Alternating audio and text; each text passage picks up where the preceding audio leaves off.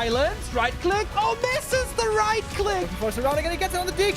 There's no Jesus. TP for him anymore. Got it. That's locked in. Oh my god. Get those apart. Oh my god. This is not a fight that Kiwikaki can win here in the upper right. Can he win it somewhere else? Oh, But this is enough moon. Does he have enough damage? Does he miscalculate this? no way! Last serious! Town on deck.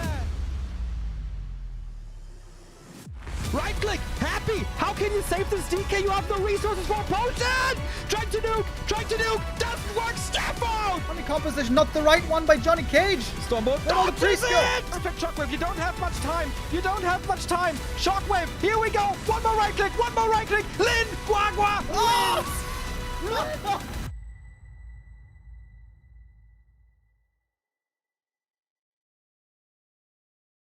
Good day and welcome everybody to a big day of Warcraft action here on this Friday. Early start into the weekend. We're going to have a lot of Warcraft coming your way today, so get settled in and enjoy these big matches we have coming up.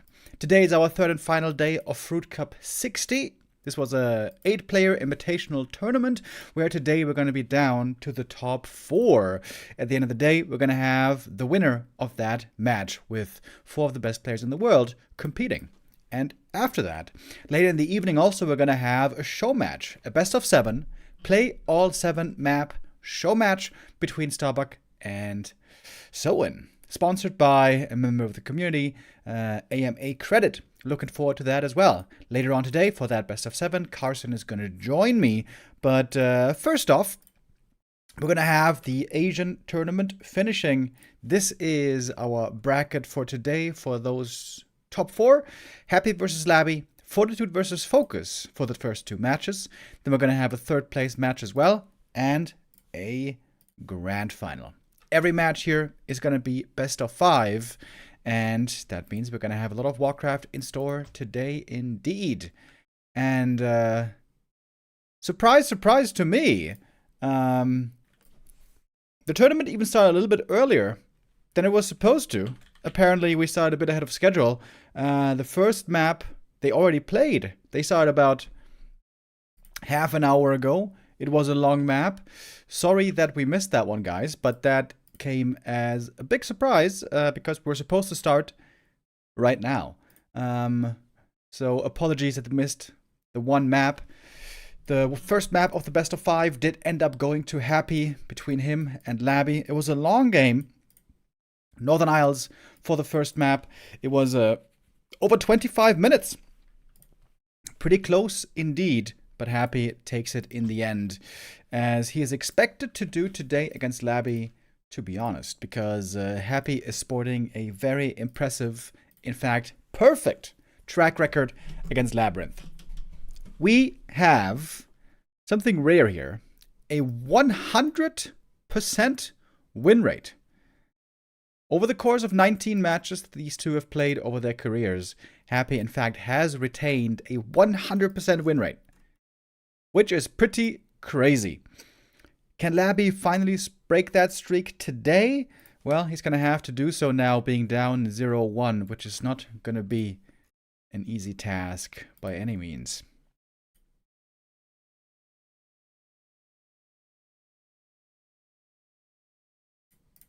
Second map then should be coming up shortly. I got my eyes. Remo Demo Man. Yo, Saul Apeman, the legend from the Pally Rifle University. With the resub, first one of the day coming in. Thank you very much. Just got out of the shower. My hair is looking a bit weird. I think I gotta get a haircut, boys. I think it's time. I always try to put those off as long as I can, but I think we have reached that point. Remo, what do you think is the best strat against Pally Rifles as Orc? Well, that is an interesting question. There are certainly a lot of different strategies to choose from. Most seem to involve Farseer Headhunters. The most successful on the pro level has been Farseer Headhunters into Mass Raider Lame. But against that also, the humans have gotten pretty good. To be honest, I haven't seen a super strong counter to it yet. But there have been some developments. Happy, for example, this is also on our YouTube channel, has played Off-Race Orc with TC, Grunt, Expansion, Mass Grunts, Mass Upgrades, nothing else. Just TC, Grunts, Expo, Infinite Grunts. Triple racks, Grunts, purely. Is that reliable? Can you always pull that off? Not so sure, but there's a development there. Also, something we saw from TS Yogg at the Rara LAN just last month. Something like a Tier 3 Tauren Rush has been rumored as well. Panda, Firelord, those hero choices. The Orcs going a little bit more in the exploratory stage might be recommended. However, on the very highest level of play, the best of the best in the world, I have not seen a super convincing counter yet to Pally Rifle, I must say. Maybe later on today, we're going to see some more examples being shown there. Of course, 40 is playing against FoCuS in the second match of the day. And then in the evening, we're going to have the Soin versus Starbuck show match. And if there's not going to be at least one Pally Rifle game, I would be shocked.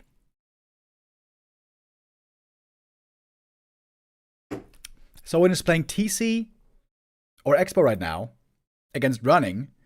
Okay. Yeah, there's a show match going on right now between Running and Soin, indeed.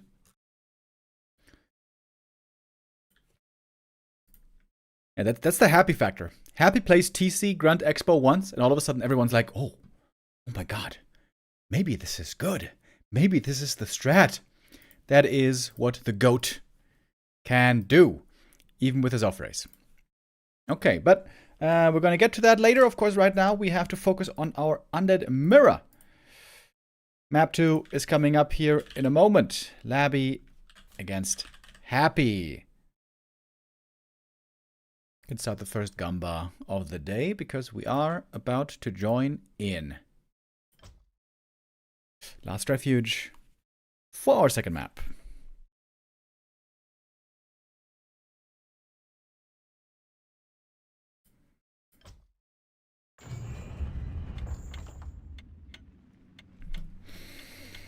Happy has, as I mentioned, never lost a single game. Is today the day where that changes? Let's find out. Okay, gotta make sure to get the colors right here. Happy is in the yellow. There we go. It's looking a bit confusing now. This is the first map that we're showing today. Surprisingly, they played the first map of the series ahead of schedule. That's why we couldn't quite catch it on time. First map took a long while, almost half an hour, and Happy ended up winning there on Northern Isles for map 1. So this is map 2 of the series, the first one we can show. That's why Happy has the 1-0 lead here. That is not a mistake. Now, for map 2. Larry's going to be under a bit of pressure already. If he loses this map here and goes down 0-2 in the series, you know the drill. Coming back from that is extremely unlikely, extremely difficult, especially against a player like Happy.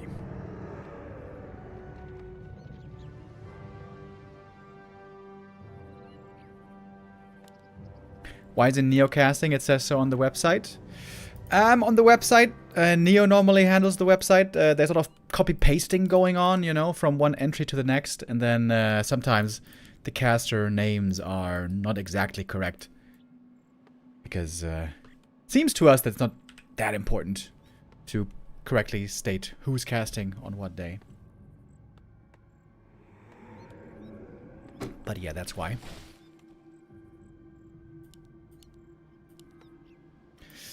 So it's going to be a double Lich opening. I can tell you, on the first map, I caught a quick glimpse towards the end of the game of what happened there. It also was a double Lich opening, with Lich first. Ghoul opening into, later on, Fiends. Fiend, Banshee, Destroyer. In the very late game. Fiend, Banshee, Destroyer still seems to be the best unit combo, the best army comp in Undead Mirror in the end game. Takes a while to get to, but if the game goes long enough, expect that that is where we're heading. Oh, look at Happy here. Moving very aggressively. He didn't have a scout out, by the way. He's doing this blind. But if he sees the ghoul here on low HP, that is a big tell. That should immediately let him know that there was a pull going on. Actually, he wasn't blind. Never mind, he had an Acolyte Scout. My bad. With Labby knowing that Happy was on the approach, he's going to go for the smaller camp here. Just creep this one. Happy also adjusting. Creeping the green camp here. Ooh, and finds a Wand of Illusion. You can get really annoying with Wand of Illusion on this map. Ooh. Ghoul lost in the early game to the creeps. Wait, this is not a good start for Labby. Yeah, this Merc camp can be very annoying. With the slow, with the inner fire. The small creep camp is now inner fired. All of a sudden, getting a lot more difficult. Happy here, creeping up level 2, way ahead of his opponent. And we got a bunch of ghouls moving out. The tech has started. Looks like Happy might be going for a push into the main. Oh, perhaps not. Labby, he's looking for the expansion apparently. He's got the skull, he's got the acolyte. I think that's the right play. I think Happy's best bet of beating Happy is off of 2 bases. Labby is way better from 2 base economy than on single base. He's not exactly the micro player. Unlike Happy, of course, who has the best micro that we have ever seen. Actually, I think Carson disagrees with that. I think Carson says that Soin has the best micro in the world. Well, Carson's going to be on stream later, then he can try to defend that ridiculous position. Players' forces are under attack. Now Happy hiding on the high ground. Scouting with the Skellies. Both Liches on level 2. Happy knows there's an expansion coming up.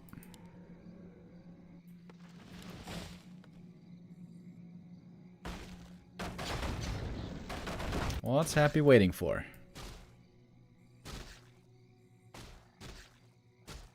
Moving out now. Certainly has the time to go for the cancel here. But nice trap on the Rock Golem, by the way. Killed that one. Oh, the ghoul. Eee, second ghoul lost to the creeps, unfortunately. Haunted will be cancelled. Question is, how expensive is it going to get for Happy? One ghoul is going to go down, but that one's denied. Big Nova in the back, hitting 4 ghouls back there on Happy's side, or on Labby's side, I should say. So that's another ghoul going down, though. Happy is indeed losing quite a few of his units. I think there was 4 ghouls dying, 2 of which were denied. Lots of ghouls dropping here in this early game on both sides. Happy, though, has a bit more experience, and the expansion is still not up, of course, and not even in production right now. So Happy's buying lots of time for himself here. While already on the way to tier 3. Hoo-wee! On tier 3 with Frenzy and Destroyer, Happy, and any undead, of course, has the opportunity to bring the big hammer down with those huge tier 3 upgrades that the undead can rely on.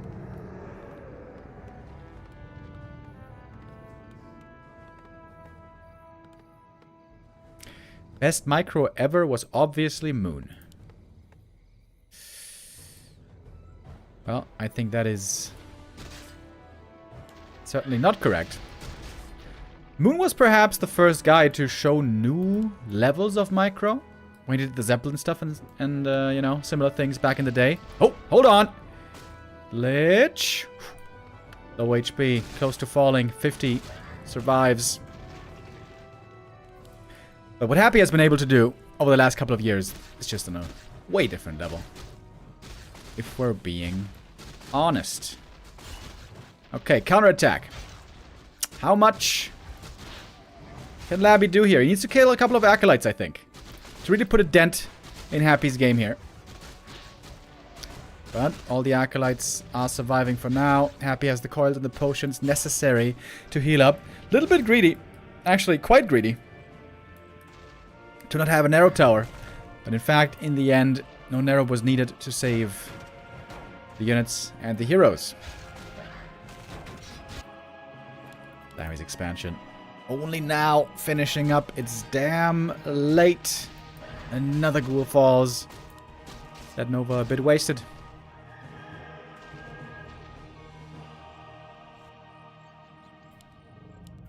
And the tech begins now. Happy about to finish his tier 3. And that would always be when Happy is the strongest, with tier 3 finishing probably with triple hero.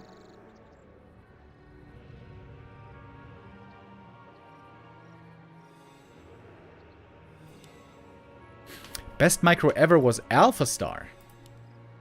And for those of you who don't know, Alpha Star. A player's forces are under attack. Wait, was that the AI that played StarCraft, or was that a different AI named differently? But the point is, there used to be a StarCraft AI from Google DeepMind that used to play StarCraft on a really high level. I've oftentimes wondered, like a really high level AI, how good would it be at Warcraft? And what moves would it pull out? If it just, you know, had reinforcement learning over and over. But, that's an answer we're probably never gonna get.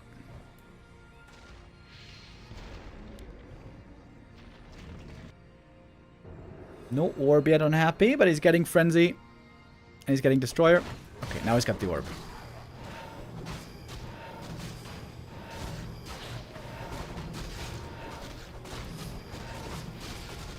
Ooh, that's another ghoul going down. Happy is maximizing the kills he's finding very well. But that was a good Nova.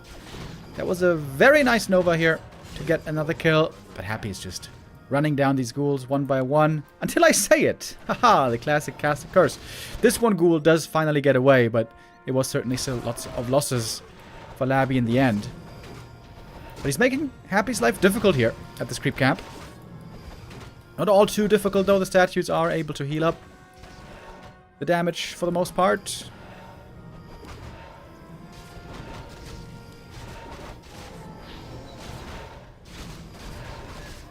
Level 2 in the DK, and now the aura once more makes everything a lot easier.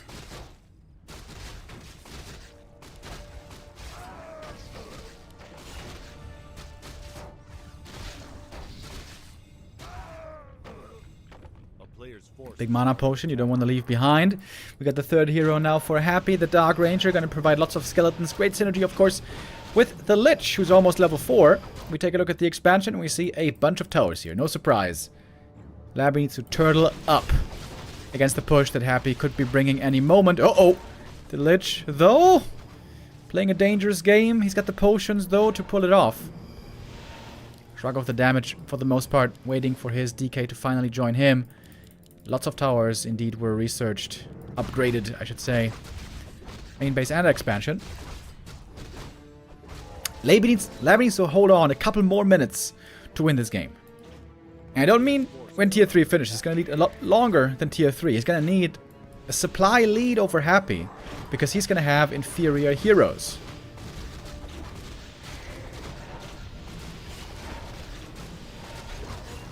By a significant margin, most likely. Oh, good Nova there. Taking out a couple of ghouls is quite helpful. Happy is beginning to move away from ghouls, though, more into Fiend Destroyer. The strong late-game army that we see in Unadmirable for the most part.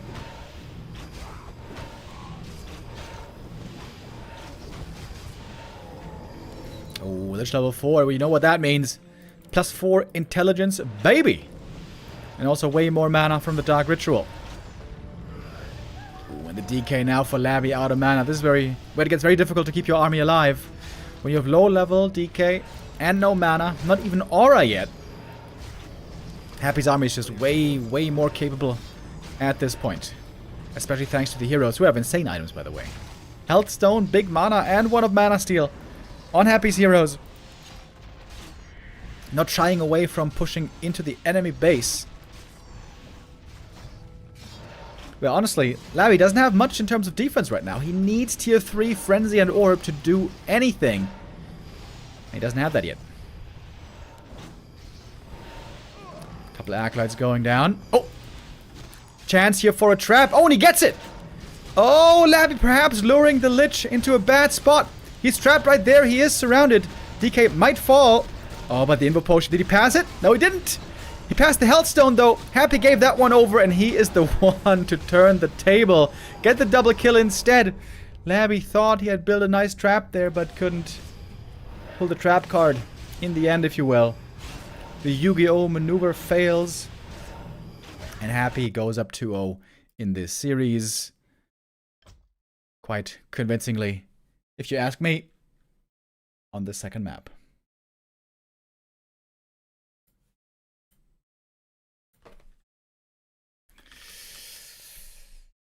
Another day, another dollar for Happy in his career, collecting that ice cream money. This would be the 20th win in a row, continuing the 100% win rate against Labby if he wins here. In this series, the next map would be enough to do it.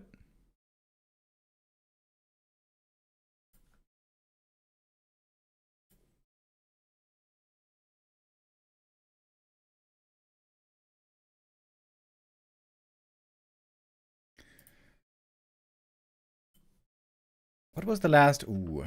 I want to look up the exact results that these two had recently. While we can start the next Gamba already. I think I know how the people are going to be voting. How are the last couple of series gone, I was wondering. Exactly with the score. And I didn't even look too closely at this one before, but look at this map score as well, guys. 4-0, 3-0, 3-0, 5-0, 3-0, 2-0, 3-0, 2-0, 3-0, 2-0, 3-0. 3-1. The last time Labby won a map was more than 1.5 years ago, TED Cup 16. Long way back. Long way back, man. Labby's been doing pretty well lately. Making it out of the group was pretty impressive. He had a really good series there against Life in the rematch yesterday. Had a good showing also against Kaho. His Expo play against Nylov seems to be working out pretty well for him. Also against Humans, we've been seeing him do pretty well lately. But against Happy, it's looking rough. It's looking rough still. Maybe he can at least manage to get a map here. Break that map loss streak. Finally clock one in again. Perhaps he can do that on our next upcoming map, which will be Hammerfall. Does TED not sponsor tournaments anymore?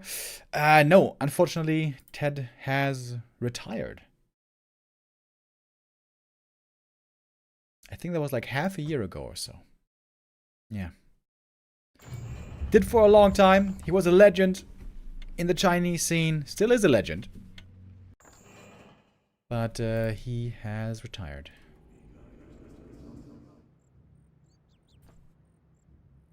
All right, in we go. To map number 3. Happy now in the blue. All right, so we're switching colors here.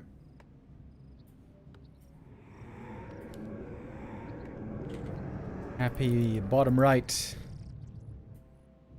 And it's Labby top left.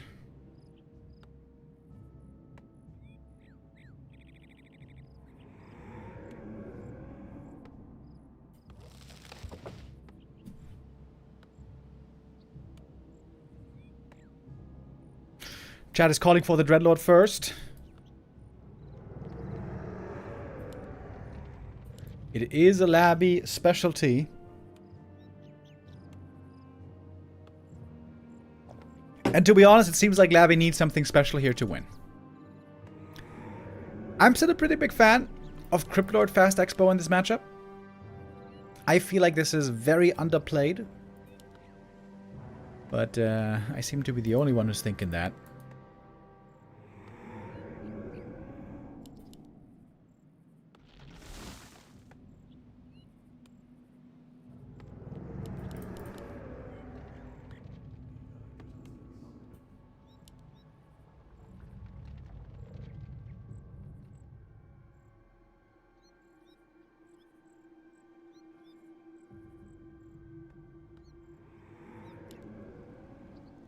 So one base play didn't exactly work out. Expo play didn't exactly work out either. What else can Labby try here?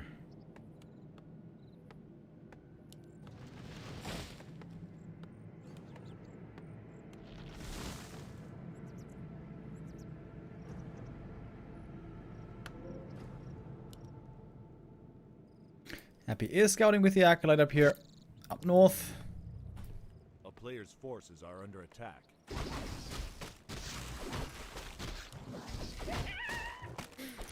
Please, no more ghouls dying to creeps. That would not be good. Alright, this one is saved. Happy taking out the nasty Hydra right away. We know how painful that one can be. These center camps, quite valuable. If you get both of the greens, that's level 2. Claws and gloves are available. Exactly, of course, what the Lich wants. We have another Acolyte. Happy is scouting here with his own worker. Gets a Nova for it. Invest in stocks and BTC. Yo, Rody Prime. Thank you for the resub and the financial advice. Oh, Happy here also. Ooh, playing a bit with fire here with those ghouls, but those do make it home. No losses there. Big camp here for Happy. Quite a bit of experience he's going to gain, but takes a long time to creep. Also, Labby's taking his time. He got the level 2. If he gets this camp fully, that is level 3. But Happy's going to show up in a moment, I'm pretty sure. Is he not? Oh, now it's perhaps a bit too late. He lost another ghoul to the creeps. Not the greatest for Labby here. Happy not yet on level 3. You got one ghoul kill there. There's a tome, baby. There's a tome right there. Free int. Doesn't get that, but gets the expo cancel. But Lich is level 3 for Labby. Good level up there. Happy though. Got it himself. His ghouls were creeping the green. Only the Lich was harassing. And now he's kind of low mana. Doesn't have Rot anymore. One of Illusion is great for scouting right now. And, oh! Labby sees him! Has to turn around, doesn't he? Oh, allowing the ghouls through. Positioning here seemed to be a bit off.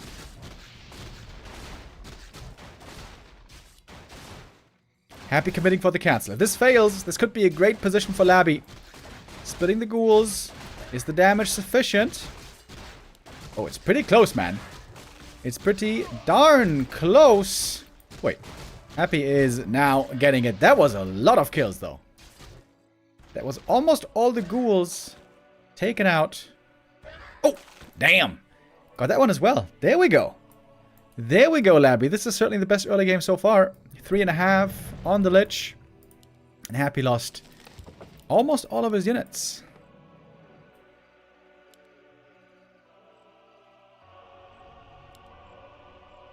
Perhaps finally we are in business.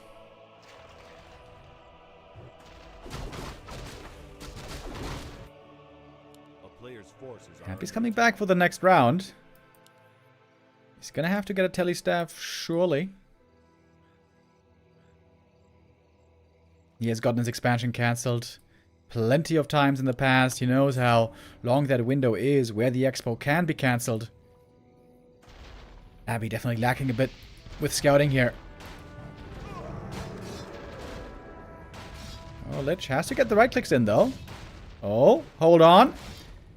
Abby has to staff out in a moment. Oh, oh my god, he gets it just in time. 2 ghouls sacrificed for the expo delay. But you gotta wonder, why is there no scout here for Labby? Why is there no scout here looking for a movement? That definitely seems to be a bit of a mistake. Happy now, cheeky, hiding with the Lich. He's got the tele staff, but nothing good to staff onto right now. Now sending out the Ghoul Scout. Surely this time it doesn't work. Surely this time it doesn't work. He's gonna try to get some Acolytes though for his trouble. Ooh, the Lich. Quite hurt there as well.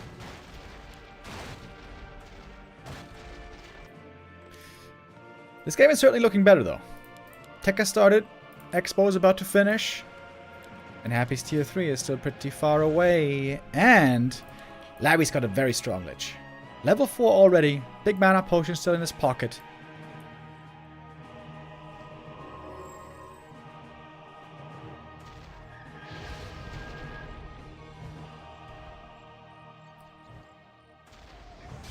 Oh, DK might get surrounded here, but no, not really.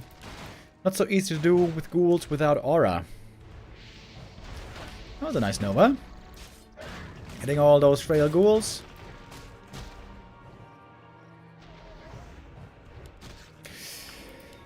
Labyrinth Lich can at any point eat a ghoul and use a Nova. Happy, of course, well aware of this. Only 3 ghouls left, by the way, so that's going to be absolutely no frenzy timing available for Happy. He's going to go straight into Fiend Destroyer, with then soon a Dark Ranger joining, I would think.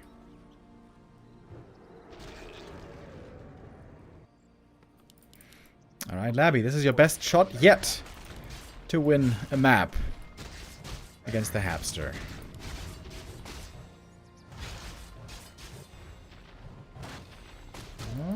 Which there was dropping dangerously low. Good saves on the ghouls as well. Happy cannot quite take those out. Oh, well, actually the DK has gone on a little adventure. Like Bilbo Baggins. Towards Mount Erebor, the Lonely Mountain. Is he gonna find treasure? Is he gonna become a thief? We'll see. Happy, of course, getting stronger by the minute. Tier 3 is going to be done in a moment, and with the orb, a lot of things will change.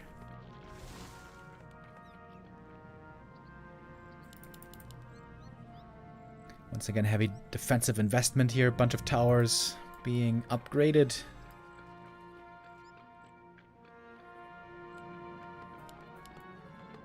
A player's forces are under attack.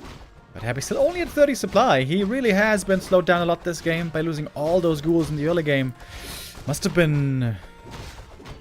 I didn't exactly keep count, but it must have been at least like 5 or 6 ghouls going down, I think.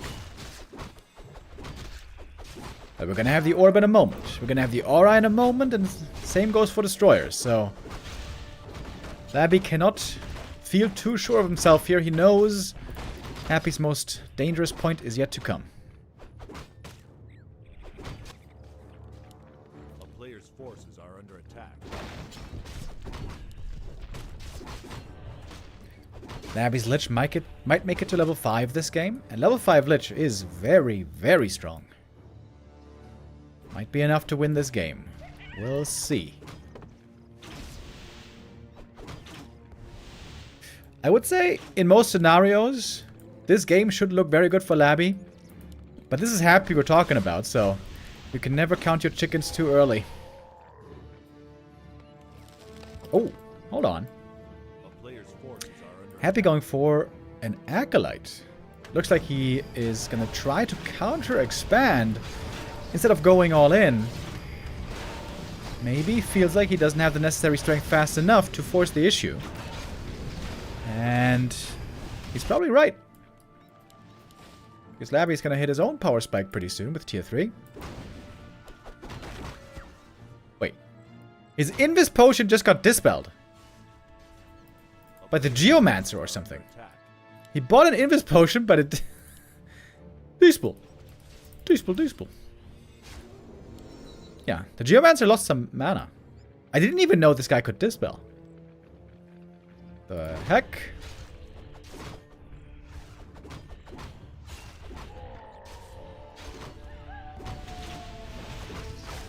Alright. 2 base. Soon to be reached. Happy does have a lot more experience though on his second and third hero. Not so much the Lich, I guess. There, Labby has the lead, but he needs that level 2 badly on the DK.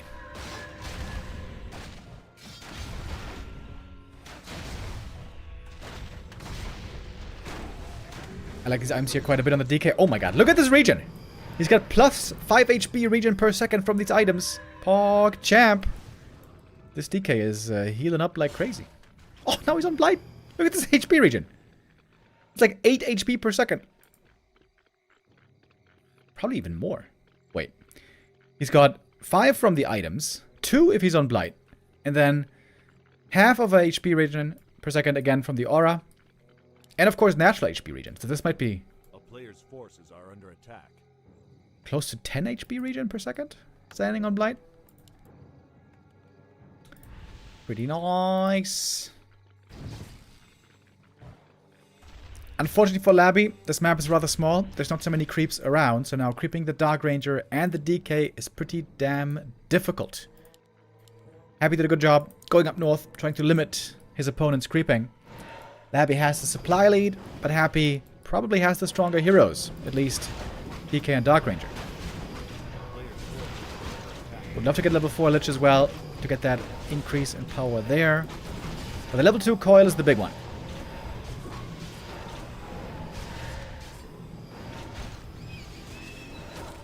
There we got level 4, and use the Nova here for the steal. And in we go. First big fight of the game. Silence on the DK. Dispel a little bit too late. Comes in though. Also damage on the skeletons. Happy trying to take out targets here with the Nova. Both are going to be losing a couple of units here, most likely. Perhaps in the end we're going to be left only with destroyers. That's something we've seen before. Happy, by the way, no invul or TP on the Lich. Could be a vulnerability, but we got level 5. Labby with the level 5 Lich. That's a huge level up. That Nova is crazy strong. Happy has to go for the heal scroll. Doesn't use it in time. The Lich is in trouble. The Lich for Happy might be going down, but the invuln is there just before the Nova. Here comes the Nova on the DK. Big damage and a big slow. Happy trying to go for his own hero kill on the Death Knight. Dust of Appearance. Oh, but Happy's got it. Cannot hide with that Cloak of Shadows. Death Knight goes down. Despite all those rings, they couldn't quite save him in the end. Happy's Lich. Couple hits away from death, but he gets away. The level 5 Lich. Still fighting on, of course. Has the invuln. Has to use it. But goes for the TP instead. Happy forces Labby away. At great cost. Down to 45 supply only. But all the heroes still alive. They can still creep up a bit more. There's a couple small camps still available here for Happy, which are actually now quite valuable. With the Liches here being so strong, you can see how crucial invulns are gonna be. So shop access gonna be huge. DK for Labby back from the tavern. That's expensive.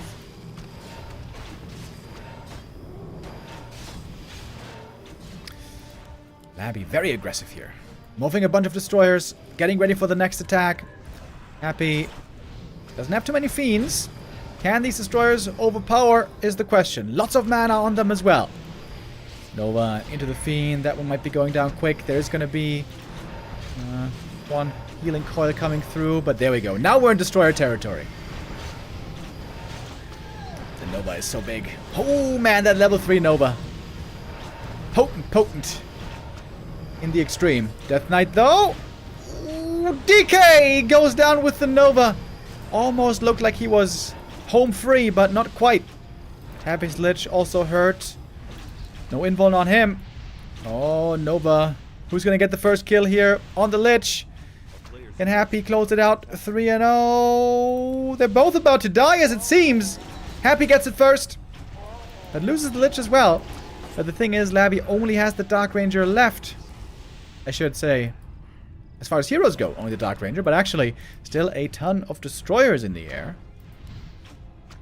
Happy trying to make Gargs against the destroyers. Good against the destroyers, but very bad against Nova, so always dangerous there.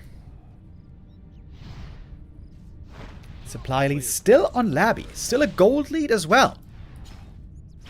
Game is not quite over yet. But Labby only had one real lead, that was Lich level 5, and now that lead has disappeared because Happy got his own level 5. Big level up for his Lich, who also has incredibly good items here. But the invuln was stolen. Dark Ranger took it on the way back home.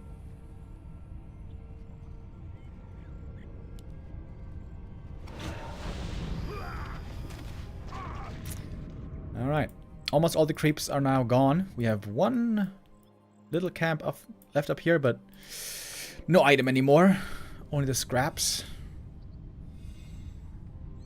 Labby, though, somehow holding on to a supply lead. I'm not even sure how he's doing it.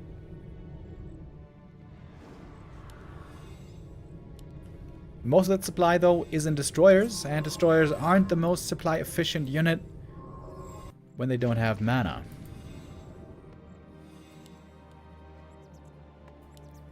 Happy now going heavily into Gargs, which is gonna be rough against Nova. I wonder how he's gonna make this work.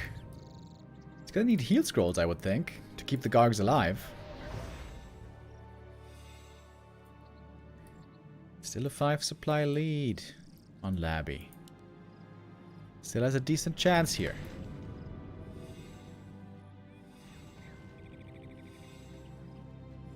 There's the heal scroll for Happy. Spreading out the Gargs, getting ready to morph more destroyers. I commend Labby's bravery. He's going in, fearing nothing. Where's the Nova gonna land? Going on to the Dark Ranger. Where's the DK? Where's the DK? Oh, what? Labby's DK was not in range for the coil heal. Well, that's of course a blunder you cannot afford against Happy. What the hell? I didn't even realize this initially. DK was just MIA somewhere else. He was picking up ice cream or something. And that's that mistake that you cannot make against the Hamster.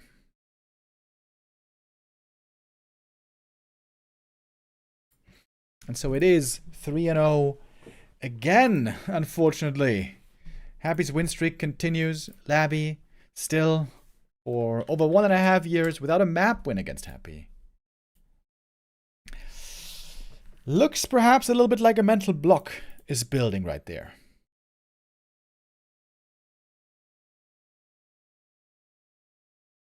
Alright, that means that we are now way ahead of schedule.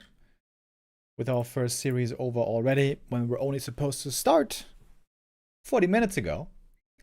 I don't even know if 40 and FoCuS are already available. Alright, I'm gonna try to check out what's going on. Maybe we're gonna have a little intermission. We're gonna go for a real short break. And then we're gonna be back hopefully right away with 40 versus FoCuS. That is our next match coming up. See you in a bit.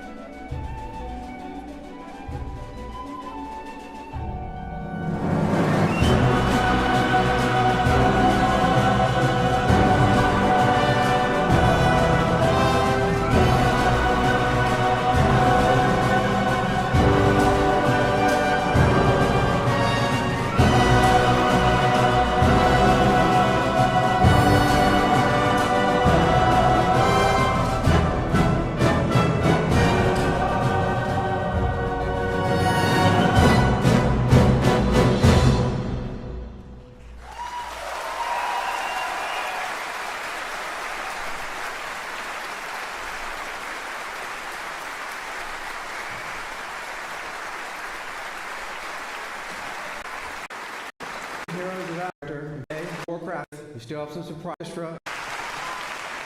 2 special behind the music, and we're so I'd like to left go to be presented to you today. Acknowledgement with the unfair tribute correct.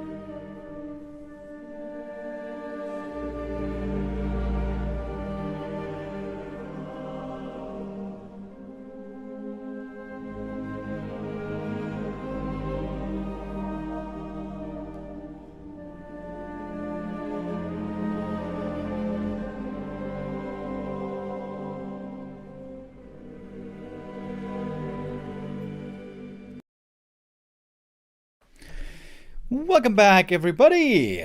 Our first series of the day is over already. That was shockingly quick. Happy with the swift 3-0, as we have seen many times before by him. Labby's lost streak of not winning a single map against Happy unfortunately continues. We are going to see Labby, though, again later on, where I'm sure he's going to be doing better in the third place match. The question is, who is he going to be facing there?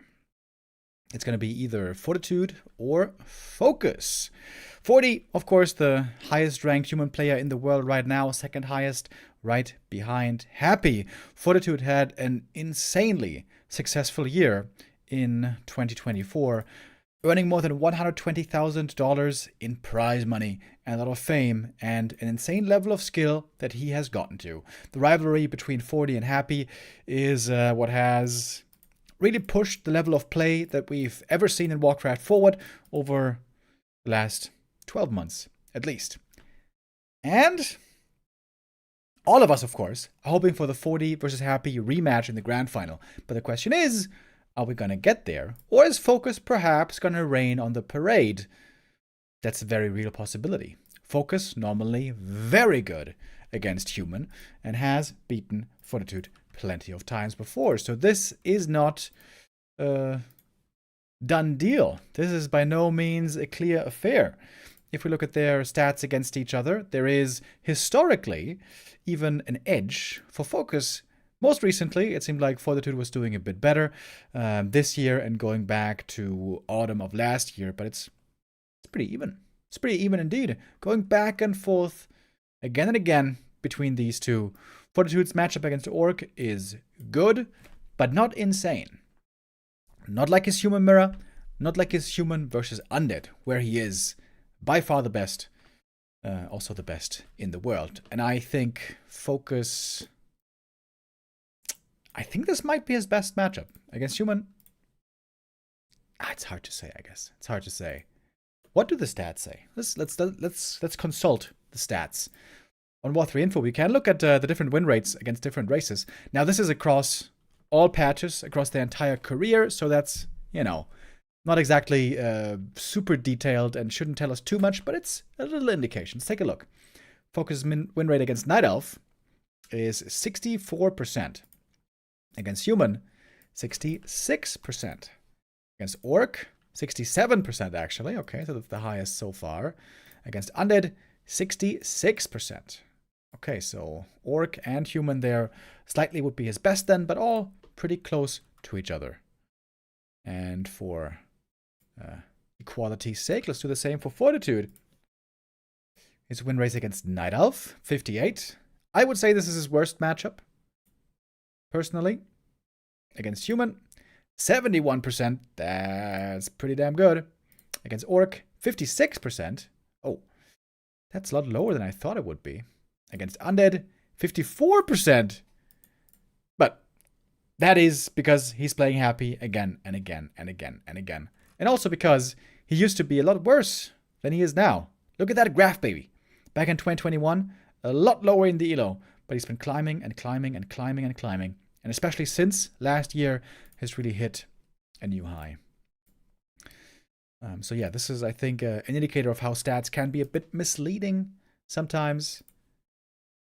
The fact that his matchup against Undead has the lowest win rate on paper is,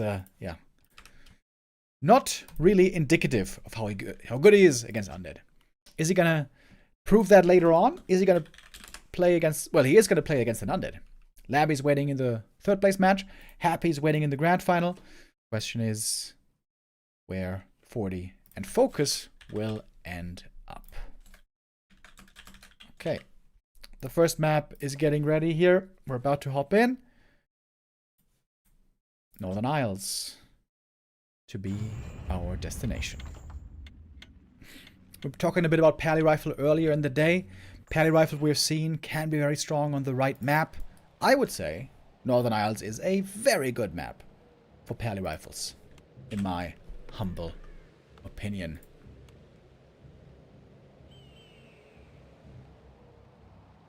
And indeed, it is going to be Pally Rifle here for map 1. Wouldn't be a 40 game without a classic 40 pause.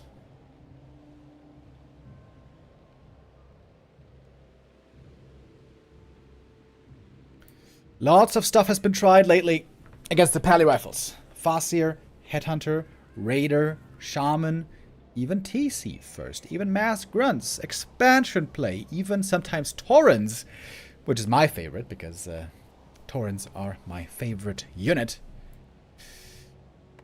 Are the orcs finally gonna find the answer? What's it gonna take? Can the PRU, the Pally Rifle University, finally be bested? Let's see, let's see.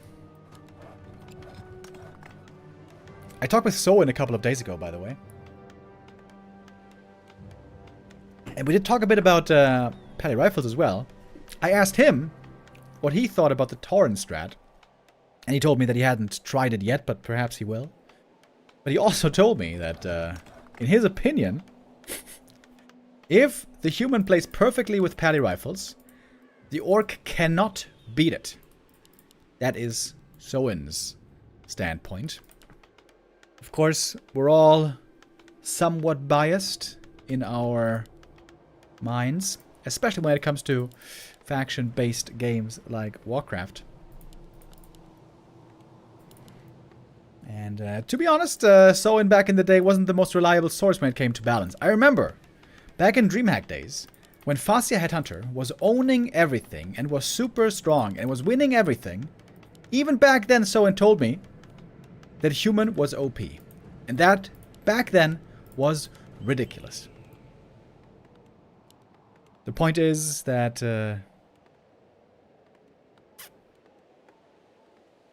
almost all of us will not be able to see things with 100% fairness when it comes to our own race.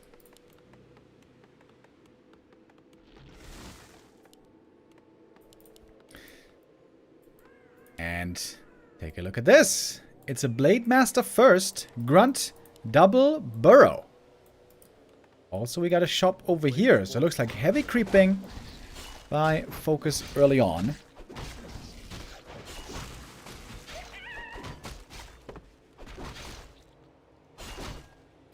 Maybe it wasn't as ridiculous as you think. Oh, yes, it was. Oh, yes, it was. Back then, it was. In 2022, the thought that human was OP was ridiculous.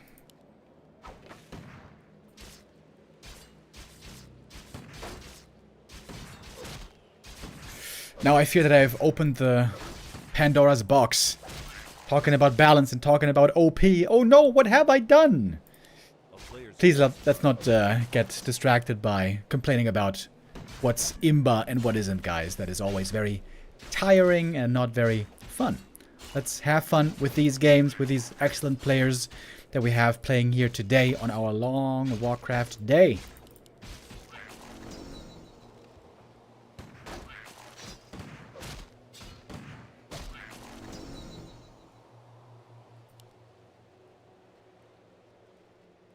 A player's forces are under attack. Militia creep. He's not going to expand, is he? No. 40 is teching. And the Blade is just creeping. Blade Master might, in fact, get level 3 at the same time as the Pally. Of course, the Pally takes a while to get off the ground, to really come online.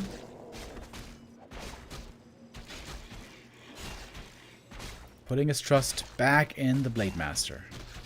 Blade Master pretty damn bad against Archmage and the standard human play, but against Pally Rifles perhaps does better. I would love to see... He's got mirror image. I would love to see Boots of Speed, actually. The Pally Rifle army is not the fastest. With Boots of Speed, you can really chase them well. Or even better, I should say. A player's forces are under attack. Mirror image is also great for scouting. Oh, Pally taking a look at the shop as well. What's he gonna get? Sells the slippers. Okay. Not buying nothing. Oh! Rifle got surrounded! Oh! First real mistake by 40. Runs into the creep camp. The Murloc, what's it called? Huntsman. Is normally a known source of danger on this map. That's a pretty sloppy mistake, to be honest. Losing one of the first riflemen here. Level 2 mirror image, baby. Let's effing go! I would love to see boots so bad. But boots are very expensive. There are a lot of things that you have to get to tech to buy. In fact, what are we teching to? There's lots of gold on the orc side. He's not going to get boots, but the Pally is. Mirror images do give a bit of experience, by the way. 30 a pop. 900 gold. FoCuS could perhaps even go tier 3 here. If he wants to be a wild man. Oh! Going tier 3! Yo, is he going Bloodlusted Grunts? Bloodlusted Grunts, on paper, should work really well against Pally. Rifles. The mirror images are here are really cool. They help with creeping. They help with scouting. So the blade is going to creep the big camp in the middle while the images are distracting. You're gonna resummon? Nope. Okay.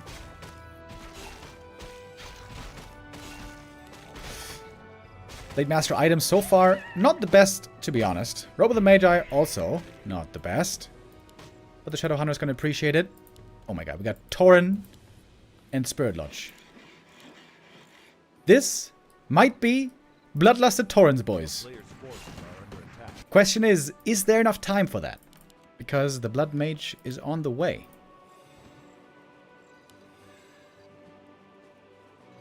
Shadowhunter holding on to the skill point for now.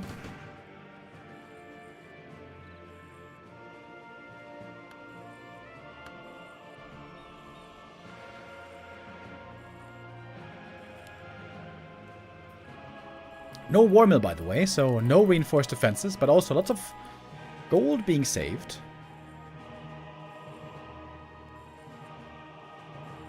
FoCuS is a bit worried about getting pushed here. He's scouting with the mirror images.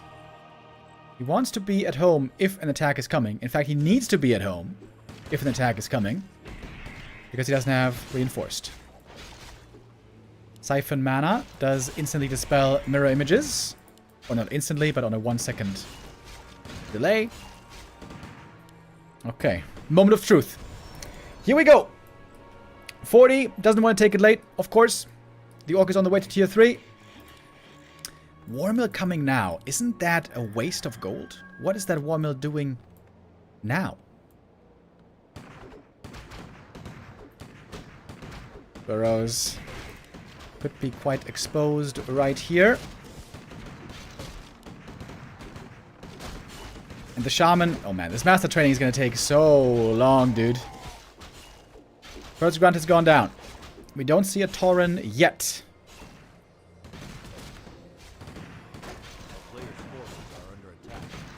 To be honest, it's starting to look a bit difficult right now for the Orc. Blade Master, mirror image. Blade still hurt. And Blade is dead. This Tauren Totem so far has done nothing.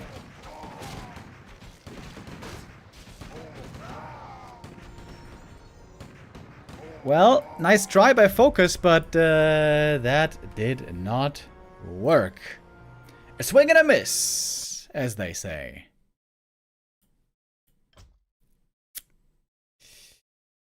Yeah. Especially Bloodlust is just... that definitely seems too ambitious. Bloodlust takes forever to get to. He could have made a Tauren. He could have gotten out one Tauren. But the Bloodlust there, that didn't quite seem to fit into the timetable. So 40 wins map number 1.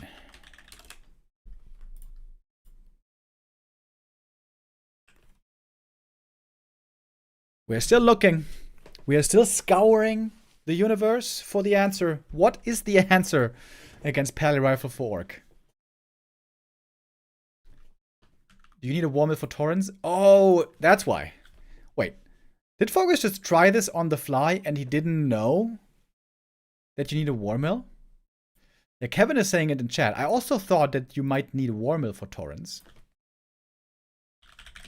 Let's look up on Wikipedia. Where does it say that? Yeah, you do need a War Mill. Yep. You do need a War Mill for Taurens, as it turns out. Well, I guess that's also something that FoCuS learned today. Kind of wild that he just tried this out of the blue. That means that FoCuS didn't really practice this build before, apparently.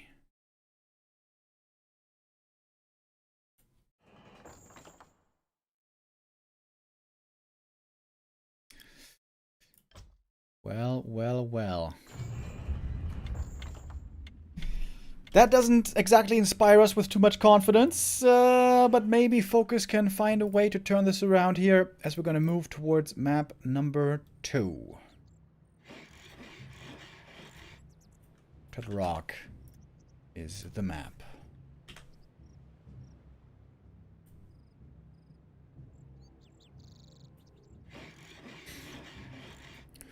Forty now up 1-0.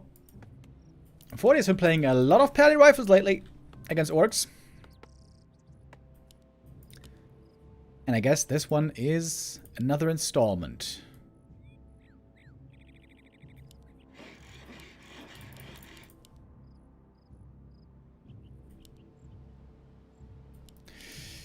This is looking like a Blade Master play again, isn't it?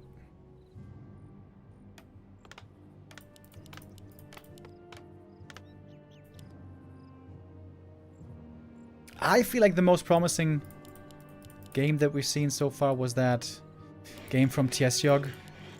Oh, never mind. It's a Warmill. Never mind. There's going to be Farseer. One Grunt into Farseer. If you only play single Grunt, though, it's very difficult to get value out of that against rifles. The Grunt runs in, takes a couple of shots. The Grunt is hurt. You have to pull him back. But it does help in the early game with creeping. Especially creeping these green camps here. Grunts and wolves. Very nice.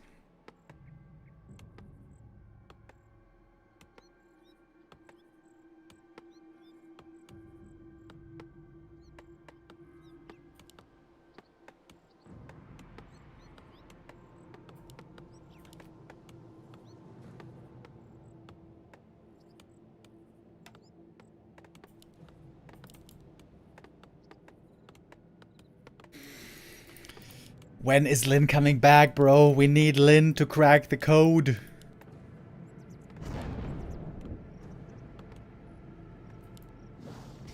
In all honesty, the orcs in the last couple of weeks have been having a lot of trouble against the pally rifles.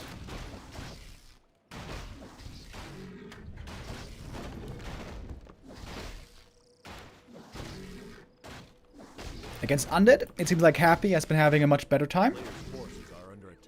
But for the orcs, it's a difficult road.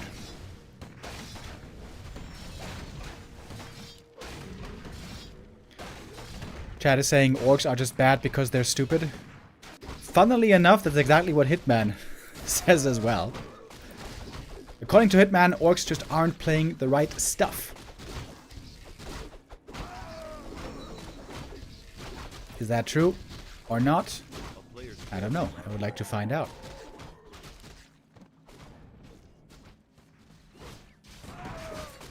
Alright, so we got a quick level 2 on both sides. Farseer here with decent items. Pally with decent items, I guess.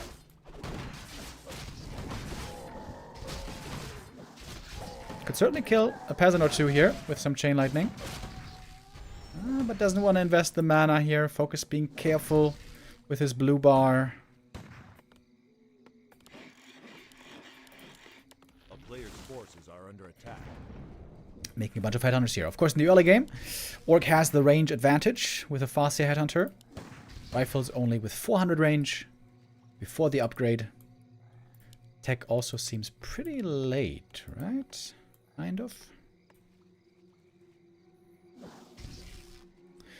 What about Shadowhunter first, like Taker?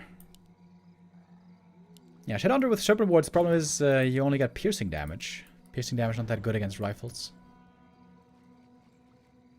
What does Hitman play against pally rifles? Hitman plays the strat that Tidehunters showed at Raralan. Farseer Headhunter early game harass. Into Panda on tier 2. To creep Panda as fast as possible. And then go tier 3 for Firelord 3rd and Torrens. So like 34 supply Headhunters and then Torrens.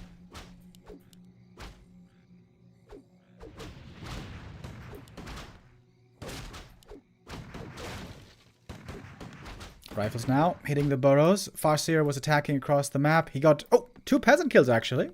That is not too shabby. I think some chain lightning was involved right there. Is he gonna wait at the tavern? Oh, is this the panda play? Could be a Naga as well. Could be a Fire Lord.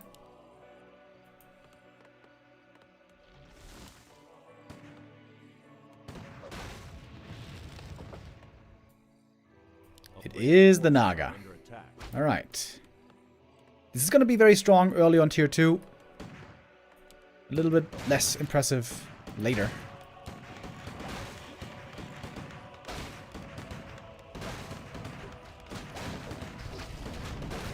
Burrow seems to be going down, but he's going to cost a TP. Oh, 1 rifle does fall, so this was a good exchange for FoCuS actually.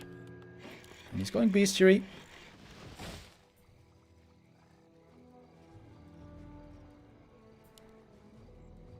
Should be an easy creep now for FoCuS. Human has to wait a little bit before Blood Mage. He's kind of weak. But once there's Blood Mage, level 3 Pally, and 50 supply, that's when this human strat, the Pally Rifles, gets so strong. Ring +5 found here from this camp. Not good for the Orc. Wants to have damage. Not a bad start for FoCuS though. Seems like 40 was over-aggressive. That attack into the Orc main didn't really do much. If FoCuS had intended to go tier 3 and that tier 3 had been slowed down, then I would say, yeah, that was, you know, that achieved something. But I don't think that was the intention for FoCuS to begin with. Oh, Pally trying to steal the last hit, steal the item. Big move here. Such a big creep. Such an important creep. Oh, and the rifles got it. Stole the last hit, got the experience, now got level 3. Oh, and all of a sudden it's starting to look rougher again. 2 headhunters here died as well. Oh, the power of the Pally Rifle is again victorious. FoCuS calls it quits. Here, once more early. Dude, what is going on with these series today? 7 minutes only. As FoCuS GG's out. Is that a bit of a sign of frustration? It looks a bit like it, to be honest. 40 going up to, oh, FoCuS. The chat says tilted. It does look a bit tilted. I think I have to agree.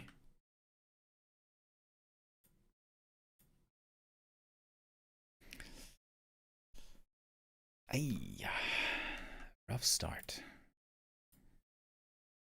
Rough start for FoCuS, and there's not much more runway where he can try to pick up speed, man. Map 3 coming up here in just a moment. It's going to be Hammerfall.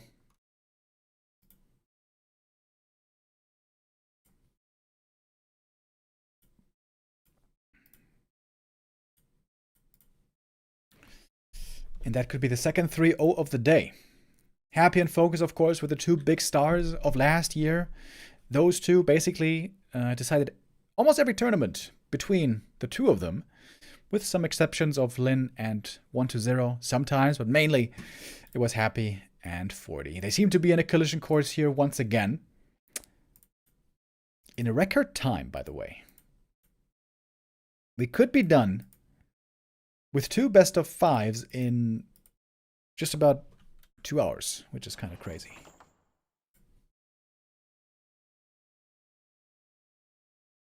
Well,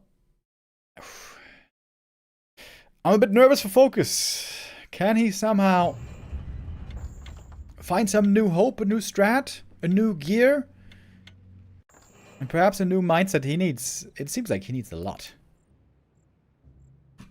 The Pally Rifles, baby. The Pally Rifles are causing desperation for the Orcs. Oh, but hey.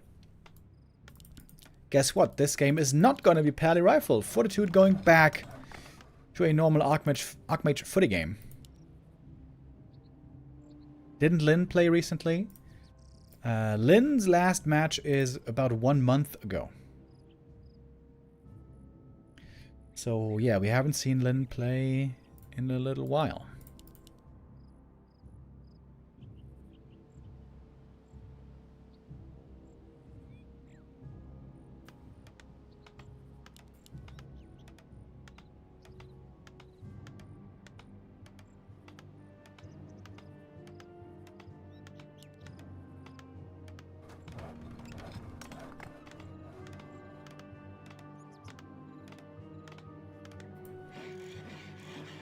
Alright, we're gonna have a straight Headhunter game this time. Farseer, no grunt. But indeed a very different game for 40. What's this gonna be? Is this just gonna be one base into rifles? Is it gonna be fast expo? Human, very difficult to predict these days. Could be so many different things. It's very painful for the orc that they have no real peon scout possibility. Well, they do have a possibility to go peon scout, but they never do it.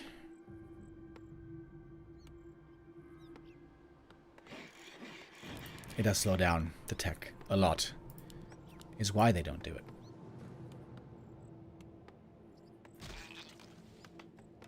The Farseer then normally will be taking up those scouting duties.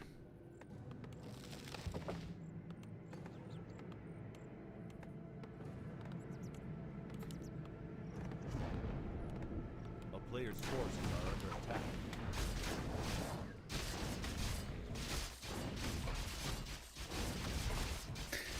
I see a high status member of the PRU in the chat, Toxie, who has so come on board with the Pally Rifle University that even his conversation style now mirrors the legend that is Saul Apeman.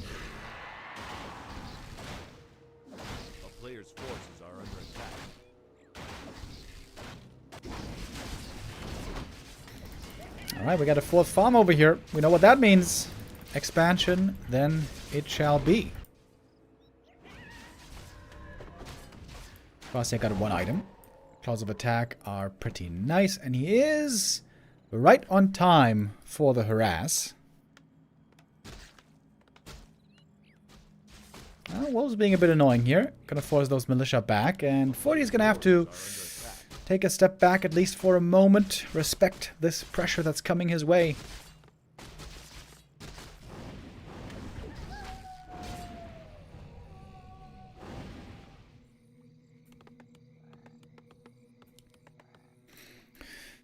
Alright, FoCuS. Is he gonna fare better here? Is this gonna be an expansion, or is it all just a ruse? I mean, that's a lot of peasants. With this many peasants, it kind of seems like you have to expand. 40 taking his sweet time, though. Okay, here we go. Militia on the move. Good wolf scouting. Very nice.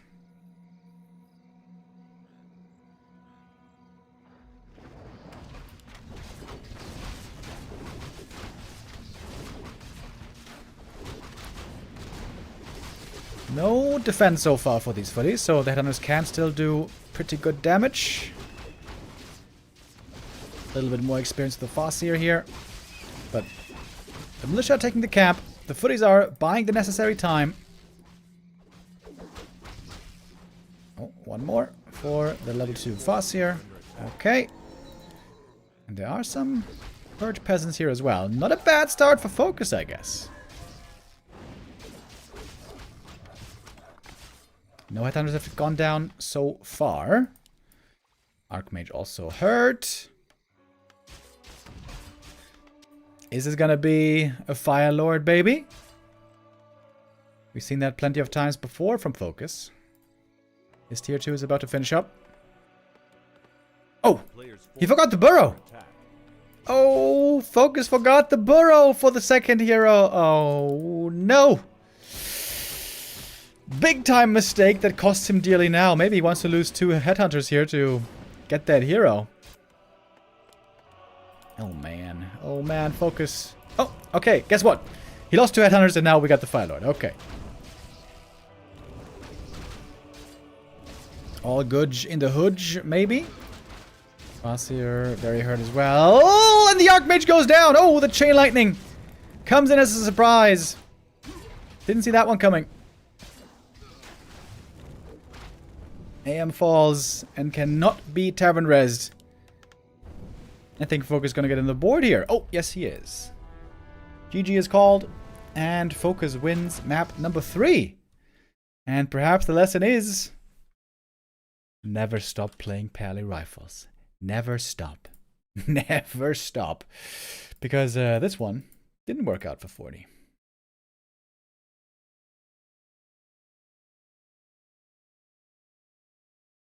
All right.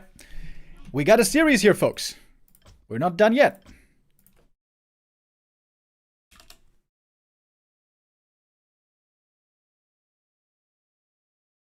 FoCuS, breathing a bit of fresh air, sees that there might still be a chance in this series. Next map coming up is Last Refuge.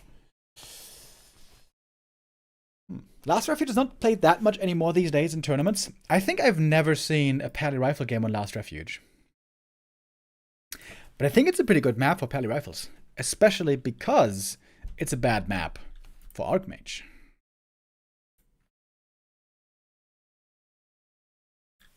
Is it going to be a return to the Holy Man? The Paladin of the Light?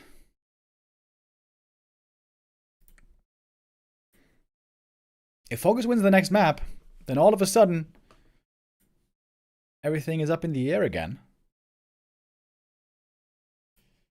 Was Fortitude a bit too sure of himself? Did he think he was in the grand final already? Because he sure isn't. Not yet. Thank you, by the way, Ding Dong, Dang Ding Dong, with the resub. Much appreciated. All right, let's go. Let's take a look. What do we get on map 4?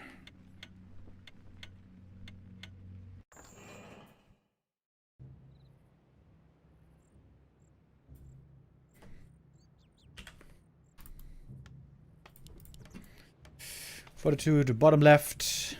FoCuS, top right. But Fortitude here with an altar first. That means no Pally Rifles. Just good old Archmage footies. I'm a bit surprised about this. This map was always considered bad for Archmage. Because it's so hard to get level 2 here. Creep this camp first, but then creeping any other camp to get level 2 after is going to be very tough if the Orc is on your heels, as of course he should be.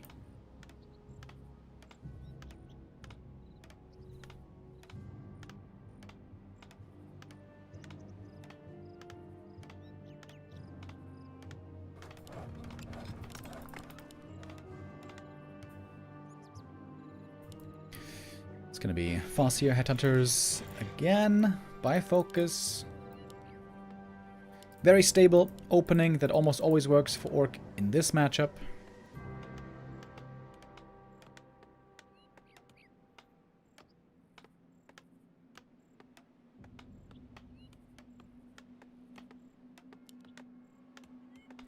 Yo, wait, what?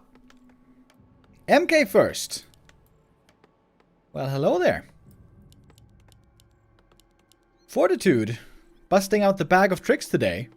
Not just AM and Pally, but also MK first. Can be very strong on high levels. Can be quite good with Mercs and expansion. Especially good once he gets level 2 Stormbolt. Precisely against Headhunters. Fezzofesp with the resub. Thank you.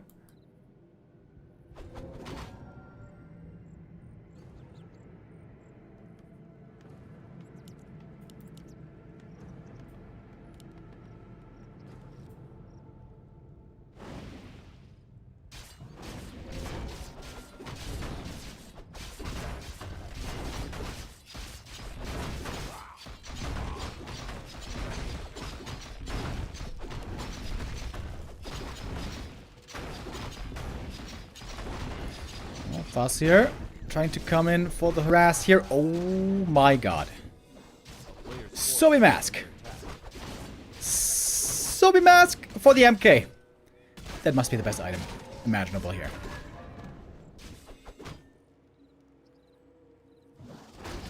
Almost cleared the full camp. Only a single trapper is left. Shadow Priest also was quite helpful. Ooh, that Headhunter. Yep. Not getting ensnared, but he's getting storm bolted. Creeps denied, though. No more experience for the MK. Classic last Refuge game. We got 1,000,000 ensnares. Flying every which way.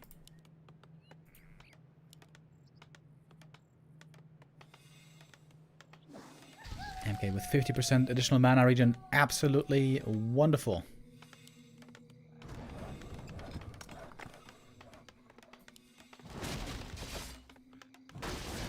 The wolves indeed are pretty annoying here. Almost no ranged units to deal with them. Just the one Shadow Priest. Oh, a little bit of bashes also help. Oh, Berserker stolen. Nicely done by FoCuS. Wants to get out with his Headhunter as well. Oof. Oh my god. Narrowly dodges a bullet, or should I say, dodges a hammer.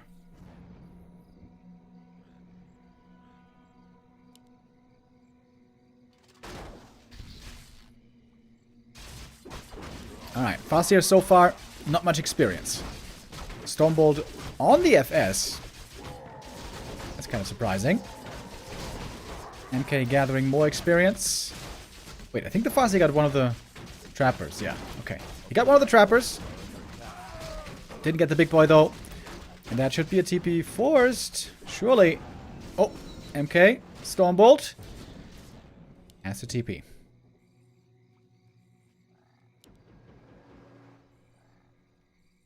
Ooh, the Headhunters hiding on the high ground. If the MK finds them, it's going to be 2 kills. But MK doesn't spot him. Gloves of Haste, kind of nice on the Mountain King actually. More bashing.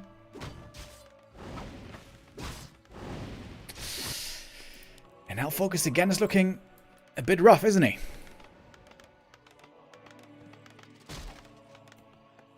What are we going to get here? TC. Normally double bestiary is what we expect then on tier 2.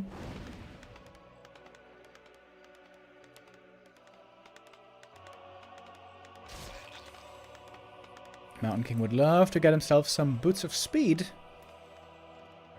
That Sobi Mask, by the way. That Sobi Mask is pretty nasty.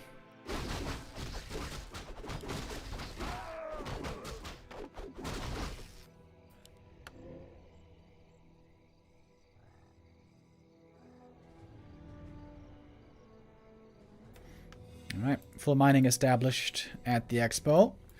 And now we got that gold streaming in. Got an early lumber mill coming up in the main base. Wants to get ready for towers if necessary.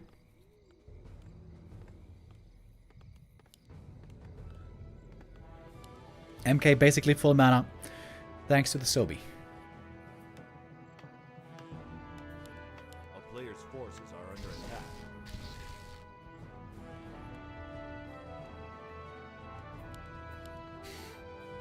FoCuS huddling, playing very scared.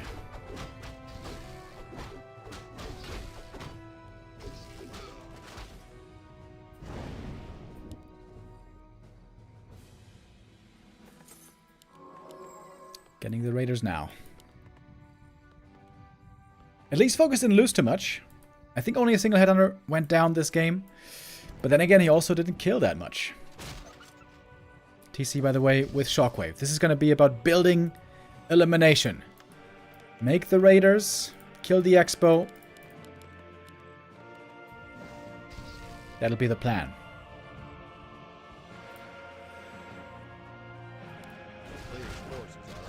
But 40's army is growing bit by bit, and footies do pretty well against Raiders. If they don't all die super fast to ensnare.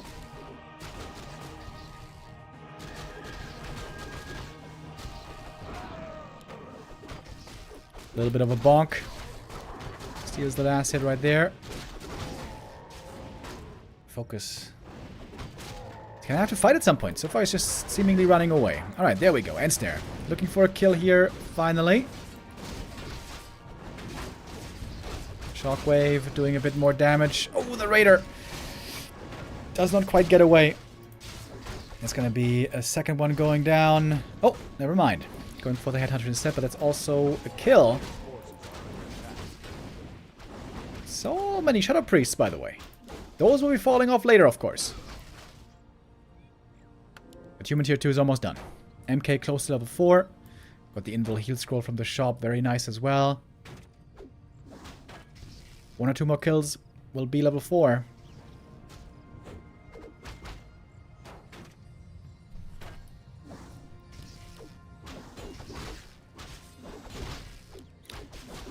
Finally, the big item for FoCuS, but he needs level 2 TC. He needs level 3 Farseer. He needs to pressure this expansion. This all seems to be a little bit too slow. Gonna have a tower up here soon.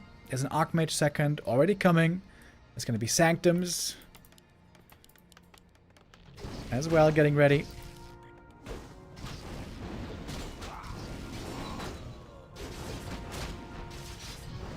Alright, FoCuS now or never. You need to kill all these units here fast. Ideally take out the tower and then keep finding kills with Ensnares. But Raiders keep on dying. And by the way, now also the MK can go for mana pots. As tier 2 is done. Oh, and the tower... He is not going to be able to cancel. Super quick reaction there with the repair. Very well done. Invo potion, mana potion, more storm bolts, more kills, MK level 4, and leveling up beyond.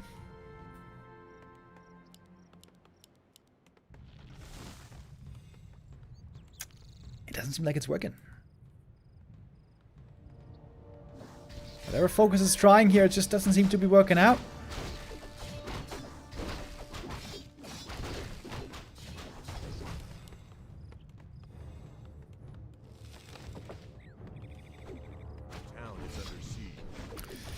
Trying to go for the Town Hall here, but the Raider count just isn't enough. 2-0 upgrades on the Raiders, but they're getting picked off one by one. Stormbolt.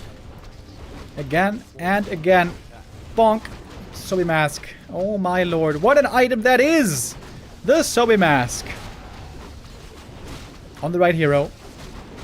Quite the find. Farseer finally got level 3. At last.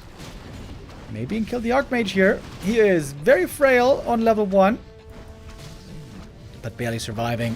Fortitude here. Playing a really good game. Doing this well. Playing this excellently. MK now level 5, and that's... I mean, that's the end. Level 3 Stormbolt is the pain. And that is the game. GG is called. Fortitude will be our winner. Dropping only a single map. And so makes it into the grand final. And that's going to be pretty exciting.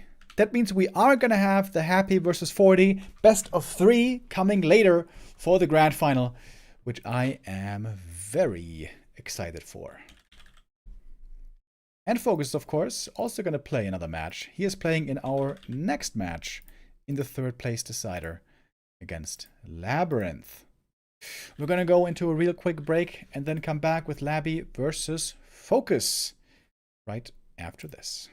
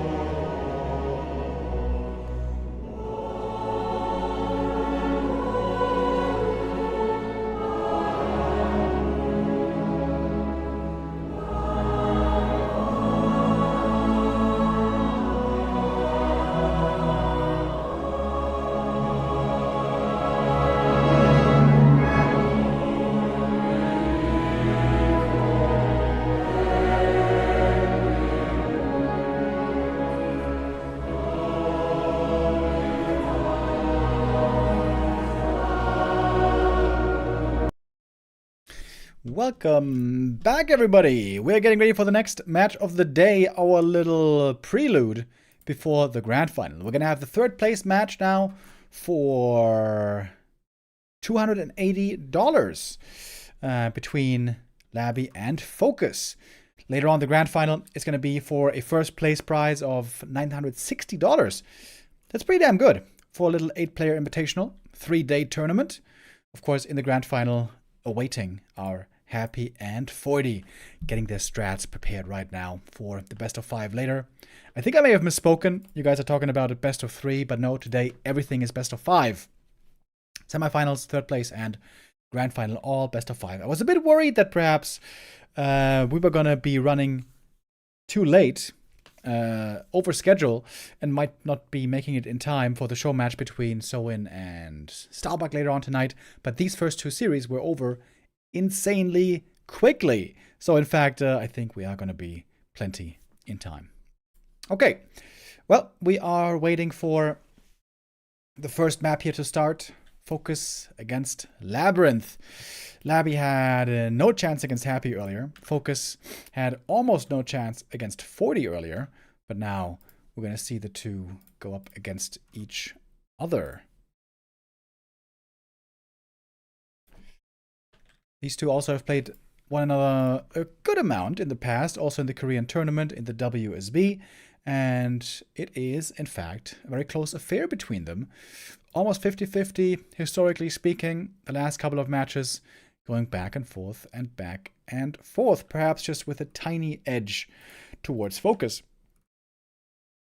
I think FoCuS is very strong in this matchup right now. To be honest, I feel like the matchup is a little bit stupid at the moment. Every orc is just playing mass air, mass wyvern all the time. There is not really any variation. It's the one strat. It is not the most exciting of all times in orc versus undead, but FoCuS plays it really, really well. Labby should know what to expect here. We'll have to play a clean game, because that's what you have to play when playing against the orc wyvern strat.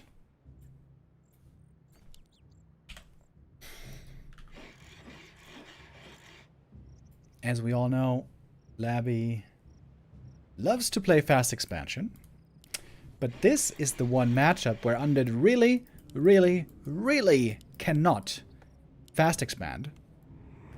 So Labby is going to be forced to play one base here, unless he really does try to expand, which would be kind of wild. To be honest, against Blademaster Wyvern Rush, you actually can fast expand. But even if you do, on tier 2, you're going to have a very tough time.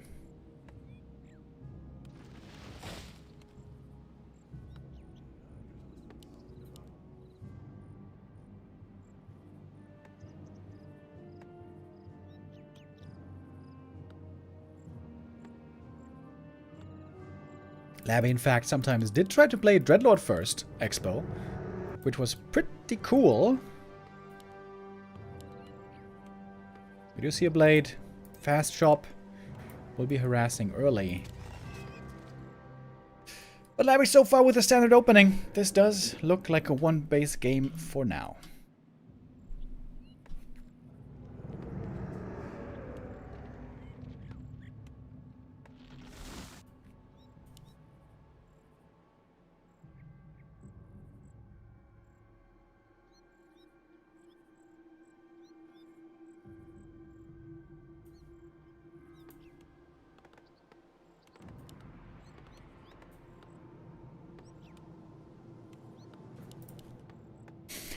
Normally, the priority for FoCuS here early on and for any orc will be to try to slow down the Death Knight's creeping as much as he can. If the DK is just left completely alone, he's going to get level 3 and possibly level 4 very quickly. That's something that you do not want to have happen. And then on tier 2, FoCuS can start to get aggressive himself. Once he's got a Shadowhunter and 4 Wyvern, all of a sudden... Oh, wait. Labby is expanding. Hold the phone.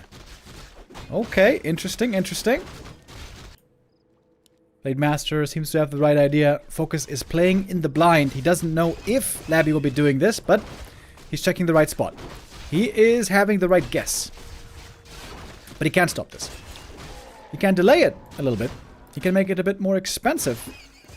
Oh, did he get that? Oh, he got the last hit. Nice. Takes out the tunneler. And I think that should be level 2 prevented then on the DK. Or is it actually? Hold on. This last hit here is important. DK will be willing at least to use the coil if necessary. Oh, but actually... Wait, did he get the little kobold? Yeah. Okay, he did. So you don't need the kobold for level 2. I didn't even know that.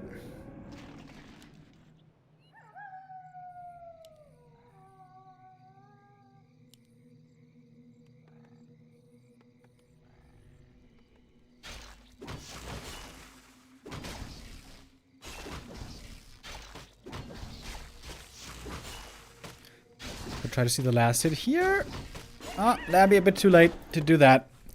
Blade gets the last hit and the item. Pretty hurt here, but not low enough to die to a coil. Slippers and Circlet are quite nice on him. Oh, if the Acolyte cancelled the healing here, that would have been so sick. Wait. He's not going Wyvern. He's going Headhunters. Normally, Wyvern Rush is really good against Undead Fast Expo, because Undead has no anti-air for a long time, until Tier 2. And of course, Fast Expansion delays Tier 2 for the Undead significantly.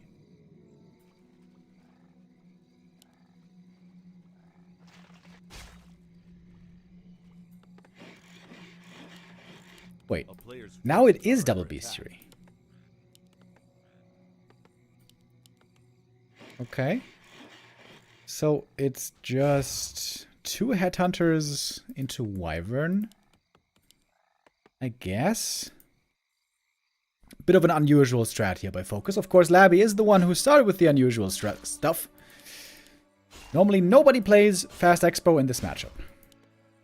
But Labby, very much, is an expansion player. A player's forces are under attack.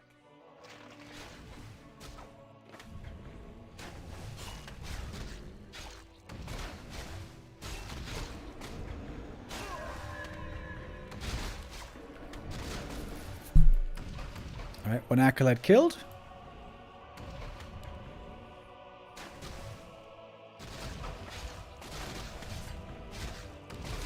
Blade Master would love just a couple of last hits here. Get his level 2. Oh, Labby pretty slow with the coil. Labby has been making a few micro mistakes this tournament. That continued today.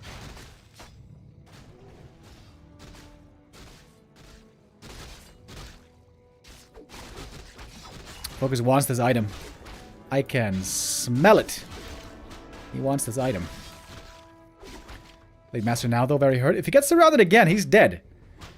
So now you gotta be careful. And these Headhunters do find themselves in a bit of trouble. Labby getting pulled apart here with the schools to the left, to the right, to the left, to the right. And FoCuS does manage to pull back his Headhunters.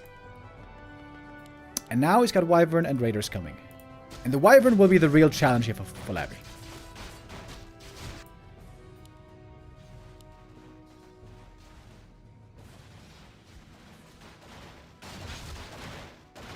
Oh, Hex could have come in there, but the DK uses the coil, gets the experience. Now almost level 3. Spirit Tower being made is the right call against Wyvern because the first one is showing up, and now with Hex, that should be easy kills from all that piercing damage.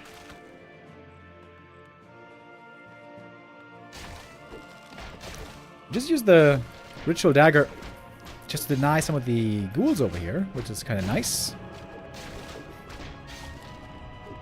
And you can see Labby's tier 2 is still very, very far away. I would like to see him already make some fiends, though.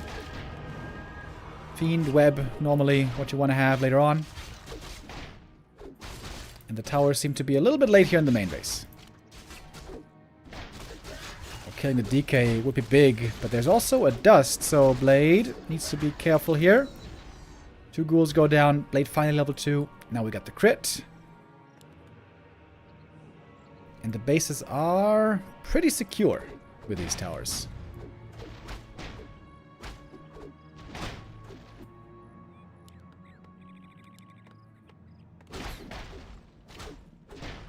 FoCuS not going tier 3. He's not trying to counter expand. He's staying on tier 2, going heavy on raiders.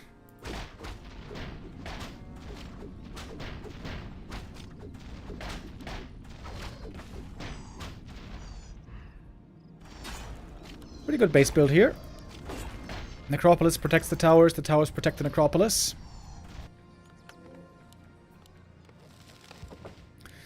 And now finally tier 2 is done for Labby. I would love to see him go for a Wand of Negation. I think that's what Undeads do way too little. If you're against a Shadow Hunter and you don't have Destroyers, Wand of Negation can be your tool for Dispel.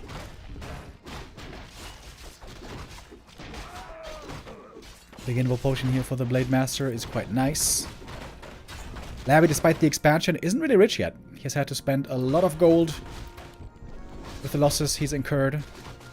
And again, he's going to have to TP away here, because the Ensnare would have gotten all of his units killed.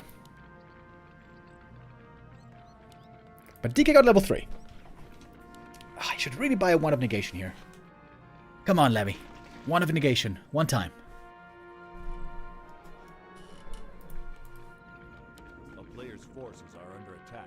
Nope. Or maybe? Come on. No. Got the TP. Alright. TP is also good, of course. FoCuS now going for the counter expansion, but of course he is far behind in gold. He has to get some kills to equalize. Frost Armor first on the Lich. No Nova. I don't mind that. Frost Armor is the more impactful level 1 spell normally.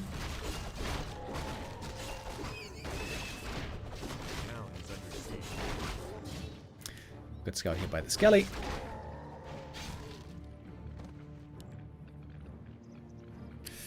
Without tier 3, of course, Labby isn't feeling too strong. That Burrow upgrade now as well. He's got 4 ghouls back at home. That's not that much lumber, to be honest. But he's working on 1-1. That's quite nice for his fiends. Blade Master with double ring. Not the perfect items for him.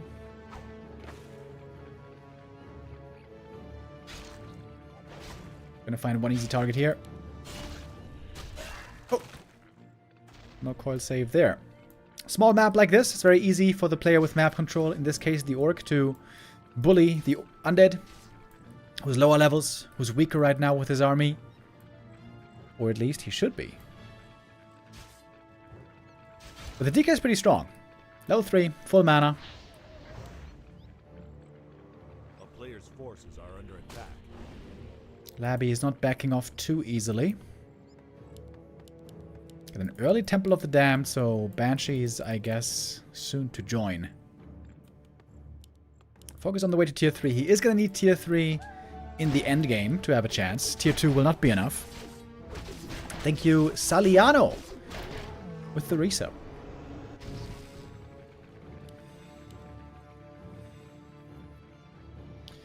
Labby already in upkeep. Expansion. Not finished yet.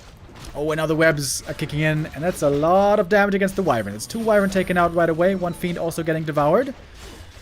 The Dark Ranger showing up all of a sudden changes the paradigm. Trying to force a TP on the DK, but the damage is minimal. That's not gonna work. Frost Armor proving to be very strong right here. Oh, trying to go for the Hail Mary. Trying to kill the DK now, or at least force the TP. And the TP is forced, but this was a way better exchange for Labby. Got a bunch of kills here. And FoCuS's expansion is not yet mining. Has to send over the peons ASAP. Bunch of Kodos on the orc side. But FoCuS needs more. He needs Blade level 4. He needs more damage. I just needs Shadowhunter level 3. Actually, he's got that. And he needs a TC. And he needs more supply. FoCuS is just behind tempo. Because his expansion was so much later. FoCuS could have gone for an early expansion. He didn't need to go double bestiary. One bestiary would have been enough. Didn't need to go to 50 supply first. Could have expanded easily on tier 2. When Labby was weak for so long. But FoCuS tried to be aggressive. That didn't work out. Then he tried to go for the expansion, and that was seemingly the worst of both worlds. Oh, going for the DK again. Invo Potion used. Raider taken out. Got the first Banshee.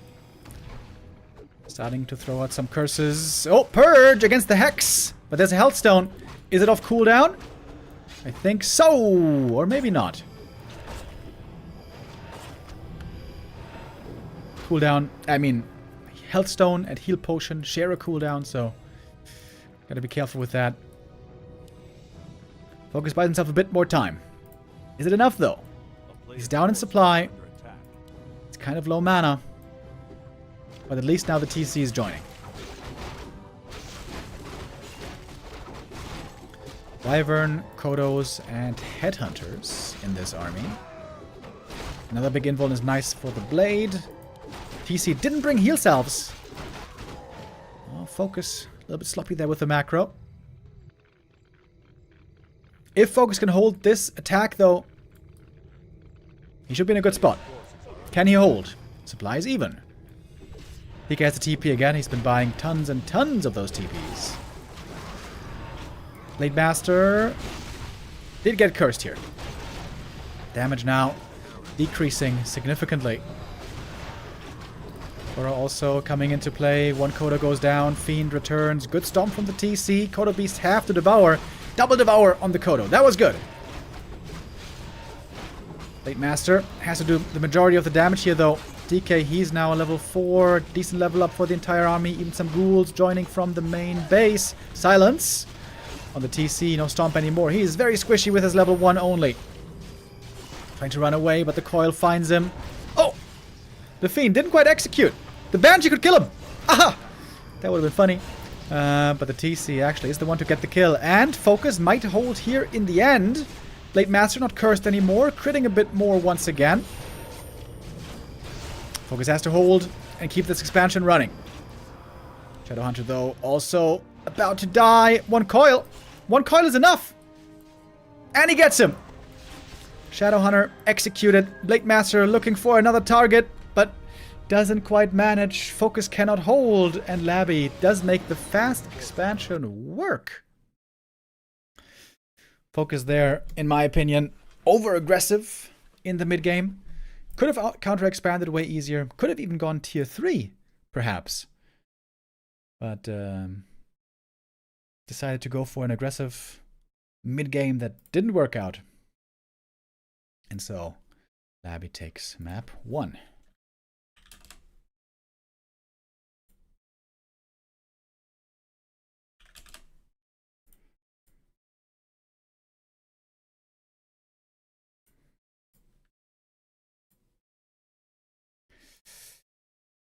Alrighty. FoCuS gonna have the map pick for map number 2. And for that, he's going to choose Terenas Stand. Oh, wow. I didn't even know we had Terenas Stand in this tournament.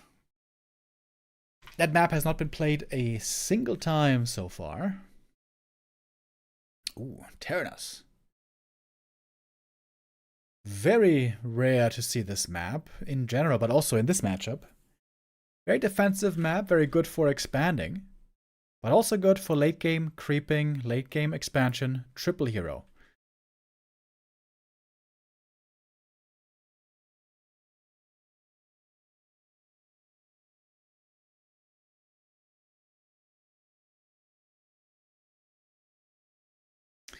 All right. First Terenas Stand game of the tournament. Dude, I would love to see Terenas Stand also in the grand final. Between 40 and Happy. And then maybe see a Dreadlord game. But I think Happy most likely should be vetoing. Terenas.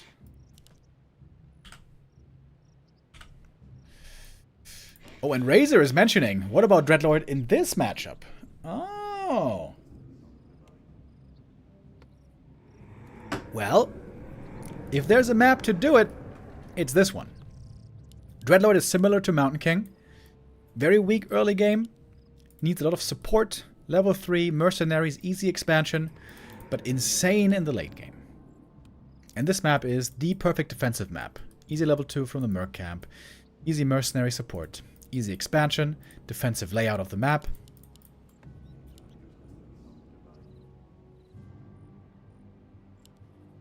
But why does FoCuS pick this map against Labby? Labby, who loves to expand. It's a bit surprising.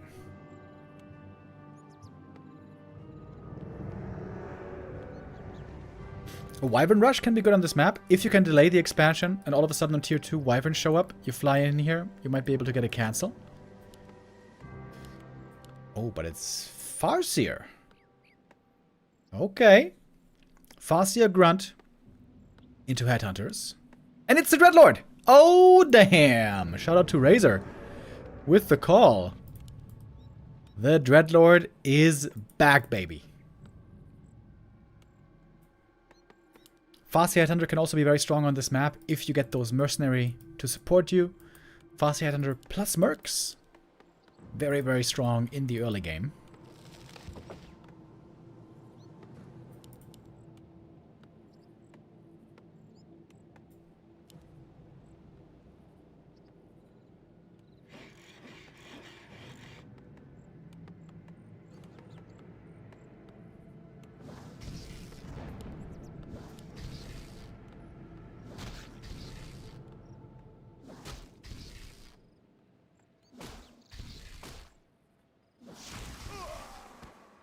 Normally with Farseer we see a lightning shield creep attempted here. That was what the Ackler was trying to mess with, but the Farseer does get it. Oh, we see sleep on the Rogue Wizard. So there's no, what's it called? Frost Armor. It's kind of cool.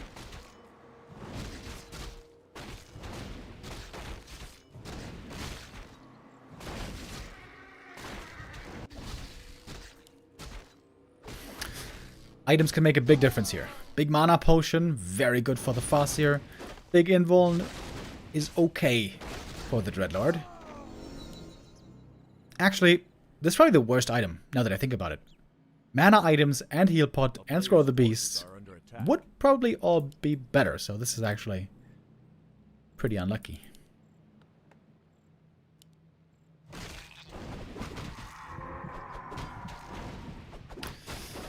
Using a little bit more sleep here to be creeping up.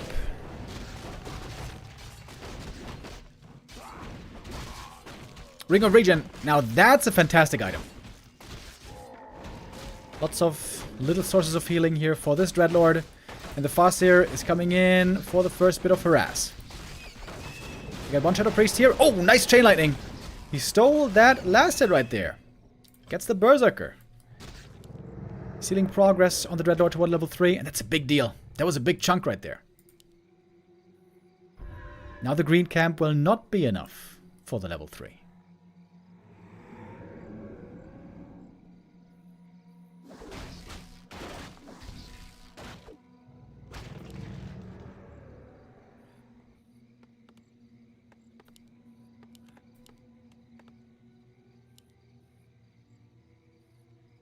Player's forces are under attack.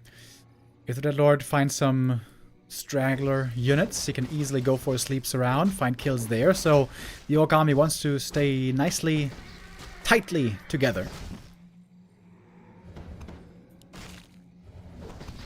Now, if FoCuS had our vision, he would know that he could go around here and go for an Expo cancel.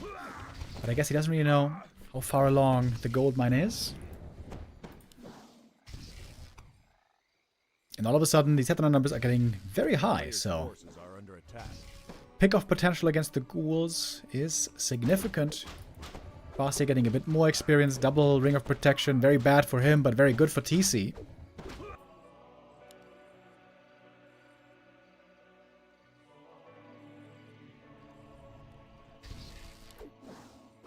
Oh, he's going to get this item as well. It's going to be level 3 for the Farseer. Fire Lord it is. Alright. This is not going to be a long game.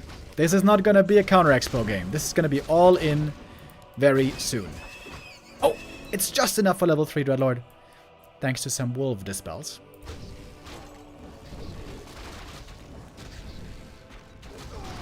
The item's still here? Well, the item is still here. Oh, Dreadlord could perhaps try to steal it. Level 2 Carrion Swarm, but okay, no chance to take that away. Scroll of the Beast here would be insane. Big heal potion, not that amazing, but gonna take what he can get. Big invuln, all of a sudden, is gonna be valuable. Dreadlord used it. I think FoCuS didn't see that invul potion. He was committing pretty hard to the damage on the Dreadlord, but the Dreadlord just shrugs it off. One more Carrion Swarm, and now he's level 4 all of a sudden. Hadouken.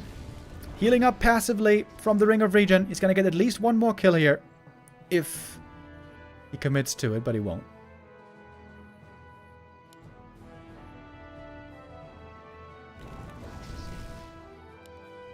FoCuS though, perhaps he can get the kill. This Dreadlord doesn't have boots. He's pretty slow. Dude, that Ring of Regen has been so insanely good. Forces are under attack. The town is under siege. Level 2 for the Fire Lord. Dreadlord trying to go for some more mercs. Didn't exactly work. Yeah, that seemed like a bit of a waste. No. Oh, I shouldn't say no healing, but not much healing on the Orc side. There is level 2 sleep, by the way. Oh, mana potion used. Dreadlord very hurt, but it's the Fire Lord surrounded. Has to TP out. And the Dreadlord healing little by little. Man, this Ring of Regen, dude. I think I said it yesterday or 2 days ago already. Ring of Regen is so insane in the early game. It's actually insanely broken in the early game. This item.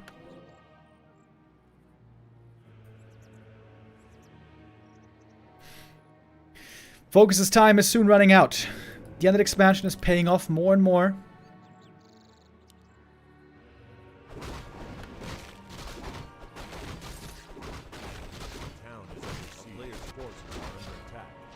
FoCuS has to put the nail in the coffin here very soon.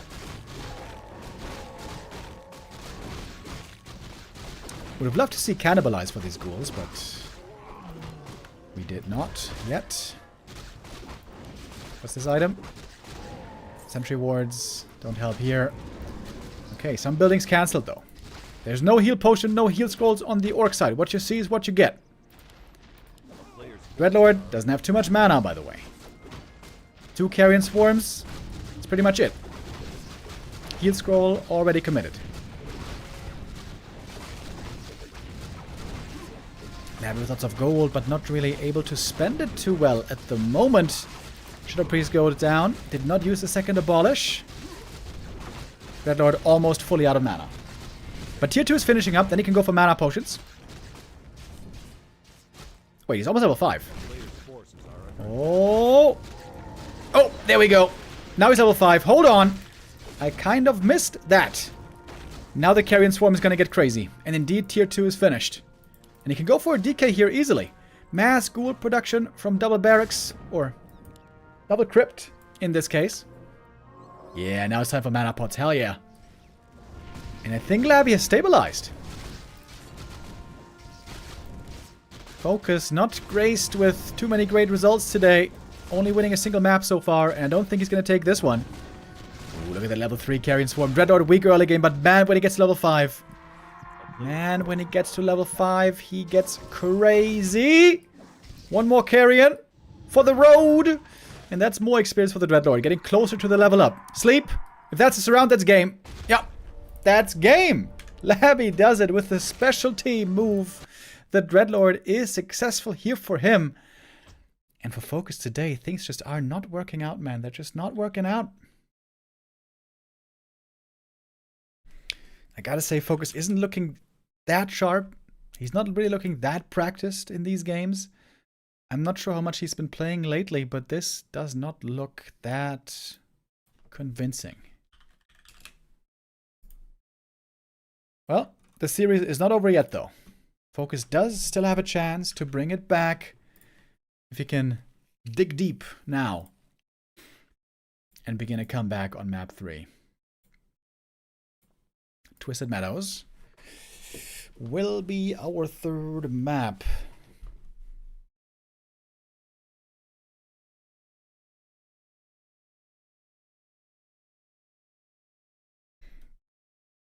That is certainly another map where I could see an expansion play.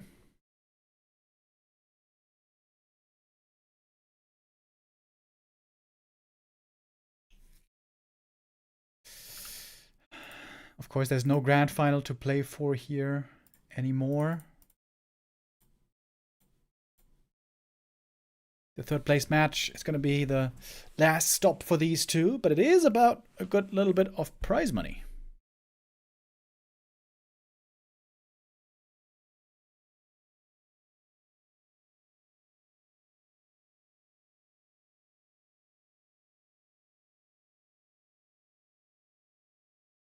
Oh, wait. I think the game just disconnected.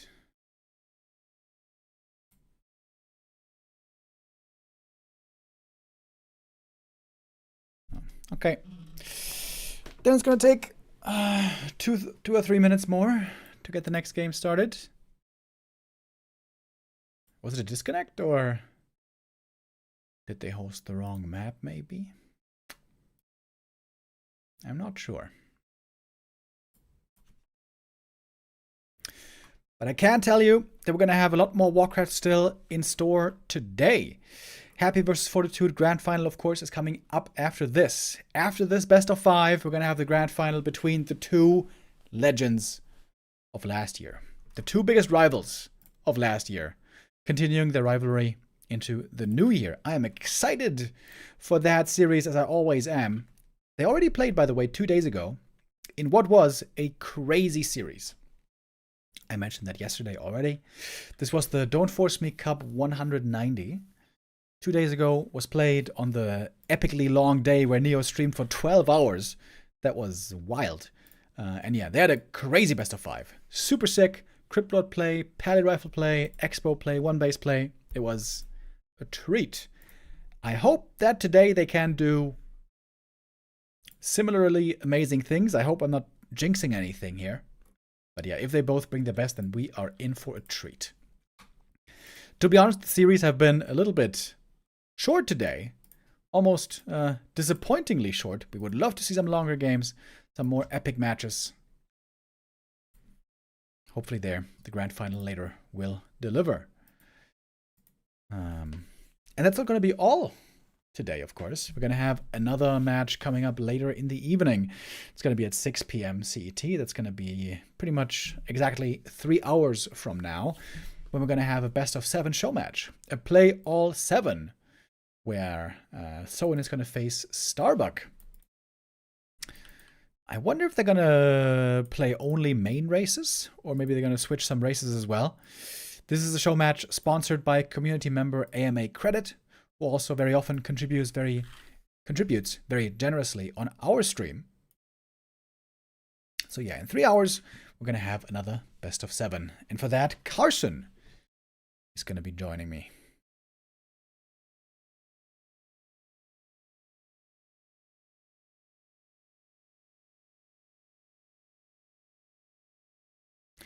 The funny thing is, I asked Remo to contact Lin to ask how much he wants to get paid per month just to keep playing on a pro level. Nothing has happened. Yeah, I remember that.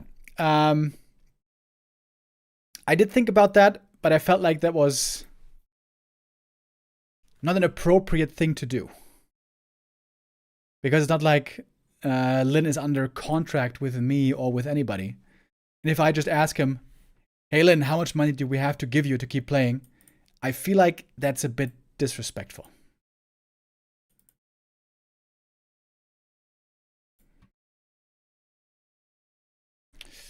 Was my feelings.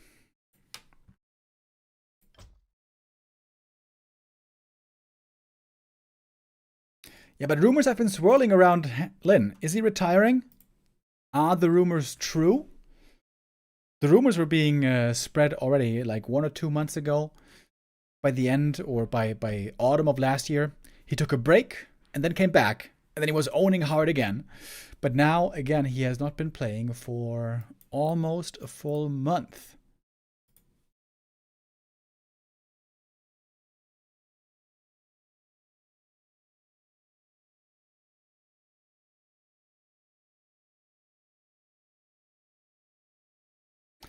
Did Lin retire?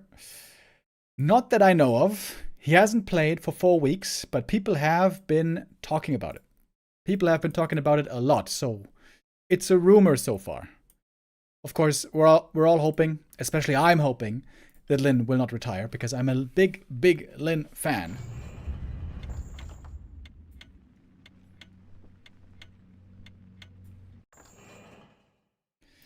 I hope he's gonna return.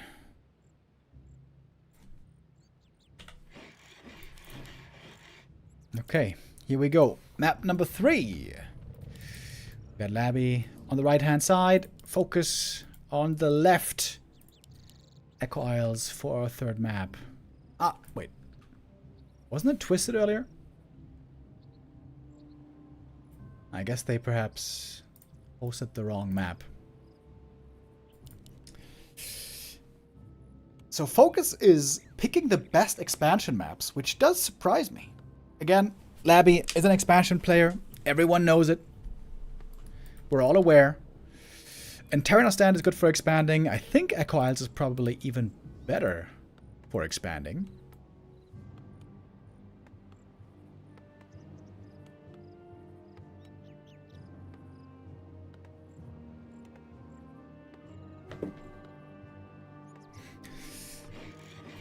Okay, fast shop, so that should be a Blade Master once again.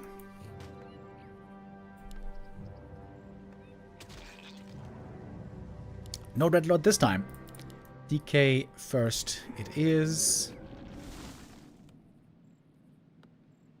Is Labby just, like, playing fast expansion all the time nowadays? Is that just his thing?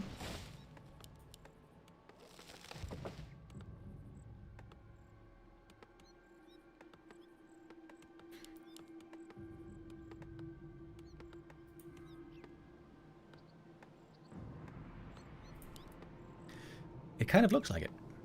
Against Happy, he did try to fast expand once. That didn't work. Town is under siege. But in the group stage, his expansion play looked pretty good. There he played against 2 Night Elves. And against Night Elf, especially, expansion seemed to work out very well. Night Elf and Human. Coincidentally, those are also Labby's best matchups normally.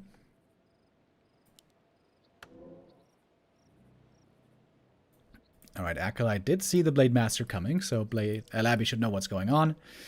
And he's got the dust of appearance.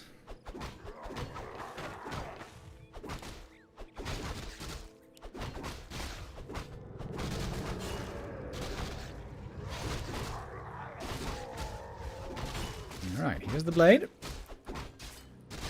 Could look for some ghoul kills here. That's one freebie. Ah, not quite enough to get the steal there, and of course now that's going to be the dust.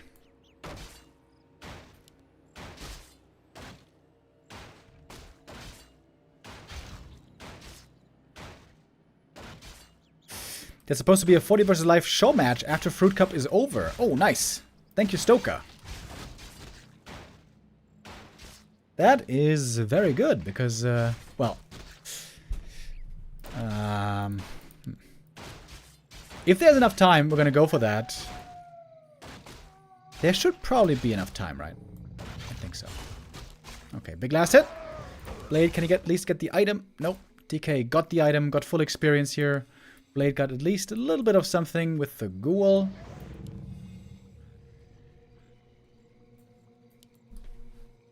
And that's the downside of playing Blade Master Tech Rush. You have nothing but the Blade to be aggressive early, so of course it is easy to expand against this. What's FoCuS going to do this time? Is he going to play aggro again, or is he just going to go counter expansion? Again, he could easily counter expand.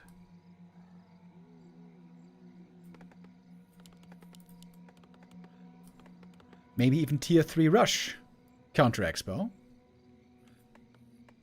Let's take a look. Shadowhunter. That was clear. Double B Sire.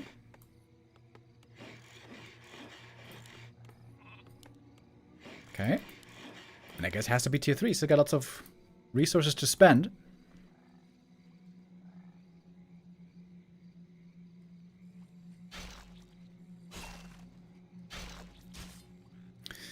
Like trying to be cheeky, killing some acolytes here, but on level 1 with only a circlet, he's not really that strong.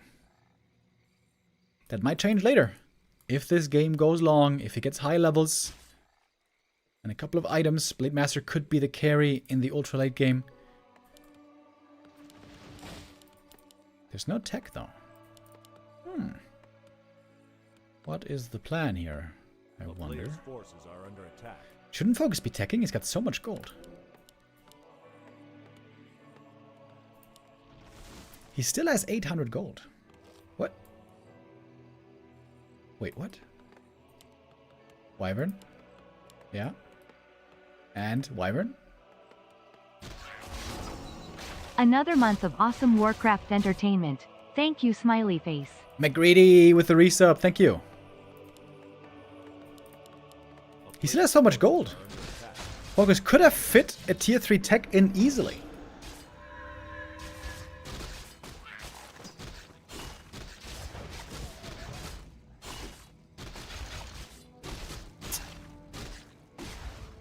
Alright, gonna get one ghoul right here.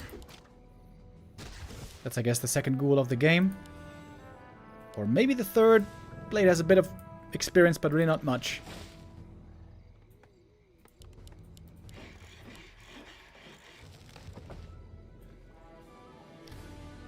Okay.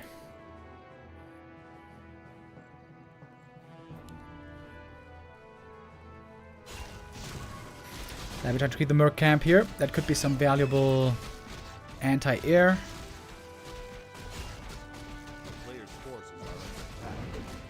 Promising creep jack for FoCuS right now.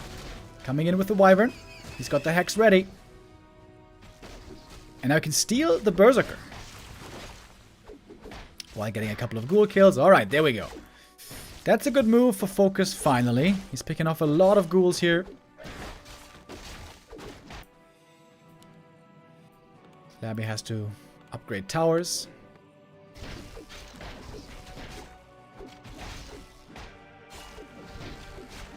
My son Raphael says hello, waving hand light skin tone. Yo, Tim with the resub. Thank you.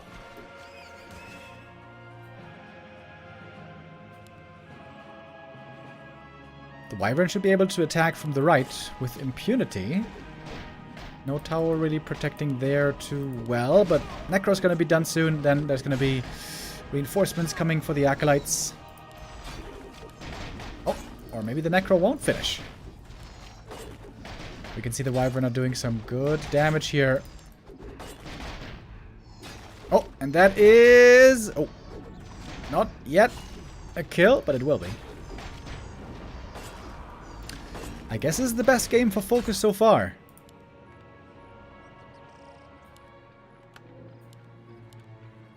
Lab is pretty damn broke.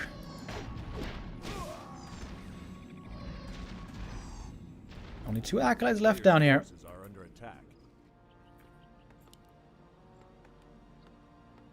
I think Labby should really go for Wand of Negation. Against Hex, like I said, this is really underplayed. Blade Master's hurt though. FoCuS is now going tier 3 finally. And FoCuS did some real damage here. That's a lot of gold lost.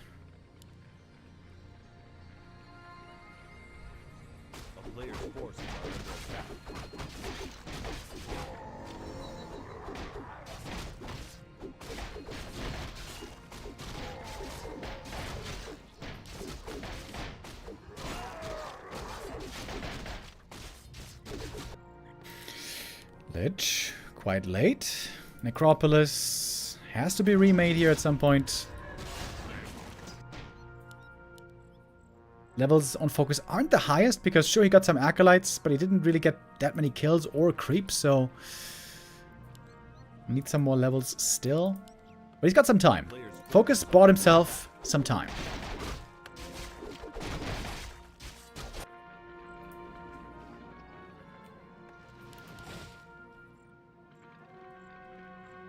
Labby playing very passively here.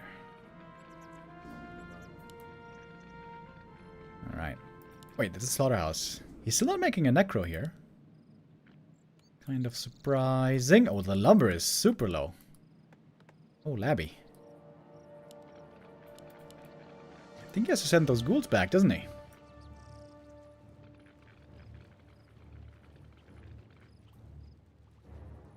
Oh, FoCuS between the two bases. Looking for some easy pickoffs.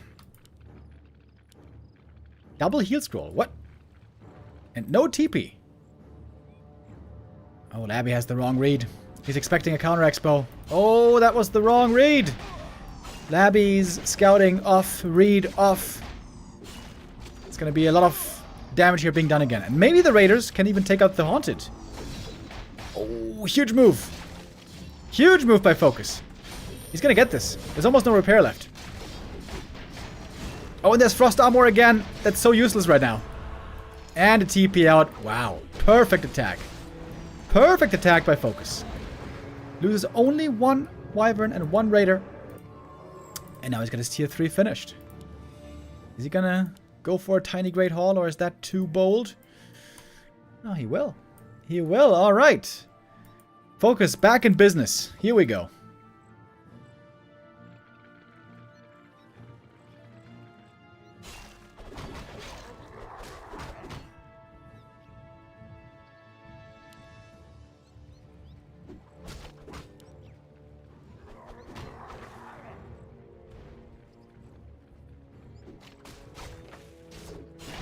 But right now the Orc army is pretty damn weak. Wait. Oh, damn, wait. FoCuS can't place the Tiny Great Hall. Because the Fiends are right there. This is 6 Fiends. It's good damage, especially against the Wyvern. DK is low mana, but there's also 2 heal scrolls on the undead side. Tech only coming now, though. Quite the weird game all of a sudden. The Haunted is going to be finished very soon again. The TC is here. There's still a tiny burning a hole in the Shadowhunter's pocket. Double Pendant can be very good later with mana potions.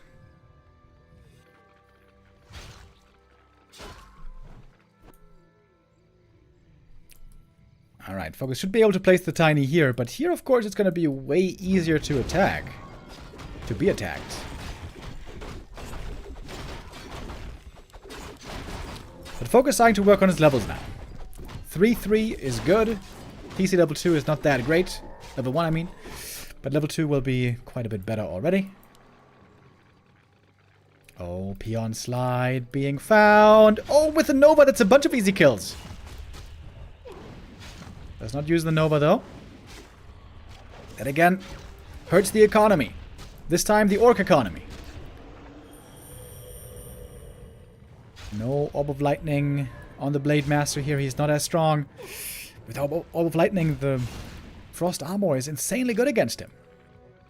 Maybe that early Tiny Great Hall was a bit too greedy. Beautiful Stomp, though. Hitting all those Fiends. But the coils are good. The heal scroll is good. The Frost Armor is very good. FoCuS can keep fighting as long as he has mana. Can he force Labby back here with his heroes and the mana he has? The Frost Armor making things very difficult for the Blade, but now he's attacking a different target. And there's no coils, so this unit's dying on both sides.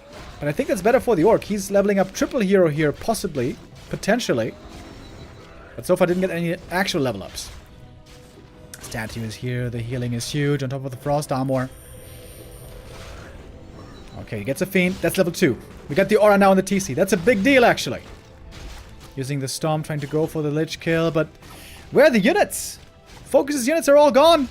He's got literally 0 left. Sorry for my aneurysm right there. Oh, and there's a coil just in time. FoCuS playing Hero Arena. Only the 3 champions left on the field. And there's still Fiends, there's still a statue. And there's now tier 3 done. Lich can go back to the main, get the orb. And FoCuS is in trouble. FoCuS is in real trouble. Lots of gold, but the blade is weak, man. He's got no orb and only a circlet. Nothing else. Kodos get off 1 devour. That's good. Took off a statue. Double devour. Oh, that's huge, actually. Poor micro here by Labby. Oh my god. Wait. Oh my god.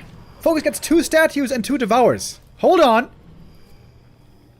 Very sloppy by Labby. Those fiends, especially the second fiend, should not have been devoured, but it was. TC goes down to the Nova. FoCuS wants to keep fighting, but he can't. He has to fall back. He needs more healing. Clarities, heal salves. Of utmost importance. But the blade goes down. Couldn't get away in time. And Labby does close it out 3 times with an expansion. 3-0 is the result. Labby beats FoCuS today. Where FoCuS had some decent moments, but all in all, looked pretty flat.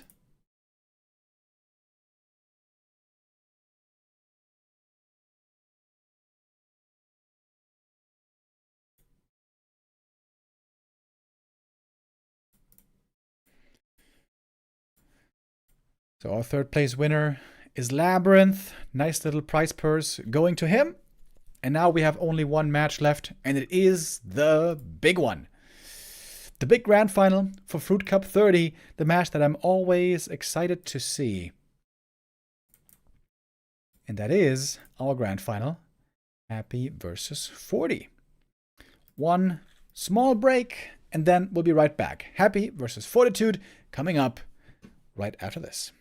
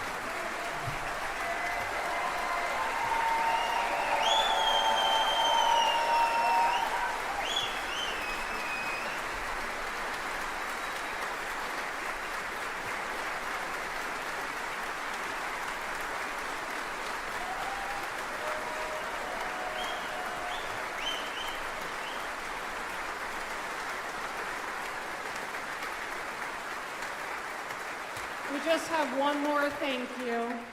He's the mastermind of the technical team. Please welcome Remy, Technical Director.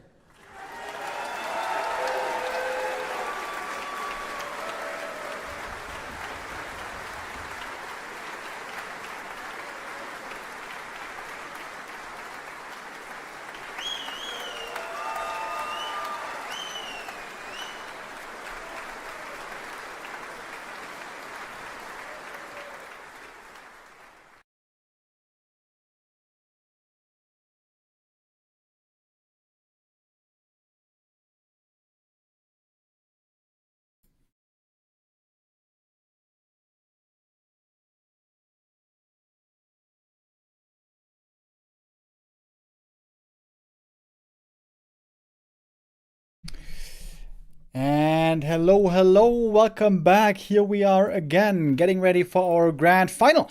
Fruit Cup 60. Our 3-day tournament is about to come to a close. We had 2 days of groups, yesterday and the day before, and today the playoffs. Very one-sided series so far.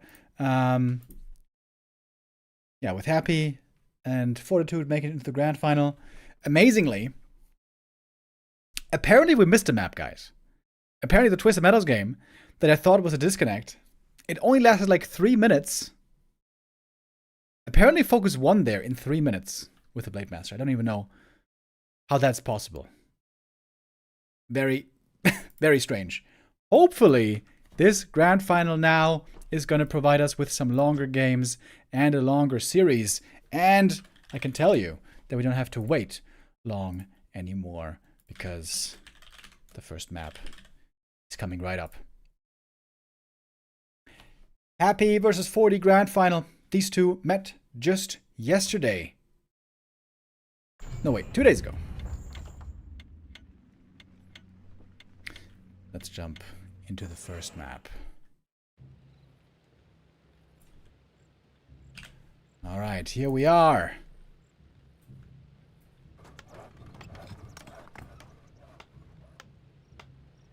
The grand final of Fruit Cup 60. Happy and 40, the two best players in the world, the two biggest rivals and most successful players of last year, now continue duking it out in 2025. They meet in another grand final. On their way here, they weren't even tested too hard, especially today. Seemed to be easy breezy games for these two. As I said, the two played against each other just 2 days ago in the Don't Force Me Cup 190, where they had an epic, crazy encounter. That was, if you haven't seen it, I highly recommend you watch that game. Crazy best of 5. One of the best series of the entire year so far in this early year of 2025.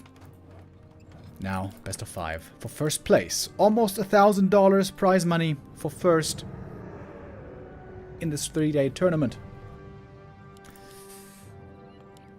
Starting off on Terenas Stand, by the way. This is a map we rarely see in this matchup.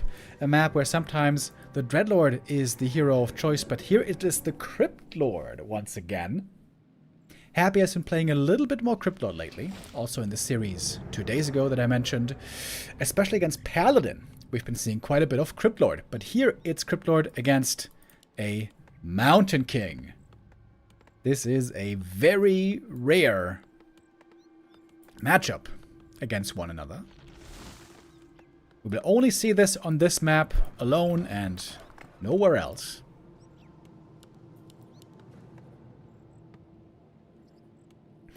And of course, Terenas Stand, as we all know, a very defensive map, very much a late game map, a perfect expansion map. Oh, Happy gonna go for the Shadow Priest here early. Steal that one. Right under 40's nose. MK not in time to punish with the hammer. He has to watch in disgust. The Shadow Priest moves away. Happy might be going for heavy mercenaries this game. We'll see. Wait, Impale first. Lightning Shield Creep Impale. Alright, I have never seen that before. Is that really worth it, though? He's taking a lot of damage. Ooh, almost denied with the Lightning Shield here. Oh my god. Again, he almost denied. He almost denied 2 of the creeps. Shadow Priests now healing each other. The good thing is they're low HP, so they heal easily. Okay, that looked stressful, but I guess Happy makes it all work in the end. And is healing up with a Ritual Dagger. Okay, one of Mana Stealing for the MK is insanely good. I mean, for the Crypt Lord, especially against MK. But the Mountain King also with a big mana potion. So both getting what they love. Mana items. And both now going for the expansion. MK, an insanely strong late game hero. Crypt Lord can be good in the late game in the right scenario, especially against Rifle Caster army. He's insane, but against Griffins, the Crypt Lord does absolutely nothing. However, in the early game, once he gets level 3 especially, the Crypt Lord can be very high tempo. But MK is gonna get level 3 first. Finish the camp already. Ring of Regen. Whew. Amazing items for this Mountain King. Absolutely wonderful.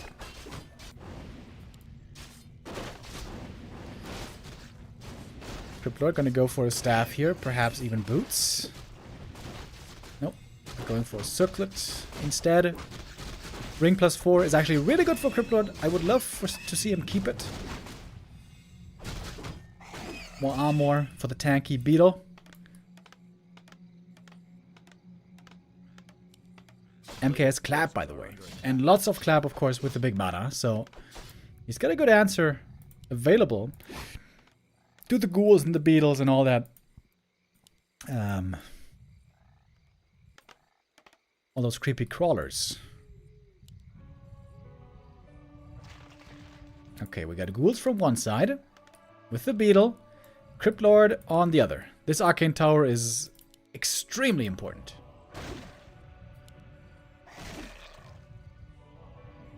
Player's forces are under We've had no kills so far.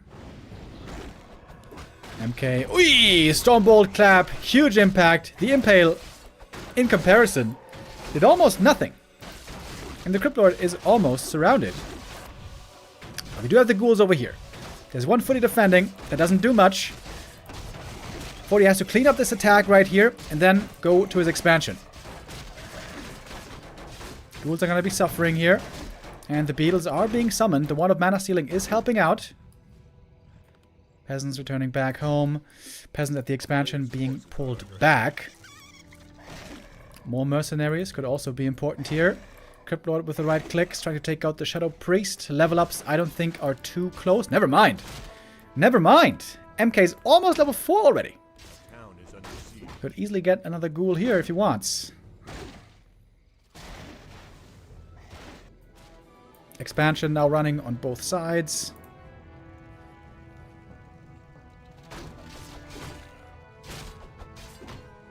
And 40 seems to be in a decent spot here. Sure, some peasants are going down. A player's forces are under We'll attack. see who's going to have the faster tech in the end. Looks like the answer's 40. Faster tech and faster expo for Fortitude. Thank you, Yurko94 with the resub.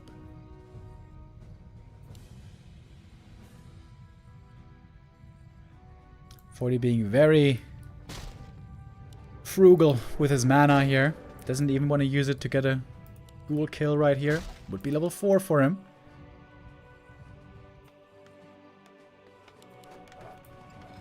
Happy taking up now as well. We're seeing still a lot more ghouls.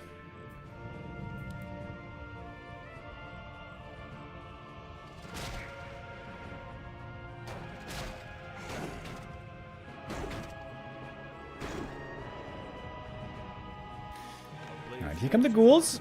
Ready for the next attack. They can certainly beat these 3 herd units that we see over at the expo. MK has to come to defend. Ooh, important for the Berserker to be taken out. Oh, but that is going to be going down, probably. MK gets level 4, but we got the Mud Golem right here. Shadow Priest for the Dispel. Okay, what's going to happen now? We got ghouls fighting here. Cryptlord fighting here. Both have to multitask. Happy gets the Mud Golem and the Mauler, and we keep brawling. MK looking for the big clap, but the Mud Golem is magic immune. Trying to save the Burzy in the very back. But that one could be killed, certainly. Cryptlord getting closer to the level up. Berserker is denied, however, but still level 4 for the Cryptlord. Getting some kills here at the expo. Some ghouls also being pulled back. Happy, a very fast player. Very often will shine when it comes to multitasking and high APM. MK, though, still has more experience. 4.5 already. Town is under siege. Oh, we got something in the main base as well. Hold on. That's where the Berserker died, I think. A player's forces One more peasant dies, but this should be a wall-off. Right? Yeah, it's a wall-off. So the Beetles can't get in. The Cryptlord can't get in. And the MK gonna get big experience here. That Mauler, look at that. Boom! Big jump towards level 5. What's Happy going for? Tier 3, of course. He's taking the tech lead now. But what on tier 3? Normally the late game counter to Cryptlord is Griffins. And here we have the aviaries coming up already, but yeah, no tier 3. And no time yet to go to the labs. We've had a lot of brawling, a lot of threats against the expansion. a player's forces But are under attack. there's lots of peasants, so still lots of lumber, even despite no shredder. And full mining was basically established the whole time. More or less.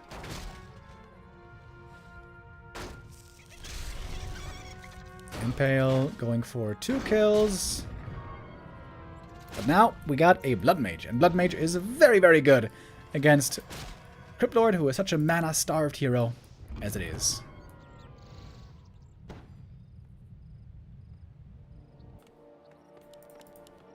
Okay then. Game finally slows down a little bit. Happy thinking about creeping this lab. He could steal the Shredder here as well.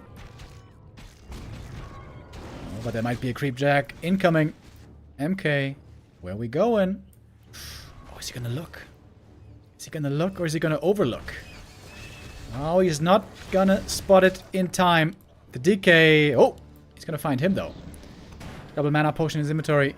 DK might just be dead here. With a clap.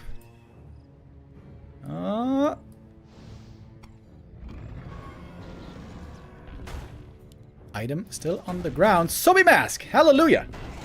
Alright, this is gonna be a mana battle this game, as it seems. Zeppelin, also very good. Also very good against Siphon, by the way. A lot of slow against this Blood Mage. He might die here. Mana potion and a surround. That's the kill. MK does have a TP, so he's not in danger of dying, but that TP might be necessary. Oh! Actually, gets out. Don't tell me he closes that. Nah, no chance. Okay, what do we got here? We got Fiend, Statue, very standard so far, and Griffins coming for the humans, so also standard on the human side. But no Shredder. No Shredder, not Infinite Lumber for Fortitude.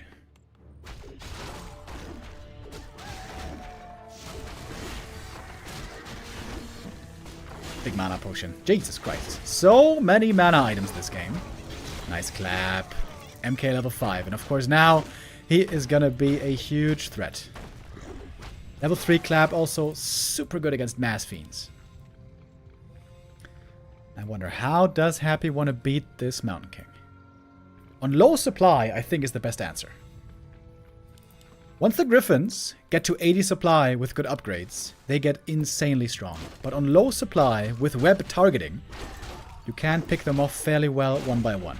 I would think that that's going to be Happy's approach. But we'll see. No Banshees yet, by the way. Happy not trying to go for the magic immunity late game tech.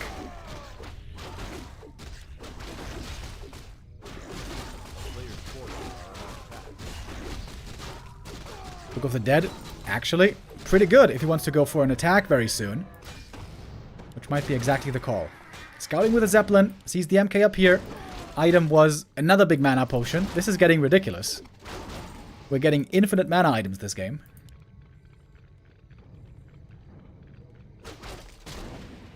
Okay, Happy wants to win right here. If 40 holds and builds his huge Griffin army, this game is going to get worse and worse for Happy.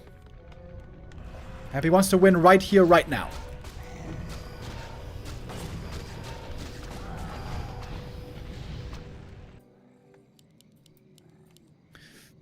More statues on the way.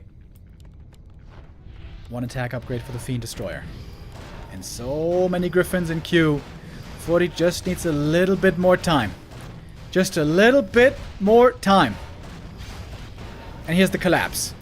Huge damage from the MK right away. The Siphon mana also on the Crypt Lord. Difficult position for Happy. He's going to TP out. Oh, I think he's going to lose all the Fiends though. 1, 2, 3. The last one gets away. But this MK might just be unbeatable. At least by Fiends. Happy's going to go for a tech switch. Gargoyles now. Triple Crypt Gargs. Maybe he should have done that sooner. Same idea as Griffins. The thought is, okay, MK is too strong on the ground, so we go Gargs. The human is doing the same. Crypt Lord is too strong on the ground, so we go Griffins. A player's forces are under attack. Stormbolt Siphon, of course, always very good. Normally, Cryptlord considered to be very tanky, but look at the damage that he's taking here. Oh, the TP. Is everything in range? Barely.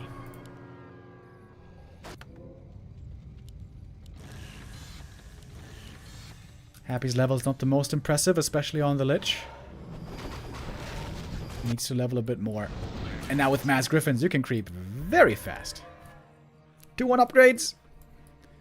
Looking pretty good here, indeed. And 40's Lumber has been looking good all game, despite no Shredder. Managing his economy very well.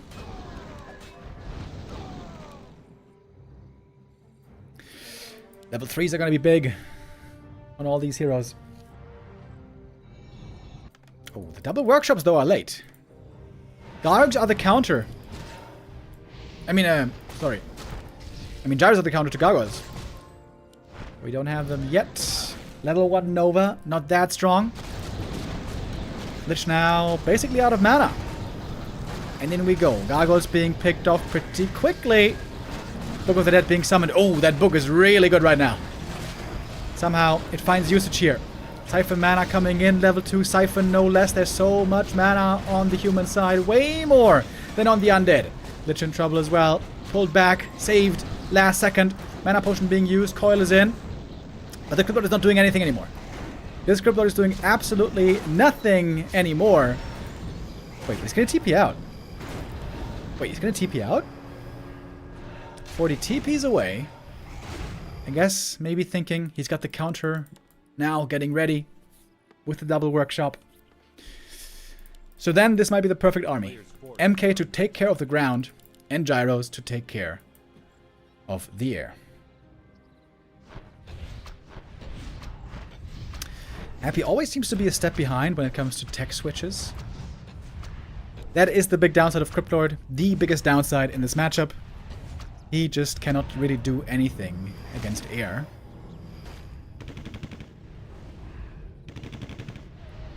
Wait, is that a 4th crypt? Happy's making a 4th crypt.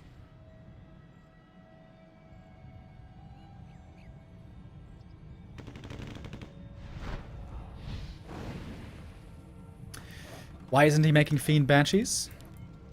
Because MK Clap destroys Fiends. Doesn't matter if they have AMS or not. A player's force is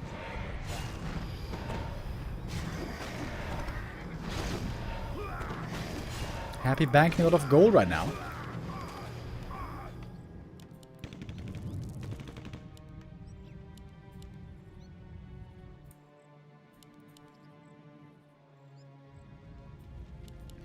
Happy doesn't even have any ghouls anymore, so this is going to be a very supply-efficient army once Happy builds it. And I think it's going to be Mass Gargs. But beating Gyros with Mass Gargs is very hard. Almost impossible, unless you have Dreadlord, but of course, there's no Dreadlord here.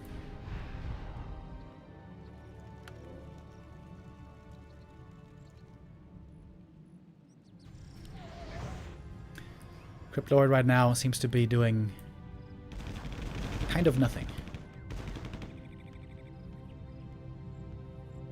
Oh, little beetle block. Attempted against the MK.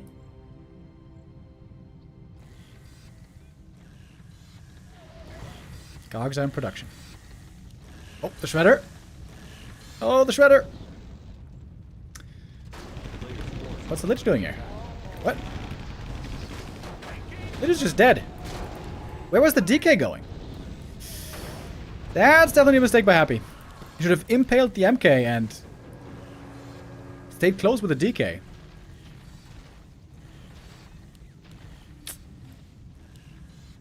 Big mistake by Happy. Big hero loss. To be honest though, MK5, Pally, and Blood Mage 3, I'm not sure if there is any way to win this game. When the human gets to this stage, I'm not sure that he's beatable. Well, that's not true. He is beatable with Dreadlord level 5.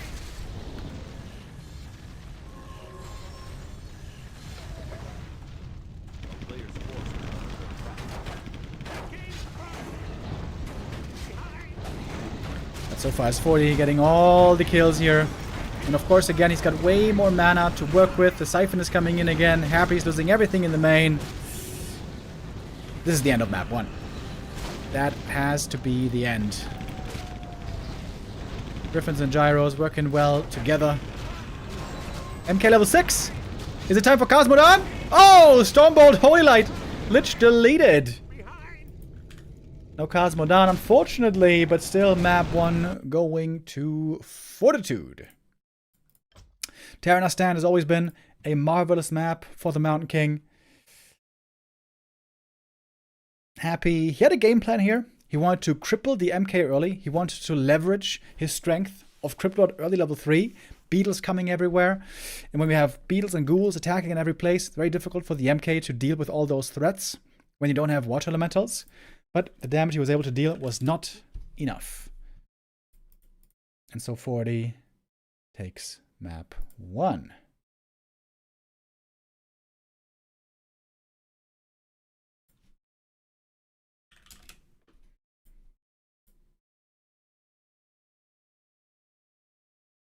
Alright, and guess what? Map 2 is coming right up. Happy's map pick, as so often, is going to be Northern Isles. Still seems to be his favorite map in the game.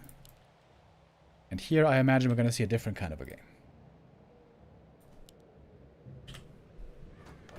For a moment I was thinking, is this going to be Pally Rifles?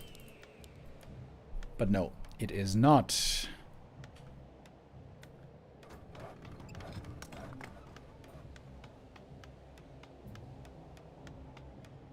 Fortitude with a normal altar build. So this should be Archmage this time. No Mountain King. Mountain King is a lot weaker when you don't have mercenaries. With the MK's early game weakness, you really want to have some mercenaries to bolster your power early game. Of course, on this map, there are no mercs, so MK is pretty hard to make work here, specifically against Undead Fast Expo.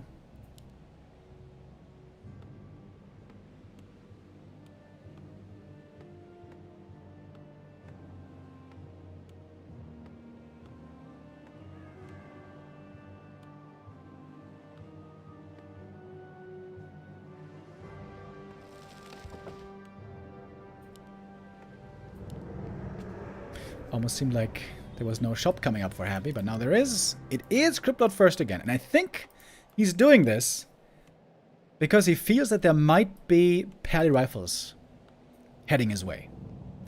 If he knew there was no Pally Rifles, I think he would be going Lich. So maybe Fortitude winning the mind game here. Of course, with the Acolyte Scout, Happy's going to find out quickly what he's facing. This first footy is going to tell him right away.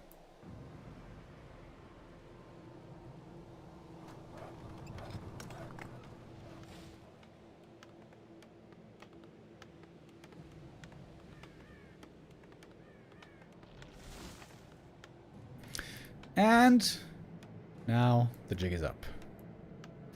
Okay, Archmage going for the Tuskarr camp, which is a bit unusual.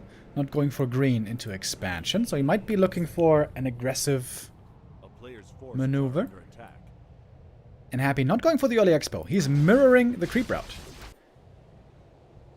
Going for the Tuskarr himself.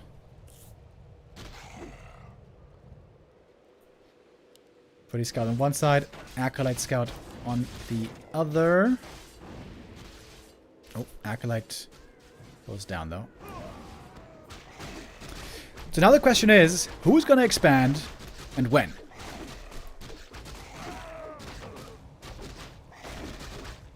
Happy would love to keep this game one base versus one base, but that is not what the human would want.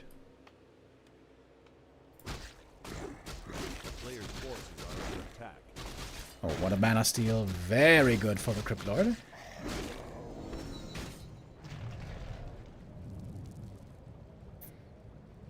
Oh, Happy is gonna creep this camp as well. So Happy is not gonna expand.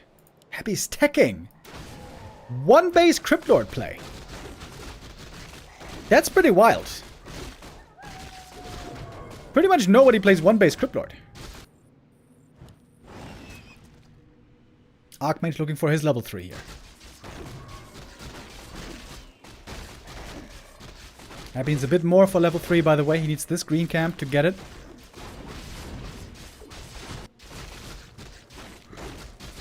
Oof. If the footy stole the last hit, that would have been sick.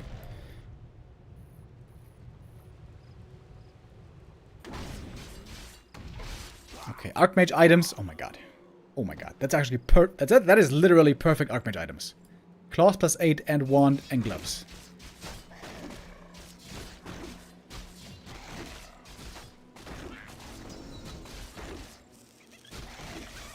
Okay, happy. Playing an unusual style here. Crypt Lord 1 base against human expansion. Something new.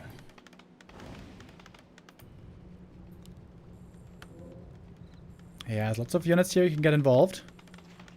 But we got double water elemental already on patrol. Alright, in we go.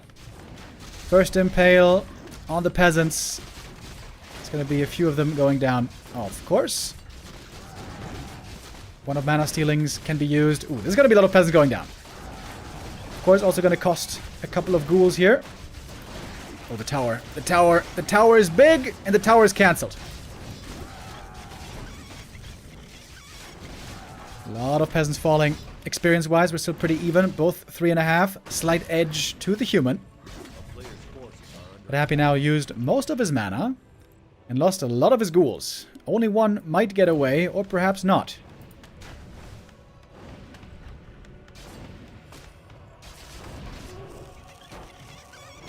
Happy's not using the Wand of Mana Steal. And all of a sudden this Archmage is close to level 4 with a lot of mana.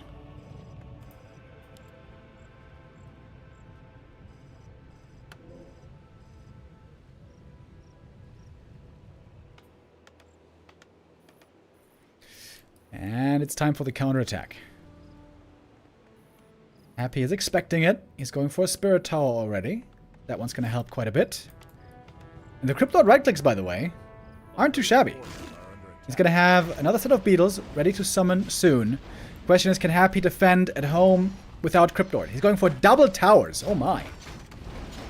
Oh, Slaughterhouse cancel is going to be big. We have some militia coming for the defense, but it's only 2. This isn't really the most impressive defense.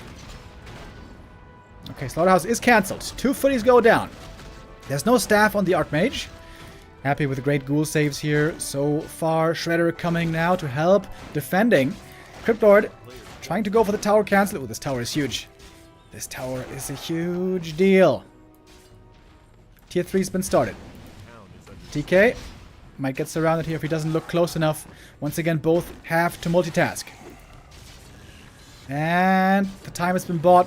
The Arcane Tower is finally up. Crypt Lord didn't get burned a single time. Happy back home with the Crypt Lord, almost now level 4. In fact, he's got more experience than the than the Archmage suddenly. Oh, but some ghouls also are going down here. Oh, the coil is split second too late. Small mistake by Happy. Costs him, because that's level 4 on the Archmage.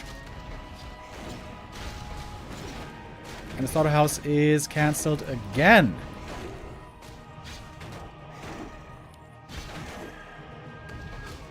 And some good denies as well. Oh, Happy has to cut down this tree, or otherwise statues might get stuck.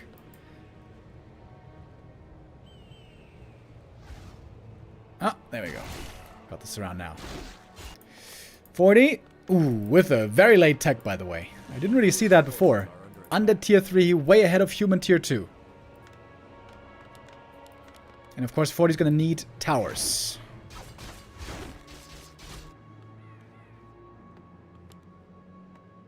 Against incoming destroyers. But destroyers are significantly delayed.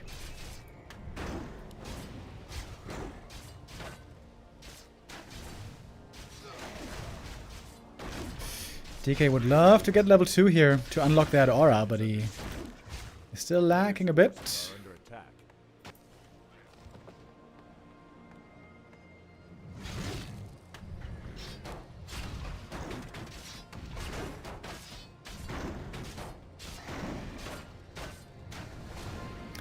No fiends for Happy here so far.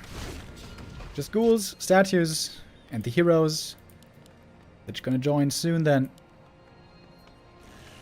40 needs towers. Shouldn't he be making more towers here? There's 3 coming in the main base. Okay, there we go. Finally, we got some towers being made.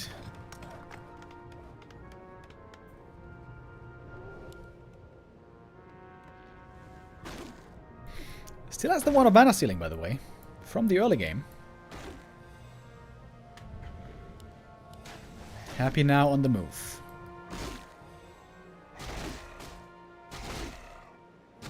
Oh, cancelled the healing. Nice. Both here trying to get every little bit of value out of their units at all times. Destroyer form is still taking a while.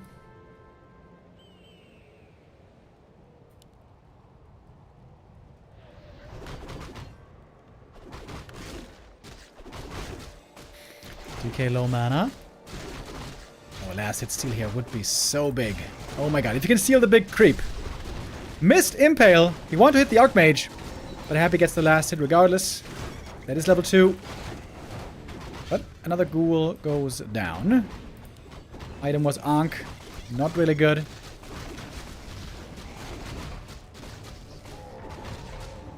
This time, though, the thing is, 40 can't really go for Griffins. He doesn't have the time. But he did have the time for a bunch of towers.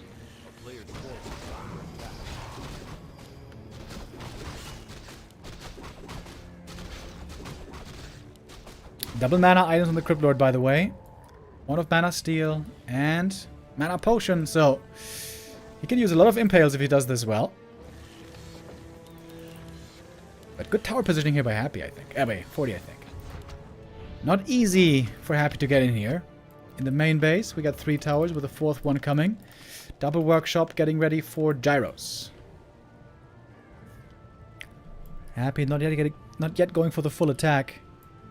Happy still pretty low on supply. Sending ghouls back. Getting a temple. Okay. Happy's thinking about transitioning into Fiend Banshee.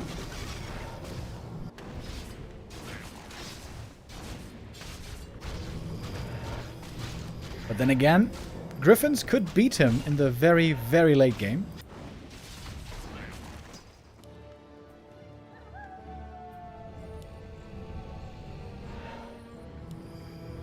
Happy, of course, has full map control for the time being.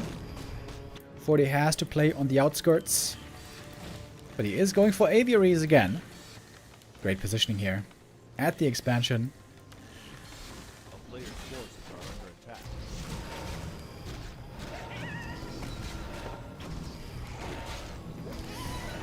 I don't know what the item here was. Ah, it's on the ground. Flute. Alright. Happy's level's looking good, but let's remember, Crypt Lord will not do anything against Griffins.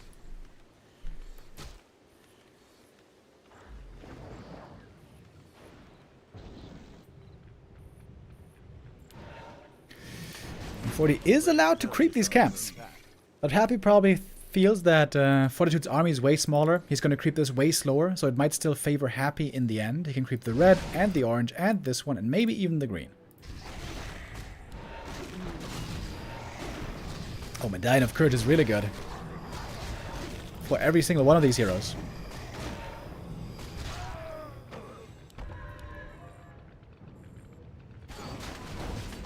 But how is Happy going to deal with Griffins? I mean, Banshees on paper work, but 80 supply Griffins normally still beats any undead army with the Crypt Lord.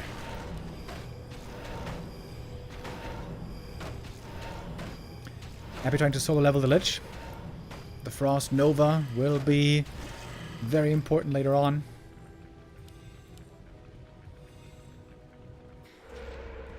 And we got a little base attack going on right here. No easy camps for 40 to take anymore, so at least he's going to take Happy off the map. Force him to TP. Maybe a bit unnecessary.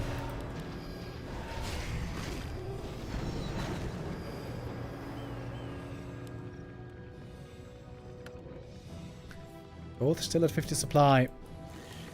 But 40 is rich. He got that shredder finally. He's getting lots of upgrades. And soon griffins. Player's forces are under attack.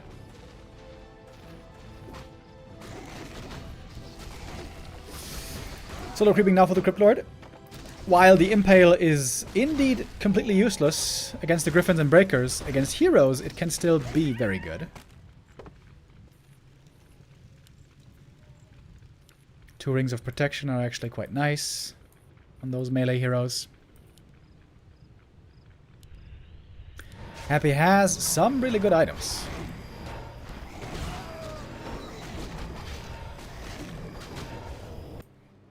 Levels on 40, not impressive. Player's forces are under attack. MK level 2. Pally almost 0 experience. But the Griffins are supposed to be the late game power.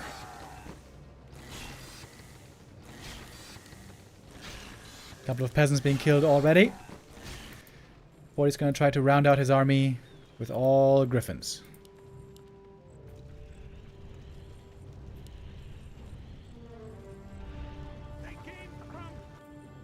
Oh wait, priests. Are under attack.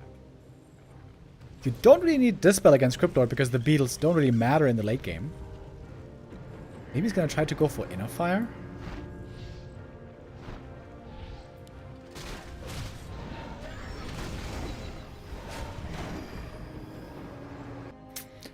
Not much left to do on the map right now. No creeps anymore. No easy expansion to attack. And Happy's running out of gold quickly. Fortitude has a lot of gold left over.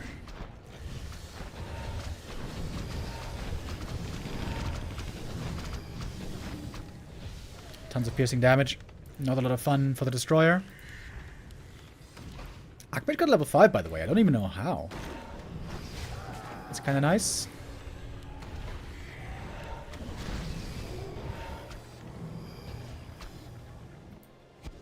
A town is under siege.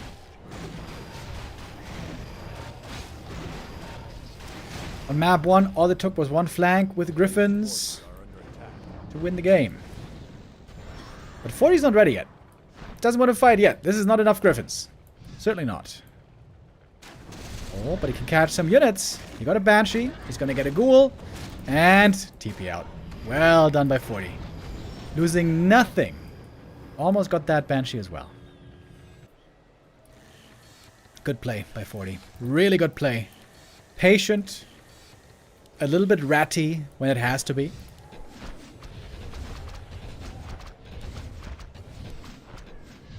It seems like there's nothing that should be able to beat 40 here. Gonna reach 80 supply here soon. Griffins are on 3-1 upgrades. So much damage.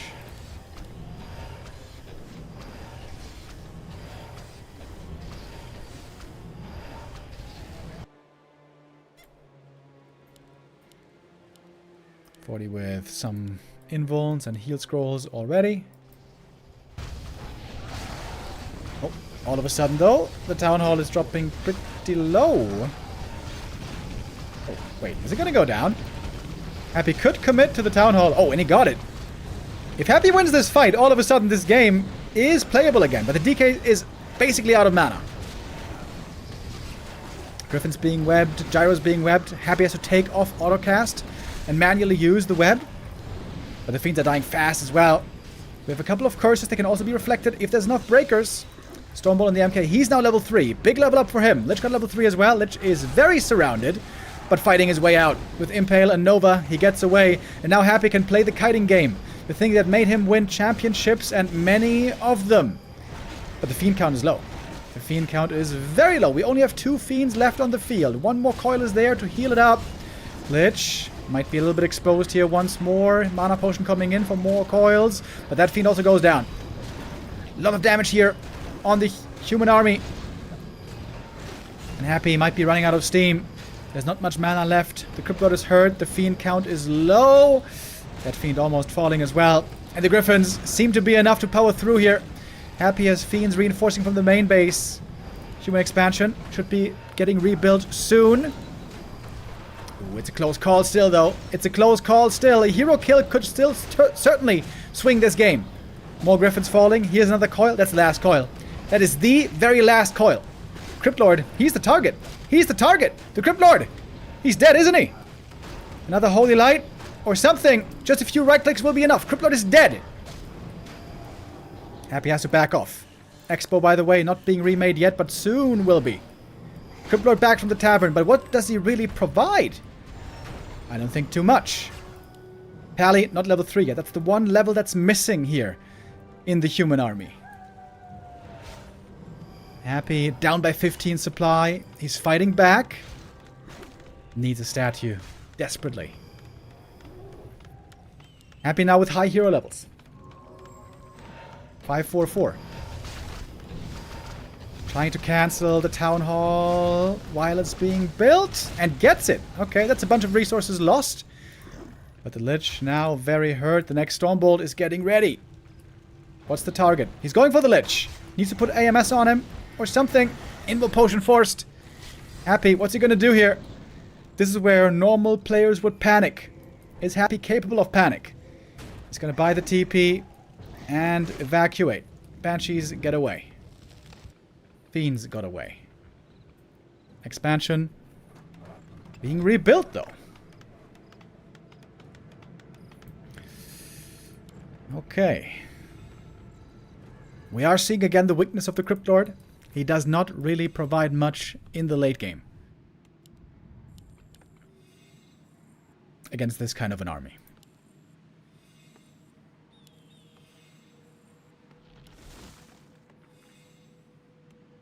Regening mana now very valuable for Happy though. Pally level 3 might be enough to close out this game.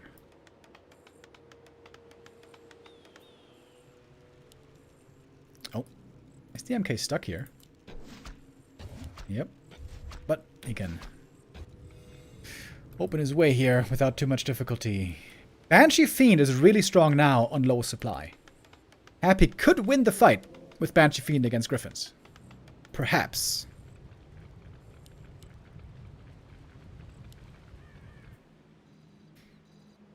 Got a Beetle moving out, not an Acolyte. Gyros scouting at all times.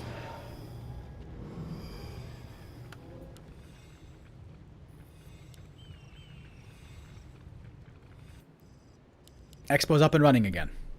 Ooh, and look at that. Right away, we get the production kicking in. 3 Griffins at a time. Seems like 40 should have this.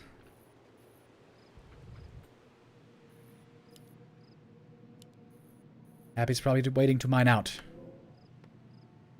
1 minute left of mining from the main base. For his expansion, still has plenty, of course.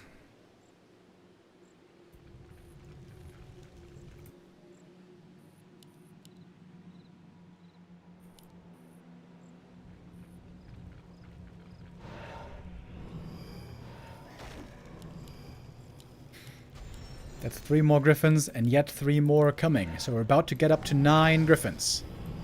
Very high damage, once again.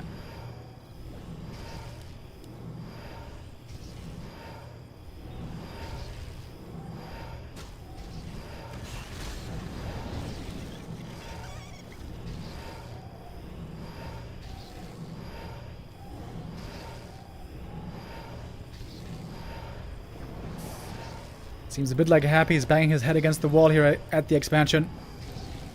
In we go. Gyro's trying to bait the webs on themselves, but the webs are on the Griffins. First one is going to go down, but there's 9 of them. And Happy has way fewer Fiends, and the AMS is starting to wear off. The coil narrowly misses.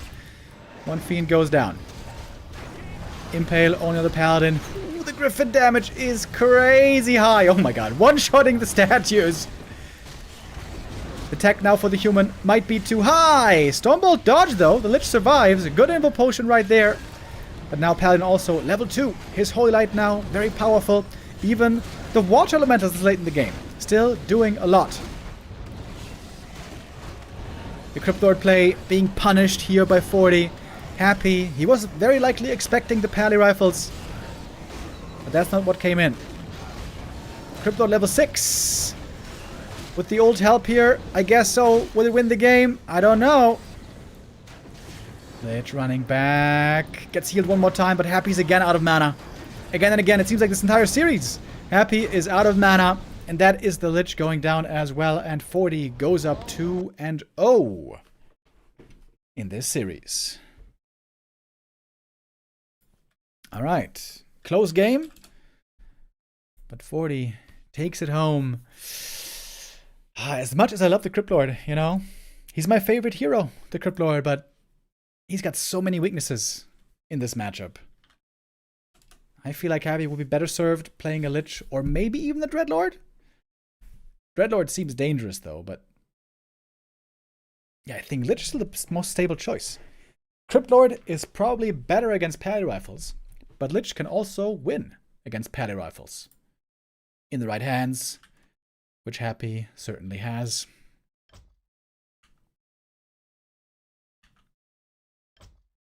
Alright. Map number 3. It's coming up soon. That will be Echo Isles. And this is going to be Happy's best map so far, I would say. Northern Isles is a decent map, but I think Echo Isles is a great map for Undead these days. Lich, Mercenary, Expansion is extremely strong for Undead on Echo Isles.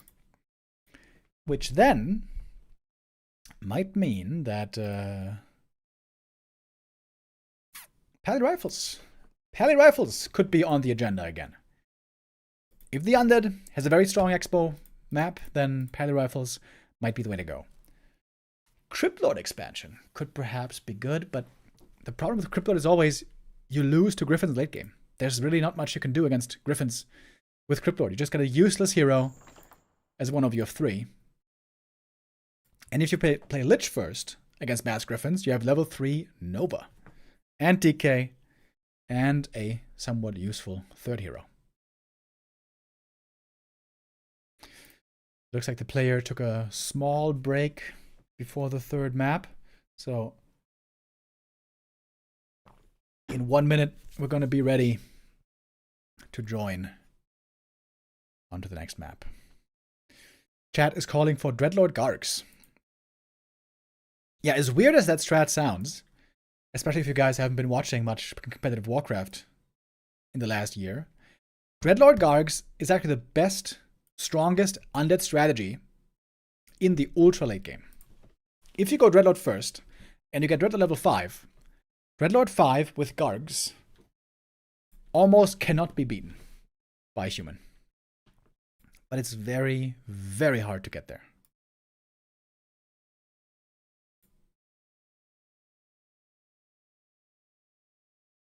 Happy against the ropes. Down 0-2. Fortitude is looking poised to win this grand final.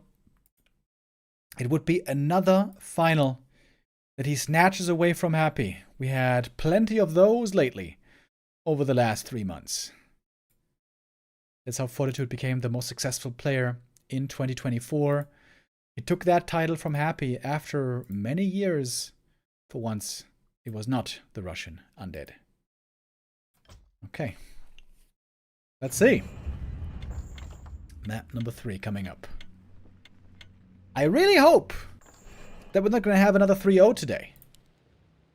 We would love to see a longer series here. Here we are on Echo Isles. And indeed, the PRU is back in the building. Pally Rifle University now from Fortitude for the first map in this grand final. As I pointed out, it makes a lot of sense on this map. Because this map is so good for Undead Lich fast expansion. If you play counter fast expansion as the human, you might be simply behind.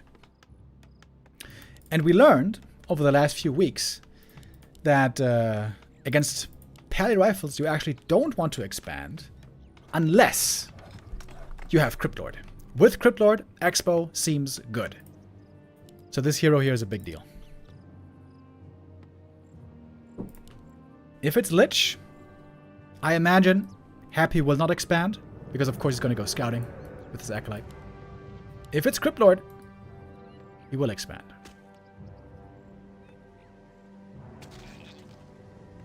Crypt Lord. Okay.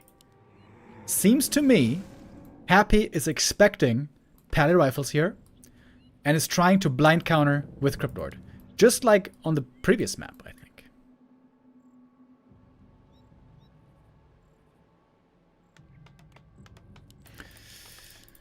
Alright, Fortitude has been having difficulty beating Happy's Crypt Lord expansion. It gets really hard if you start losing units early. Happy's probably going to try to creep this expansion and set it up, of course, get level 2, and then look for kills early. Use your early game strength of ghouls, beetles, skellies, be aggressive, surround and kill rifles, and if you get like 2 to 3 rifle kills in the early game, that is huge.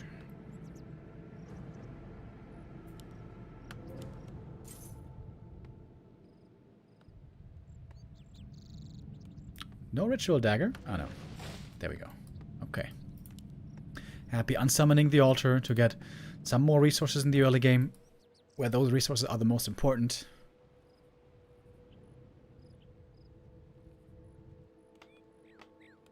A player's forces are under attack.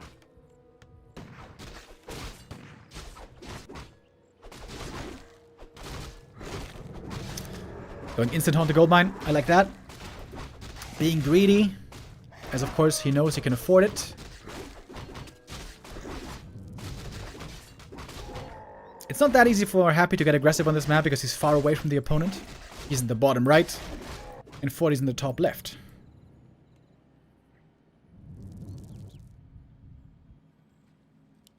It's a slow start with Pally Rifles, but it's gonna continuously get stronger, minute by minute. Hello, thanks for the cast. A month ago, watching this series would have made me really sad, but after seeing Happy Hum versus Fortitude, everything clicked. Go go, Happy. Yo, Berlines, with a €5 donation. Thank you very much.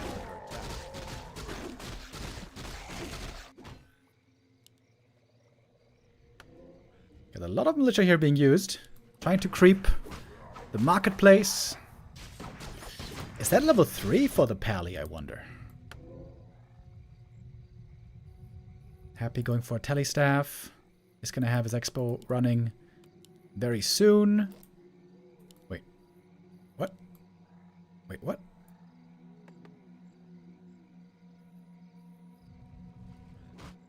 What is going on? Is he going to cancel the expo? Bro, what? No. Okay. Big attack from the Crypt Lord into the main base. Militia are partly hurt from creeping. Crypt Lord with an impale, looking for more kills, looking for level 3. There's no arcane tower here yet. Crypt Lord has lots of potential with those ghouls and skellies. But Pally has a lot of mana. And he gets level 3 right there. Ooh, that is so many peasants hurt. Impale. Gonna be 1 kill only though, perhaps. But still so many hurt. Still so many hurt. And that's level 3 on the Crypt Lord. Now he's got the level 2 beetles. He's gonna have another one ready in a moment. Ooh, it's a lot of losses. Wait, how many peasants does he have left? Wait, what? 1, 2, 3? 3, 4. 1 took a chill pill at the marketplace.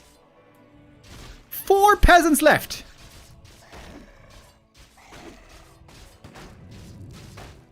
I mean, we all know Pally Rifle is strong, but I mean, that's pretty much game, right? Right, boys? Right? I mean, it has to be. Pally could save a couple of units, but there were so many hurt at the same time. Big impales, big attack. And the Crypt Lord expansion, that seems to be what we've seen so far, the best counter to Pally Rifles. And the previous map, he tried to go for the blind counter and that backfired, but here it is working out perfectly. Absolutely crippled economy. It's gonna take forever to get this Blood Mage. Happy has so much time here. Happy could go tier 3. Wait, actually. He's not even close to tier 2, so maybe not. Oh, the Cripple can stay aggressive here. He's got the tele staff. He can always get away. There's an opening into the main, which there has to be probably. Otherwise, you cannot get to the ghouls. Oh, this is such a bad game for 40. What do you do now, bro? 25 supply only. And the Cryptolord is a great brawler against these peasants. Sometimes undervalued. The Cryptolord has great right click. The best out of all the undead heroes. If he gets to attack. Oh, Impale. Ah, double kill. Nicely done by Happy, lining that up like a sniper.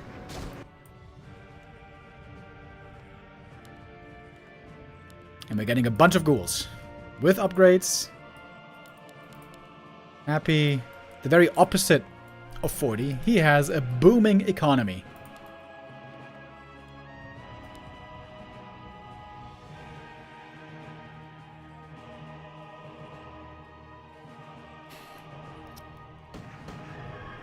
What he feels like he has to keep creeping. What else can he do?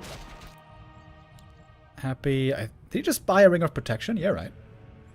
I like that. And the peasants, man. The peasants are the target. Crippler could just stand here, maybe. And close the way. But he's not unkillable, to be honest. Also, staff is still on cooldown.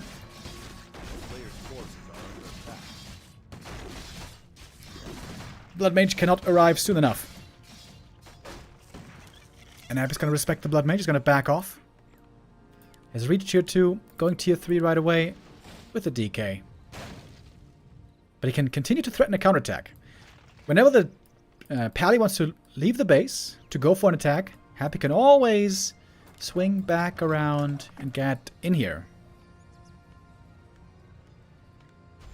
40 finally going to close off the base. But of course, ghouls can still get in. Ghouls can always get in.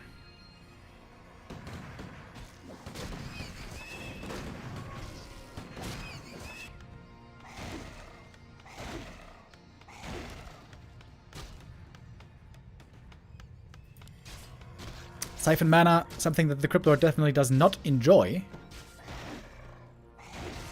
Cryptlord from this point on will be falling off, but he has done extremely well in this early game. And tier 3 is not that far away. A player's forces are under attack. Paladin has leveled well, actually. He is close to level 5 already. Ooh. Almost a surround on the Blood Mage here.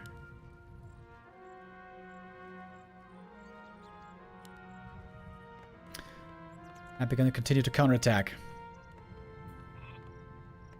Could use one sheep here. Happy could bring all these ghouls from the main base to use in the next attack. Okay, but 40, he's going to try to take out the expansion. He's running into 3 towers here, but that's nothing that should frighten a Pally rifle army.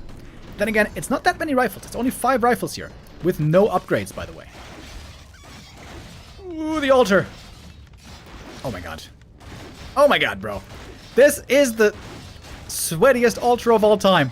But it's just enough repair to save it somehow.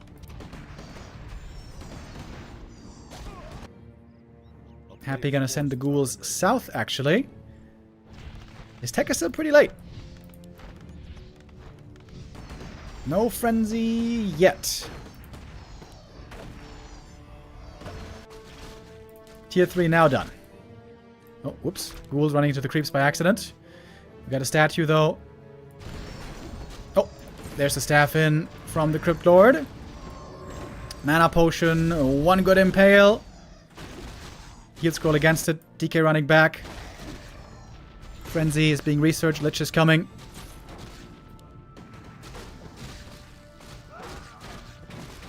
One rifle goes down. Frenzy ghouls, of course, very good at catching up to the rifles. And when multiple are getting attacked at the same time, then healing them all with Holy Light is not that easy. Oh, look at that grande impale. Every single rifle hit with that one. Happy again, looking through the sights, sniping those rifles. One more impale. That's it for the mana for the Crypt Lord, but the damage seems to be done. Pally gets level 5, believe it or not, this game. But is that enough? I'm not sure.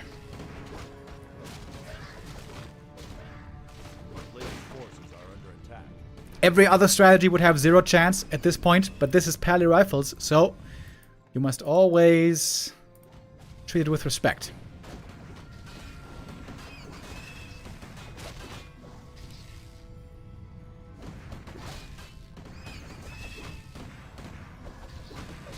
Lots of mana on the human side, of course. But now we get the Lich. Now we get the Orb. We're also getting Destroyers soon. Running in with the Ghouls is going to be one more kill. Level 4 on the Crypt Lord. Lich is almost out of mana. Or at least doesn't have a Nova anymore.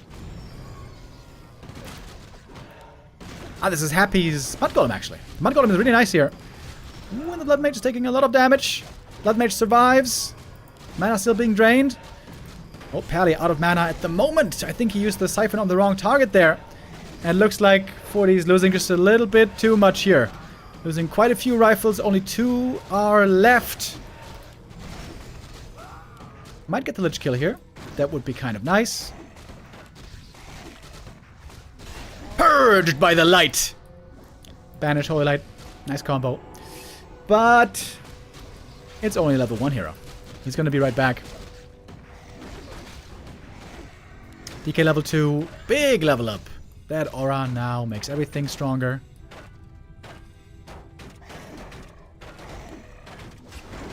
Oh, got a surround here as well. And that's going to do it. Alright. Happy gets on the board.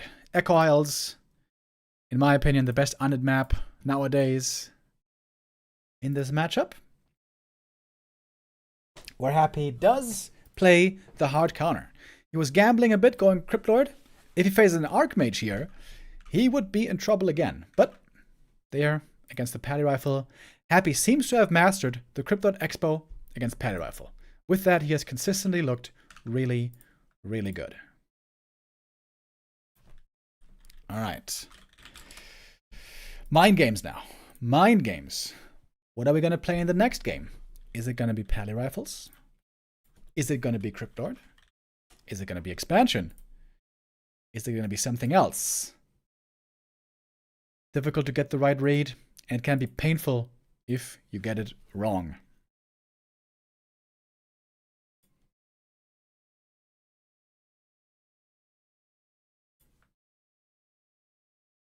Our next map will be Concealed Hill.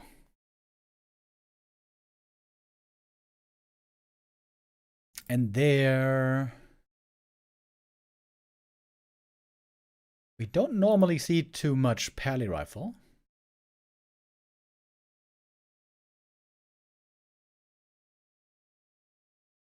Not to say it's not playable.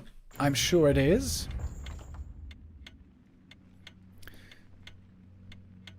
Then let's take a look.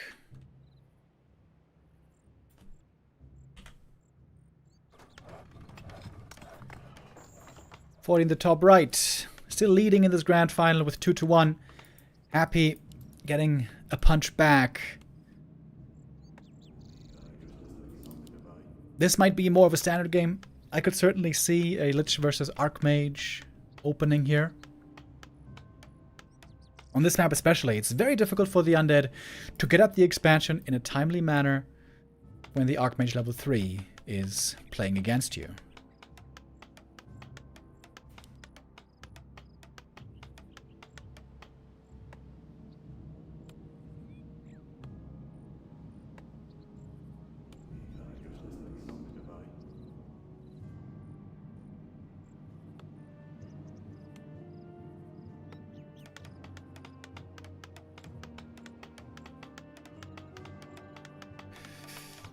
So this is going to be Archmage. We know that.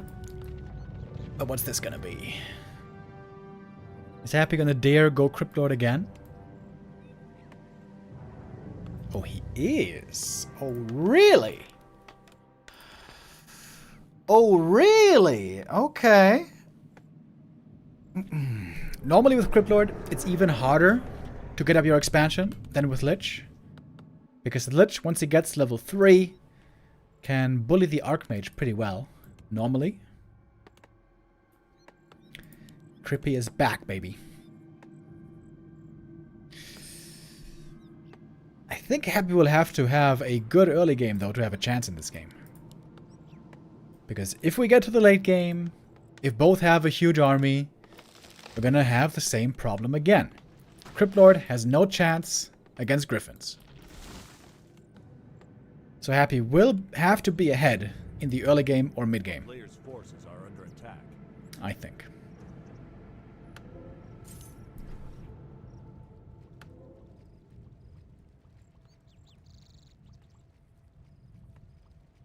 Oh, where are the critters? Oh, okay, there it is. I was wondering. A town is under siege. Happy going for a very early expansion here. Can he go for a Haunted first? Oh, that would be so sick. No, he's not trying it. Maybe he should try to go Haunted first. Then maybe the Archmage doesn't have time to get there with level 3. A bit risky though, I guess, with the footy scouting.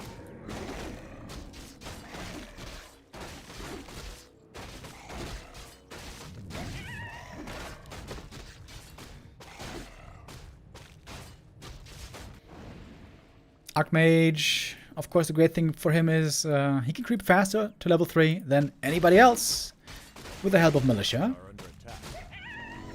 Cripple getting claws plus 8, that is actually very nice. And Happy is going for the expansion. Not creeping to level 3, he's going to go for a level 2 attack. We got Beetles towards the expansion and Crypt Lord maybe towards the main base. There's one easy target here. I think there's an opening here, right? Oh, wait. What's going on with these peasants? These peasants took way more damage than they should. Hurt peasants here. 3 very hurt peasants here. Oh, it would be so sick to send just 1 or 2 ghouls into the main base now. Under attack. Okay, Happy is sacrificing levels. He's trying to keep the Archmage busy while he's got his Haunted coming up. But the AM isn't falling for it. He's not falling for it.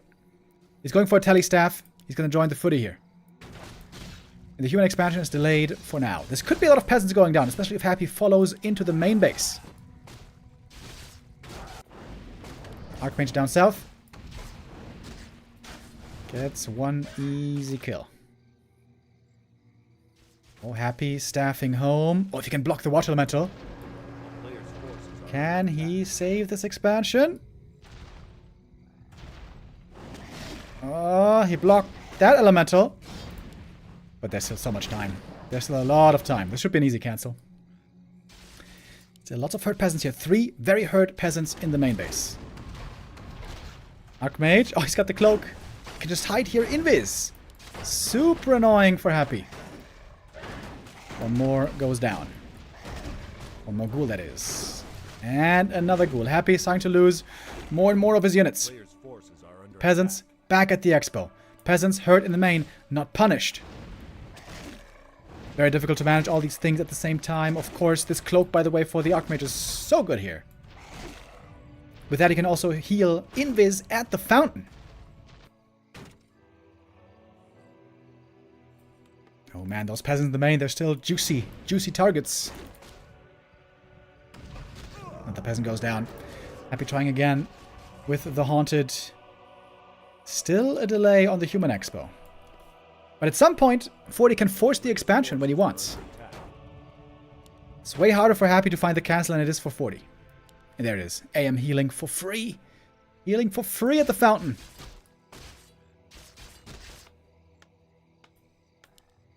No peasants back at home, but the lumber is still looking good. A lot of peasants were on lumber before. Ooh, look at all those ghouls. Ooh, look at all those ghouls, baby. Beetles could go into the main base now. Could look for those kills. We got the dust on the Crypt Lord. A lot of things happening. A lot of moving parts here. And now Happy might see the hurt peasants. I think he's seen them. Call to arms. Happy gonna back off. Doesn't want to fight against all the boys at the same time. And now Happy on defense. Wants to get his expansion up. Which I think he will. But AM has way more experience. Oh my god, look at the Archmage. He's going to be level 4 again soon.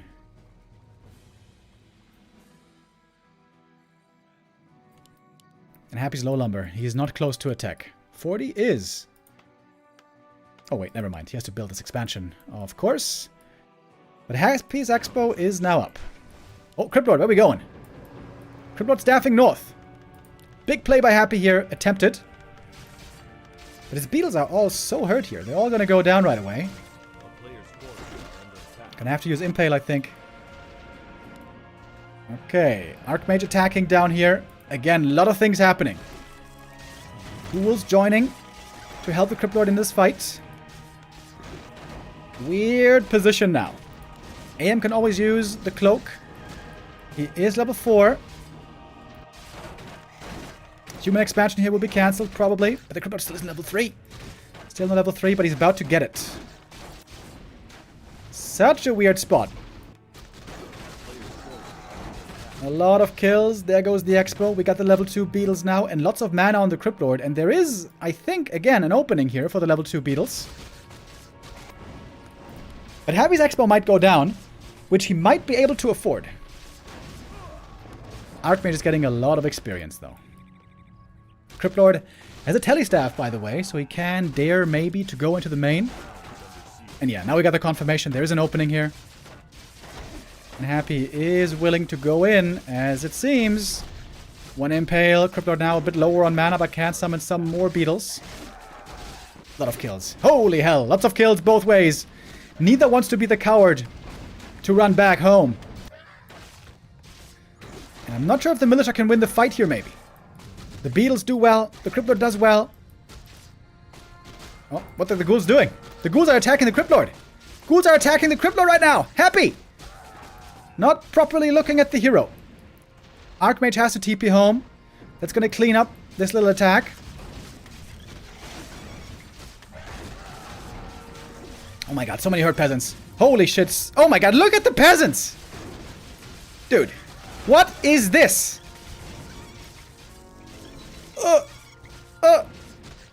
Oh my god, oh my god, oh my god, that regen scroll. That's gonna be the most ridiculous regen scroll of all time. Happy needs fiends yesterday. Now against level 3 Watch Elementals, those ghouls are gonna be garbage.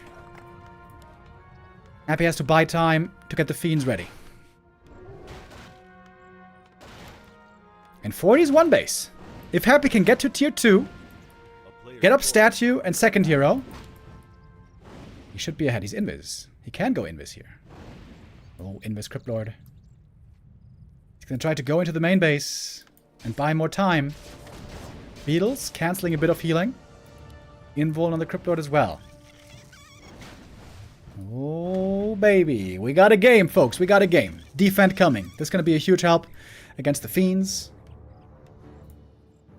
Happy still no tech, by the way. How's he not teching yet? Okay, Crypt Lord back to fighting.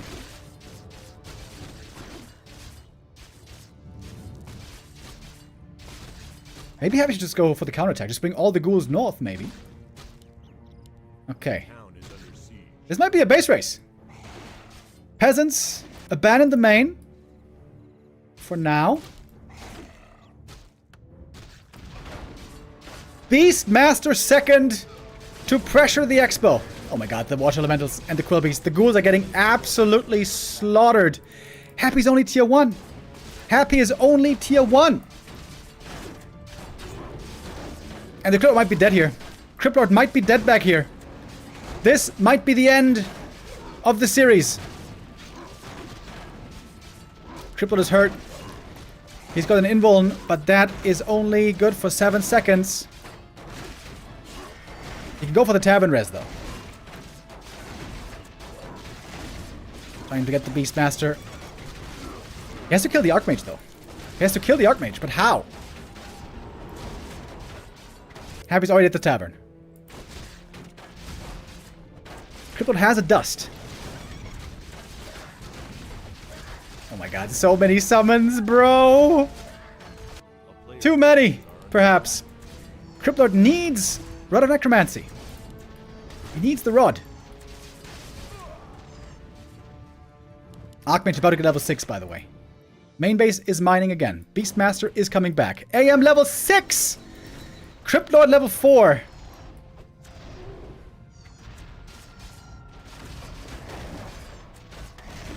Ridiculous game.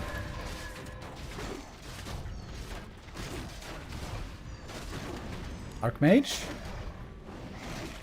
Archmage. Cutting it a bit close. And again, free healing. Oh my god, the free healing here is insanely good for him. Happy finally on the way to tier 2. He needs Rod. He needs more skellies. He needs more stuff. So many corpses. So many kills. Level 3 aura on the Archmage. No mass teleport. Even more mana. Level 3 brilliance is insane amounts of mana. Beastmaster level 2 is going to be huge as well. For the bear. Finally. Rod of Necromancy.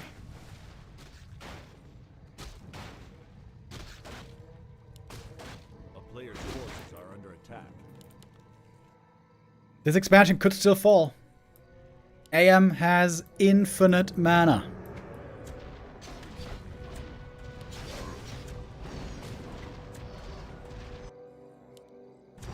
One Skelly checking the expo, but there is no expo. Oh, Crypto taking a lot of damage right away. It's just so many summons, dude. It is so many summons. Maybe Happy has to give up the expansion. Maybe he has to try to stabilize on one base. These are crap late game heroes. If Happy can stabilize on one base and get destroyers, he would win this game. But he's got Fiends. Fiends are especially good against the summons, not so good against the footies, I guess. Heal Scroll comes in. Triple Water Elemental, level 3. Beastmaster gets level 2. Bear has to be summoned. And there he is. Beastmaster's gonna die again. He might have been denied by the towers, I'm not sure. But he's gonna come back before too long. Happy with so many losses. Needs more beetles, needs more skellies. Infinite supply of water elementals right here. The towers are trying to do their best, but they can't do it all. The defense footies don't care about the piercing damage. Happy's about to reach tier 2. Statues would be a gigantic help. Happy has lots and lots of resources. He could also go tier 3. He could go tier 3 here and try to get destroyers. Happy, staff's home. Wand of Negation is also crazy good here. He's gonna buy it. I don't even know what the cooldown on Wand is in the shop. Oh shit, is Happy doing it? We got DK on the way. We got no Slaughterhouse yet. Happy needs to macro up. Slaughterhouse needs to be coming right away. Archmage hurt. He's got another heal scroll. Lots of acolytes died here. There's almost none left to mine.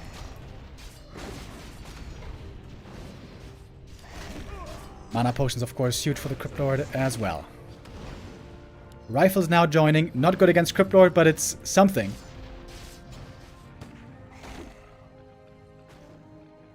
Archmage gonna get another fiend here, isn't he? Oh, the coil misses! Split second. Finally the Slaughterhouse. Happy. Maybe panicking a bit.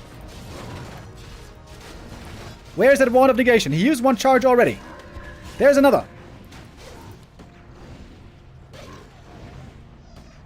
The beetles in the towers are kind of holding. Beetles good against the footies.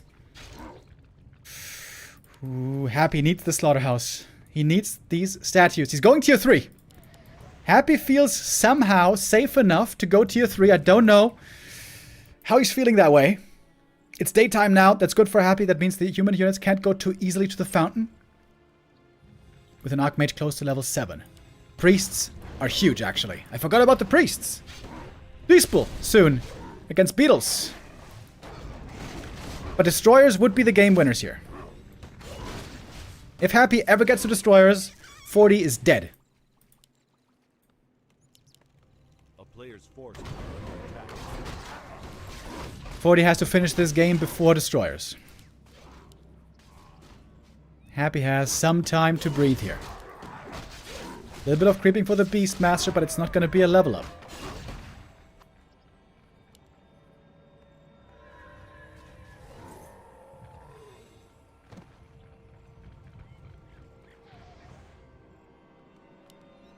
Maybe he's going to try to take out the Slaughterhouse. Those are the key units. Happy could remake the Slaughterhouse over here. I think he should. Happy's army is still not that impressive. Oh, statue. Happy has to save the statue. That's his most important unit. He does save it. Happy has to make the Slaughterhouse here. There we go. Now he's doing it. Happy a little bit late on some of these macro moves. Towers are coming. I wouldn't even mind double Slaughterhouse here for Happy. Happy with the Impale, trying to take out the priests. That's one kill. Oh, whoops. The creeps are still here. Awkward position suddenly. Watermetal gives more experience. DK would love to get level 2, but he's not there yet. Fiends hurt again. Happy still lacking a lot of things. Beastmaster level 3. What's he going for? Bash Bear. Quite good against Fiends. But tier 3 is done. Happy, where's the second Slaughterhouse? Happy, happy, happy. You need to macro. But time's ticking. Slaughterhouse done. Needs 150 lumber for the Destroyer form. No, he's not making it yet. But the damage of the rifle army here isn't that high. Fortitude knows he's running out of time. Happy has a supply lead. He's got Lich coming. Fiends coming. Soon Destroyers. Cryptord level 5. And that Impale is insane against rifles. I think Happy's done it. I think he's done it. Holy!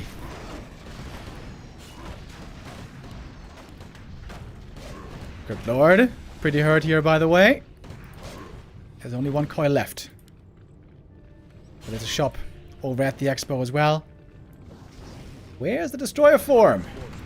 Happy. Not microing the statues there for a moment. It's going to cost him 1. Still no Destroyer form. What is Happy doing? Lich and Ghouls clear out the main. Happy can play Ring Around the Rosie here. Use more Impales, create more space, can buy some items here if he wants, but he's kind of broke. Very weird that he didn't get Destroyers yet. But he got the heal scroll and invuln, and now he can join his forces together. He's about to get level 2 DK finally against a level 7 Archmage. He's got Mass Teleport finally. Still no Destroyer form. Are you kidding me? Happy can't afford it. He's got the lumber for it.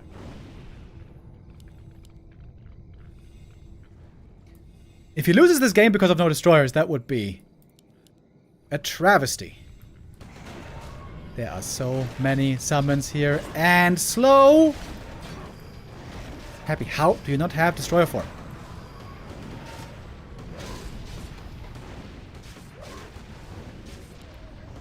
Oh, Lich.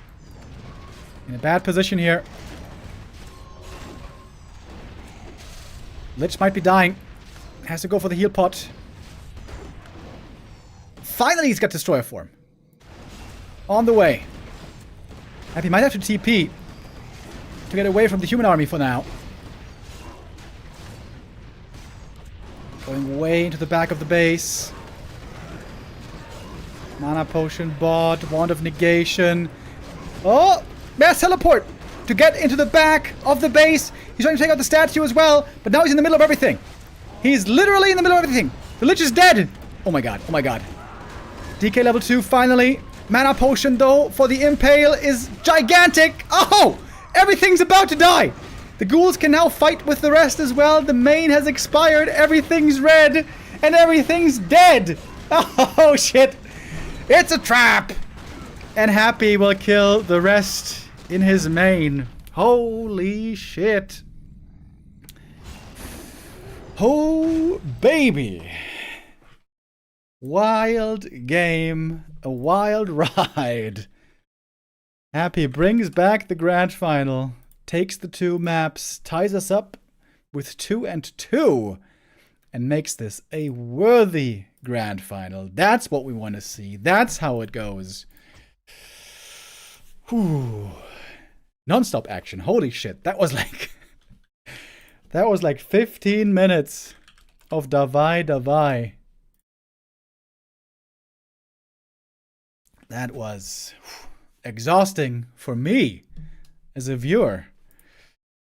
One would think that these 2 guys would take a break here, but no, that's not what they're doing. They're going to hop into the next game here in just a moment. We're going to have a map 5 decider. Just like 2 days ago, Happy loses the first 2 maps, but then brings back the next 2. What's going to happen on the last final map, though?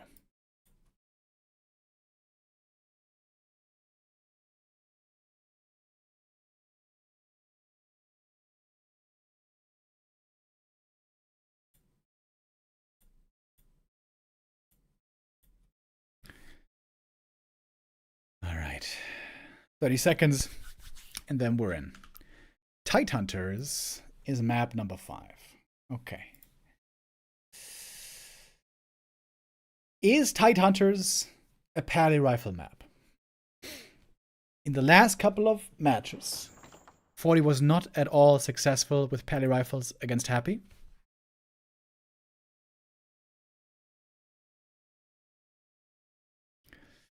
It's again mind games. The safe route for Happy is to go Cryptlord in case it's pally rifles, and if it's not pally rifles, Happy can still win, especially if he has a good early game.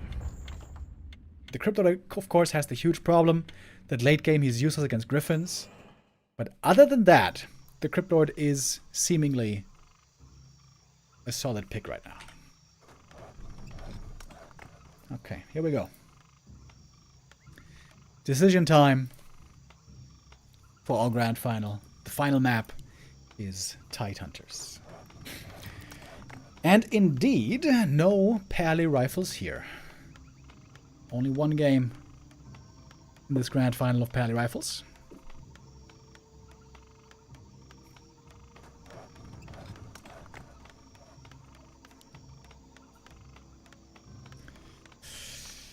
I still can't believe that Happy held there, by the way.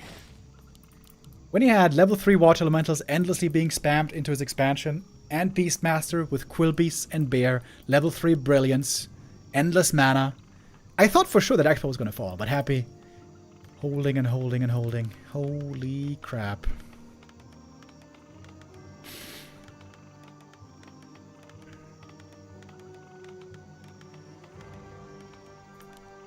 Okay then, Archmage. What's it gonna be for Happy?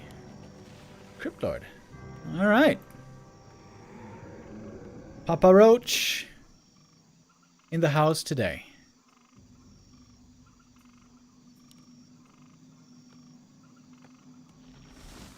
It was Cryptlord every single map, right? Wasn't it? Or what was it on map 1 again? Yeah, it was. It was Cryptlord every single time. Don't you know how much time UD would lose if he scouts for the hum build first, and then choose a hero? You can't really do that. You would lose a ton of lumber or gold. It's not really worth it.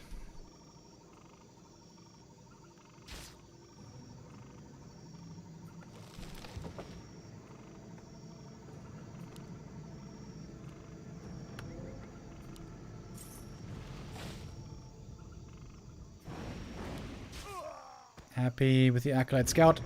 Saw the lab creep early. And he prevented the pull, so the Rock Golem is going to use his spells here. That's going to make creeping this camp a bit harder. Quite a bit harder. You can see a lot more damage on the units here than ideal. But it's going to work out well enough. Ruined Bracers, good item late game.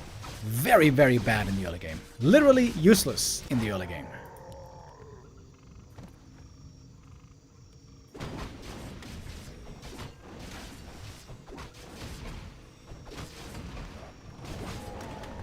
Slayer's forces are under attack.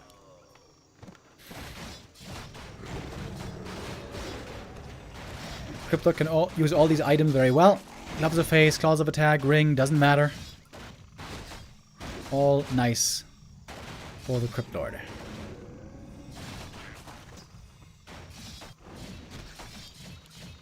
$40. Not expanding yet. Happy's trying to get a fast level 3. Very good on this map. You can creep 2 greens here after the natural. Happy's teching. It's a fake expansion for the final game. Oh, damn. Happy trying to put on now serious pressure as he's going to get level 3 against the human expansion. And I don't know if 40 is aware.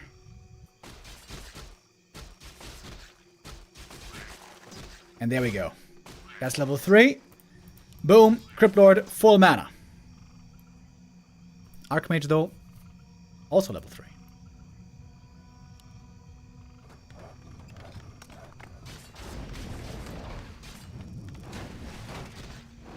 What targets is Happy going to be looking for?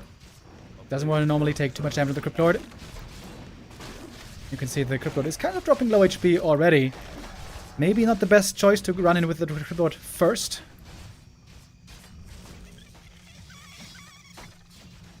And there's not too many beetles here, to be honest. So 40 is aware now what's happening. He's facing one base Crypt Lord.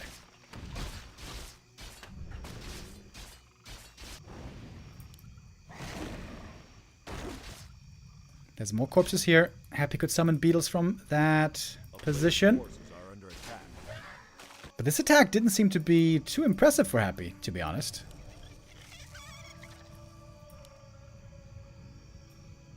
Not a great start for Happy, if you ask me. Win the Archmage. Look at that. He knows there's ghouls here that he can chase down. At least one. Lord, staffing back in. Oh, but the Yakin Tower is here. The Yakin Tower is already finished. Oh, that's going to protect the peasants very well. AM is also here. Wait, Crypt Lord is just dead. He can't get away. Archmage could just run him down here. Unless there's an impale, maybe. Oh, Happy. Bad spot for him. Very bad spot. Crypt Lord does at least get away. Barely.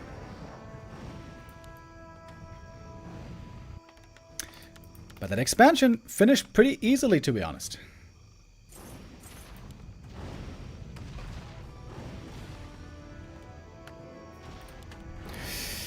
Happy's gonna have to work some magic in this game.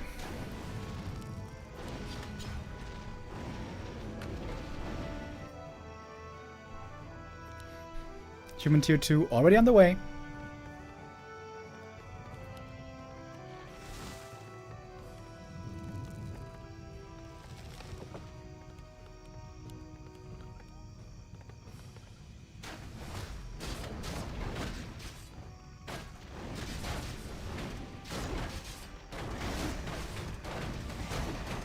Happy has a very good defensive setup here with the tower with the beetles. 40 doesn't want to push too deep. If he loses too many footies, then the counterattack could be painful.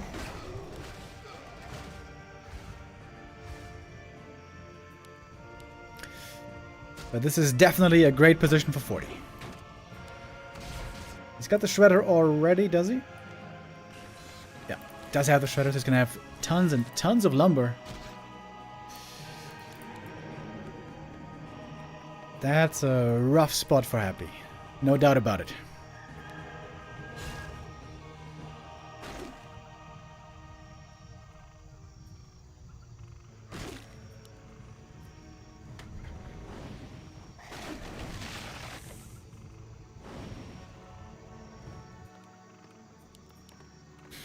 Tier 3 tech halfway through. One statue also being stuck here behind the trees, but now should be freed.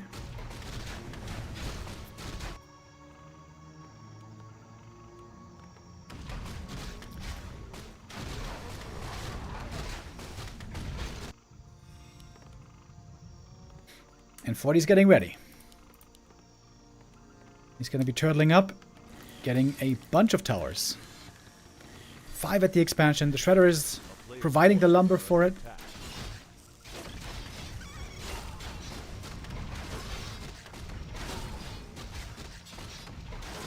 DK trying to solo creep, get that level 2, but this is also proving difficult. He's losing all the beetles. Oh man.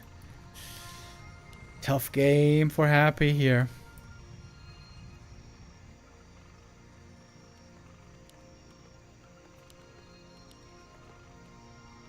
Three towers in the main, 5 at the expo. A player's forces are under attack.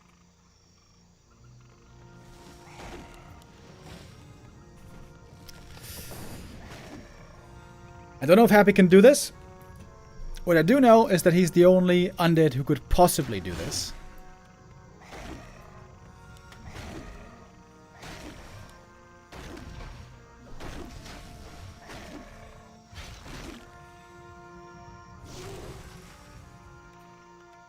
Forty now thinking to himself he just has to play it clean. Make no mistakes, get ready for the destroyers, play a good defense.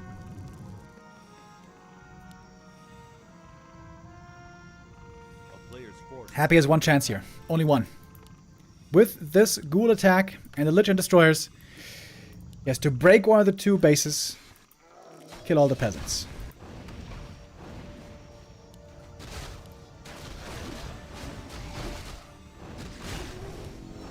Alright, that's level 2. MK also with a nice quick level 2. Clap might be good here against the ghouls. And he got the heal scroll. Yeah, I got the heal scroll. But there's a second one available. Gyros already on the way. 40 playing this very well. Really, really good macro. Forces are under attack. Happy's running out of time. Now or never.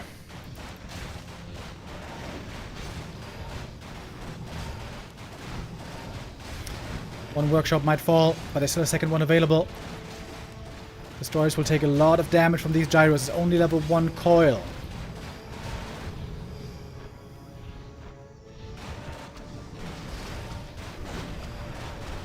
And the destroyer morphed.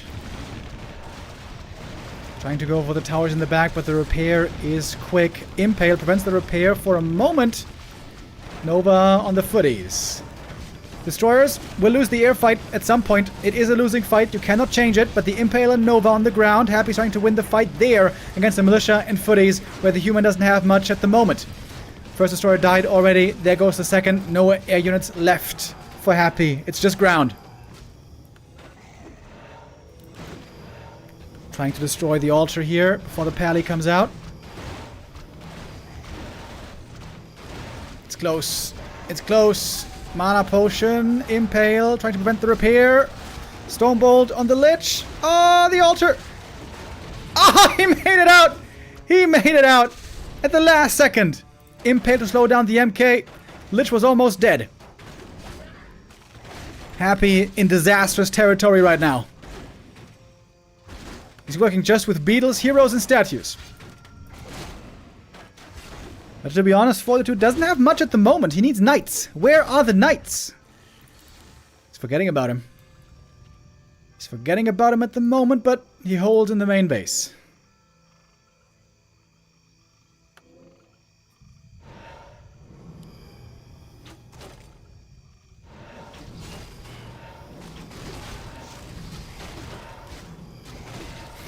Happy falling back, creeping up a little bit. power of late game undead. You can creep and heal at the same time with statues. But 40 seems to be looking more confident. Targeting the Lich, the weak piece of the army. Stormbolt. Holy Light, and the Lich is almost dead. One more coil is necessary, but he can't get him.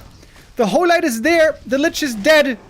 And this might be the game. That's a loss that Happy cannot afford. AM got level 4. More mana now for everyone. A-bombs are joining, which is kind of surprising. Lich is resurrected quickly, but still, that's a lot of time for 40 to relax. Or at least to breathe. You shouldn't relax. Risk on Aviaries. The Griffins are coming.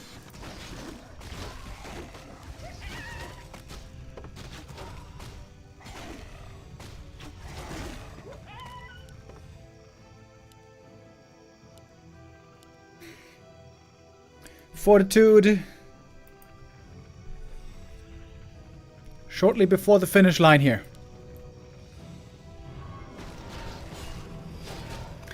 Normally, Cryptod cannot even beat Griffins if he's on 2 bases. Being 1 base versus 2, this should defy all logic.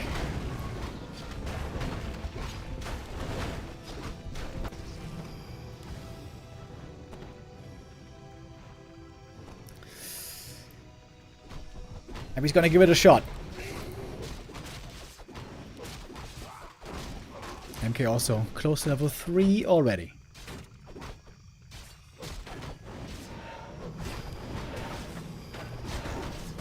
Oh, Pally is probably dead here. That's a triple level up.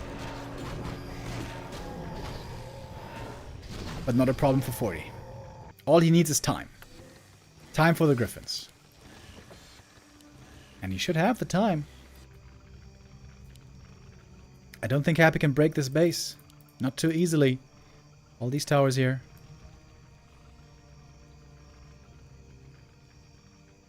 Happy trying to go to Banshees. A slow transition. Players' forces are under attack. While attempting to creep up the rest of the map, take it away from 40.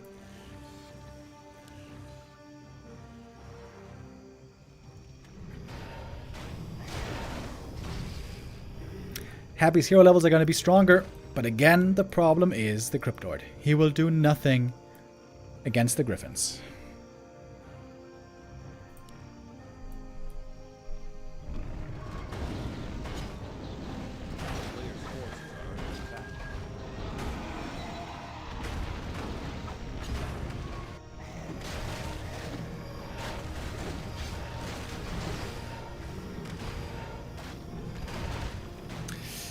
Double Scroll of the Beast for Happy is also not the greatest. He needs level 3. He's almost there.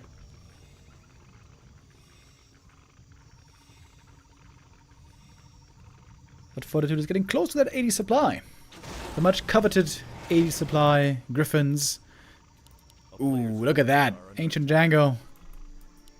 Great item there as well.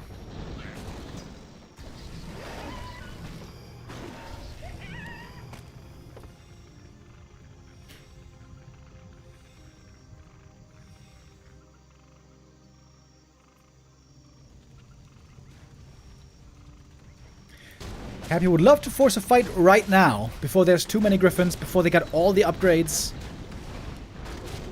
But he can't force a fight. He would love to take it right now, but 40 can always just TP out. Oh, coil. Too late. Also, there's no Banshees here yet. Oh, those A-bombs are getting wrecked. Fiend count not there. Banshees not yet here. Happy gets 1 Griffin. That's going to cost him probably a handful of Fiends. That's the second one going down for him. TP away. One more time. Wait. Happy skilled level 2 Aura on the DK. Level 1 Coil. That was certainly not intentional. A rare lapse in concentration by Happy. Okay, this is it. Last chance to win this final. Last Destroyer Morph. The gyro count is low. This is what Happy's banking on right now. Take out the towers. Take out the economy. Before the gyro counter is ready. And it's working sort of at the moment. DK level 4. That's finally level 2 coil. There's only one workshop still. No double workshop. But we still got full mining. Happy took out the towers, but honestly, they just bought time that didn't do too much in the end.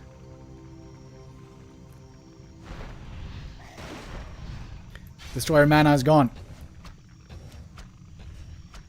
Now 40 can fight much better once again.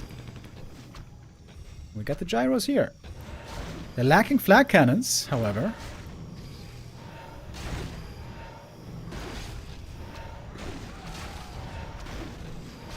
Alright, peasants now under attack. How long is 40 gonna wait here? Happy has a supply lead, surprisingly.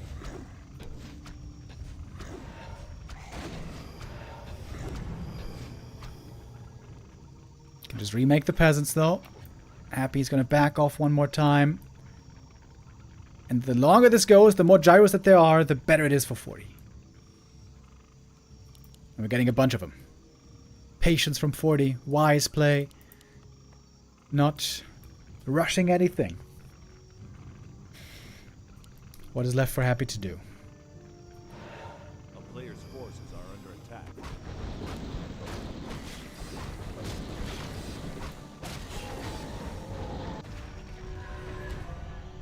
Trying to get crippled at level 5. A surprise impale and hero kill. That seems to be the one way that Happy might be able to win this game still.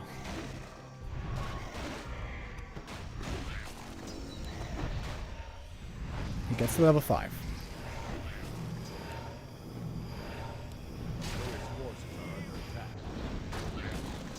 Alright, that's the last creep camp on the map. Pally could have gotten level 3 here, actually. That's kind of sloppy.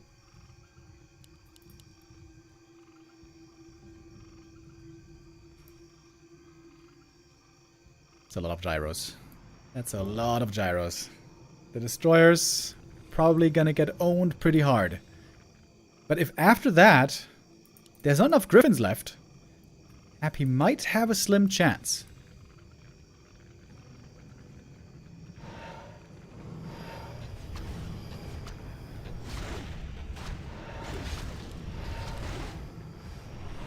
Okay, here comes the flank.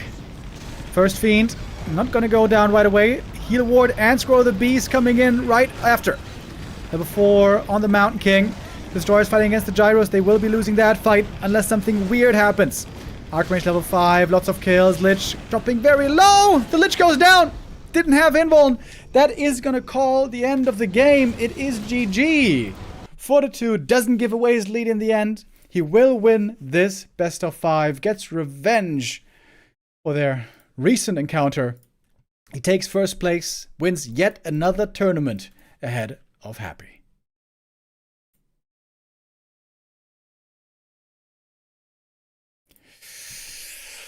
Fortitude doing it again. Alrighty. Well played, well played. Their rivalry continues. Good series. Happy, maybe a bit too stubborn with the Crypt Lord. I feel like on Terenas Stand, especially, he's not a good pick.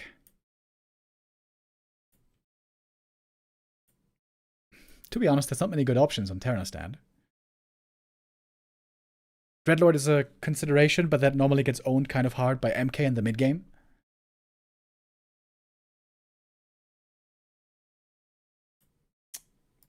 Difficult to say. Close series, though. Close series. The rivalry between these two continues to be a very, very even one, and one that is of the highest level imaginable in the scene. As a little indicator here for you, this is what their recent results have been looking like. It has been extremely back and forth lately. Look at that.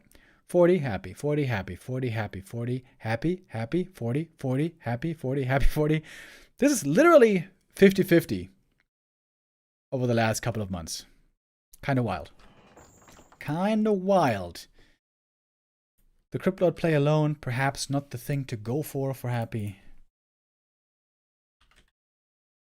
Maybe the Lich has to return.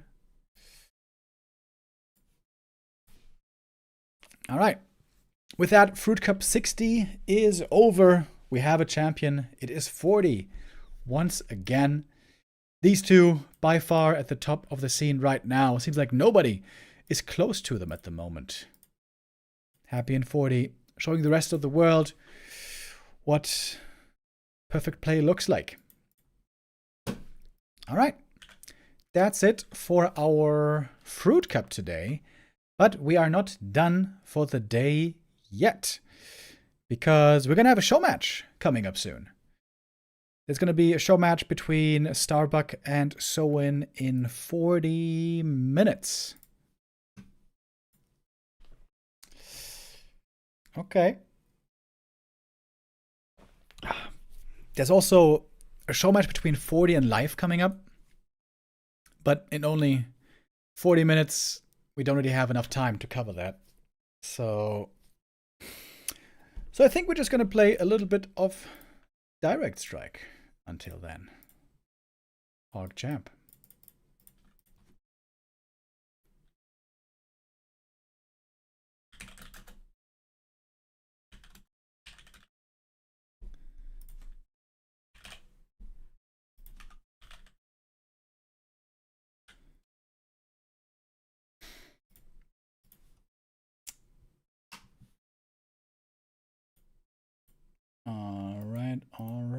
All right.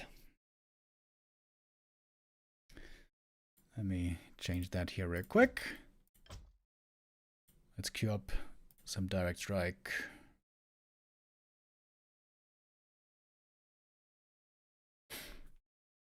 The games of 40 and Happy are amazing, but it must be so stressful for them.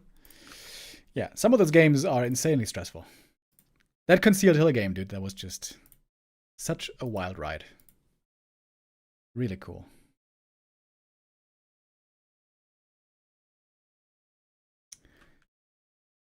Okay. Wait, what did I want to do? Oh, yeah.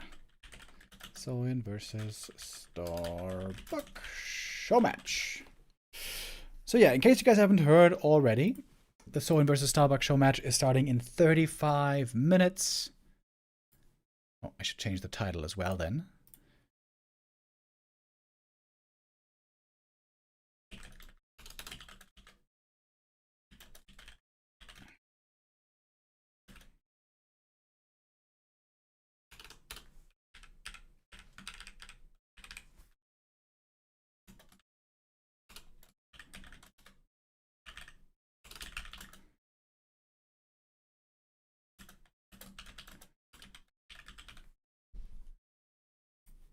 Okay. Got the title updated. So we got a bit of time now to chill. If you guys want to get some snacks and something to drink, now might be a good time. Because, yeah, we got about 35 minutes to kill.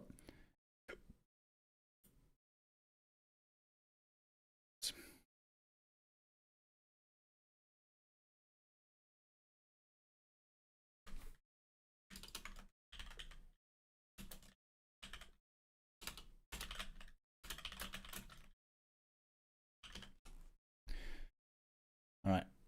I'm going to go to the kitchen real quick as well. And then I'll be right back for one round of Direct Strike.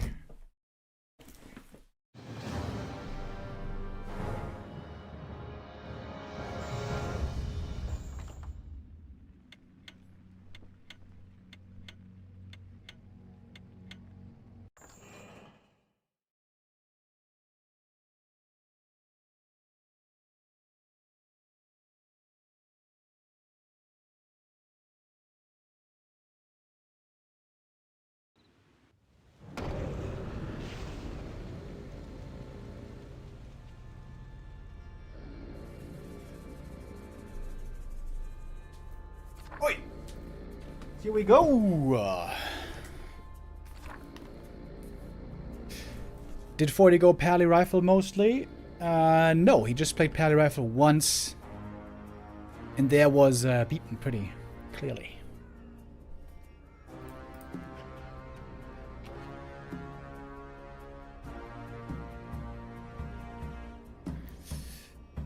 Alrighty, baby. Let's go for some direct strike.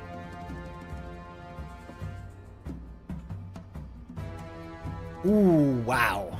That's a crazy good card. Priest, Necro Statue. This might be the best tier 2 card imaginable. Hog Champa. Now all I need is MG and Chim. And Dragonhawk and Gyro. And then this draft is insane. Oh, I got this. Fairies are also pretty good though. Wow, this draft is amazing. Knights aren't that good, but other than that, this draft is insanely good.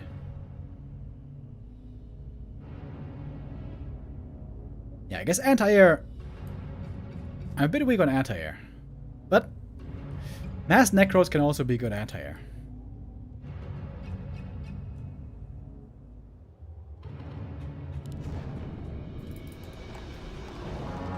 What's up, Remo White bro? Not much, man. Playing some direct strike.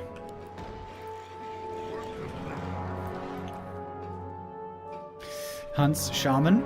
It's a fun combo, but I always feel like this one's hard to make work. Rifles, very good. Hunt's Dryads. Oh, I don't like this guy's draft at all. What is this? Hunt's Archer Dryad, Hippo, Necro, Flying Machine, Wagon, Kodo, MG Destroyer Worm. Okay, MG Destroyer Worm is crazy late game. But I think early game this guy looks kind of sussy.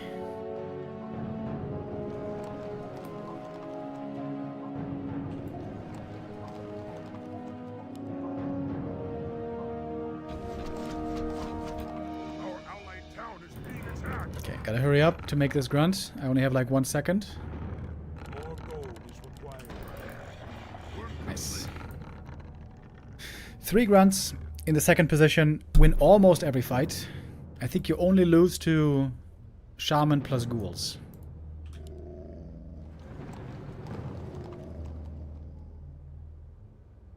Well, I do win against 2 grunts, of course.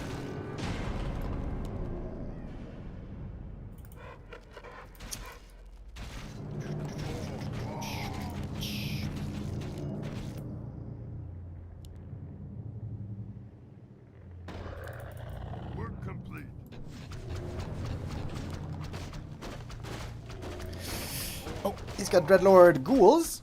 That's a strong combo. Oh, I'm worried about this guy. Oh, orange guy.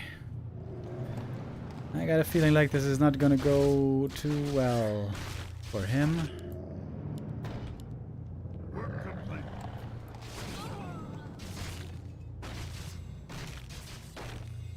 Still not gonna win this. Lifesteal. Cheater.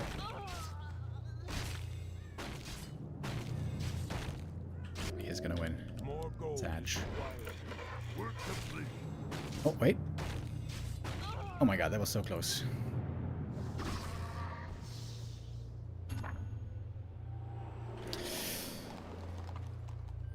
Wait.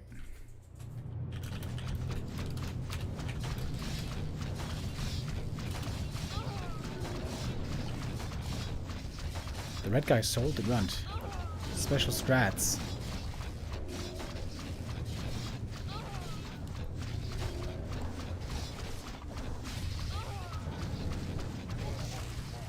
Research complete.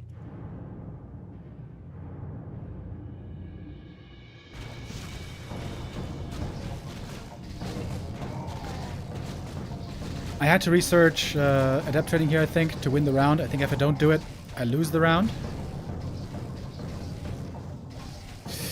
Which is a bit annoying because that means that my hero is going to be very late.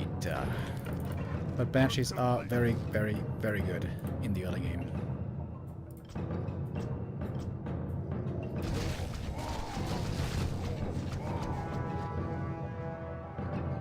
Archmage.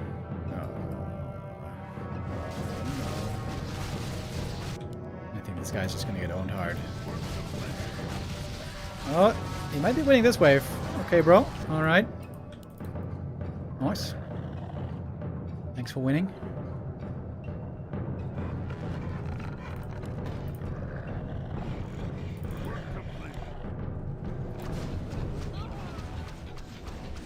Why is the Dark Ranger here? What the fuck? Oh god. What are my allies doing? I got such a good early game. And they're messing it up.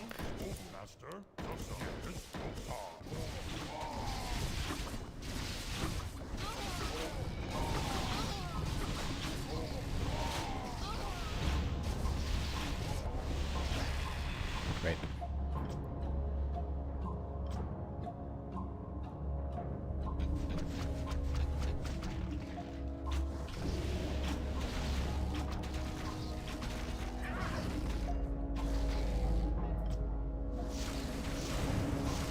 Oh wow. Making a ton of shaman. Alright.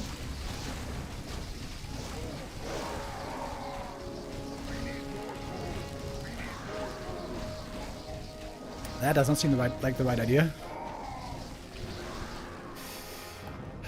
But my allies are kind of bad.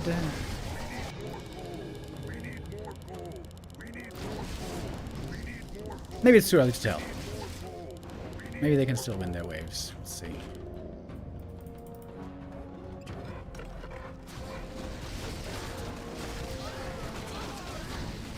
Oh, well, certainly losing that one.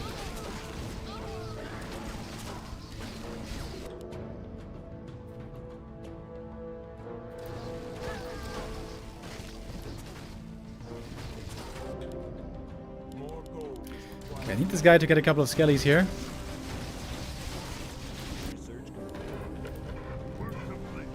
What are these heroes?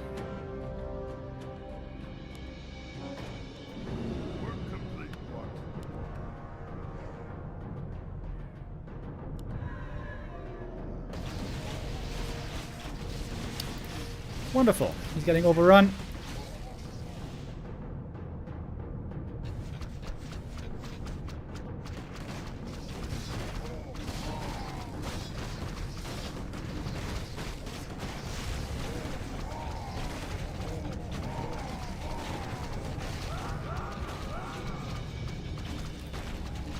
Couple of lightning, really.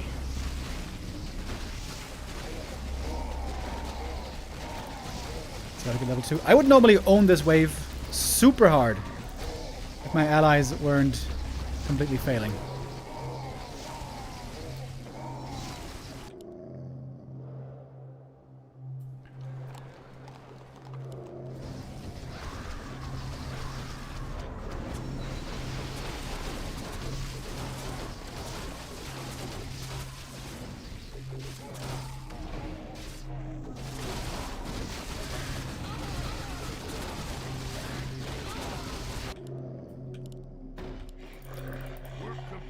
Dude, it's incredible.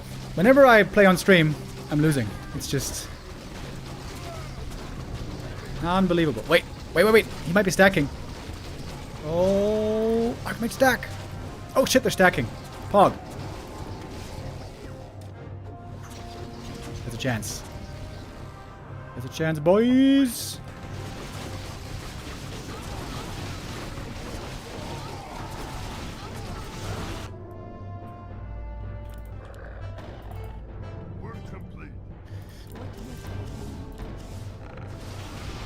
Come on, man.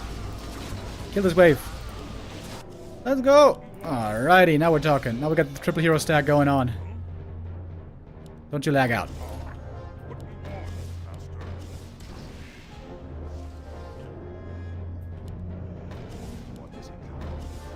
I was getting almost emo again because I kept losing on stream all the time lately.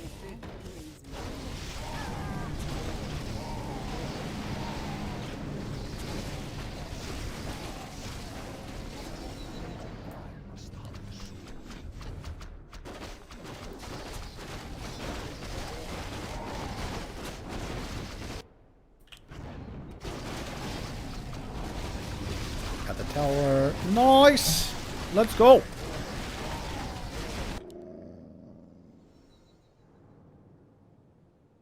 Yes.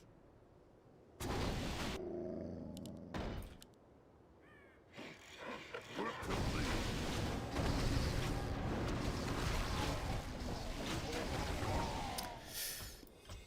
Damn.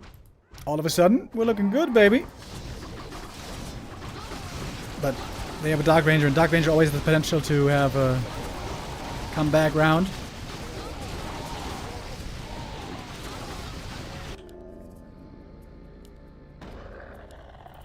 Work complete. More gold is required.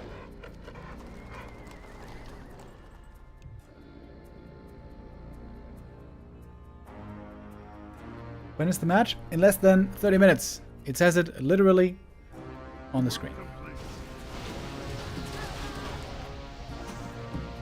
Bro, what are you doing?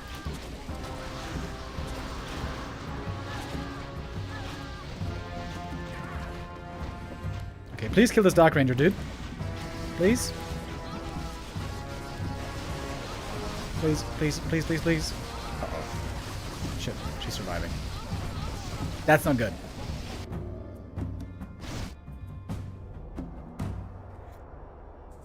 Holy shit, dude. This lag.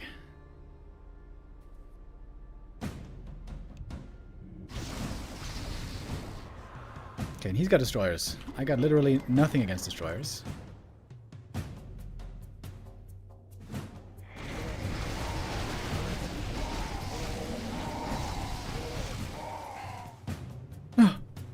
Dude. Please. Stop.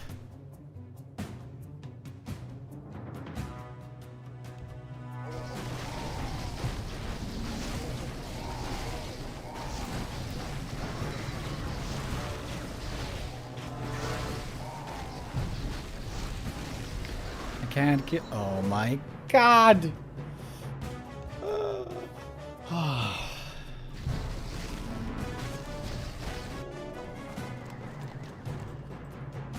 Bro.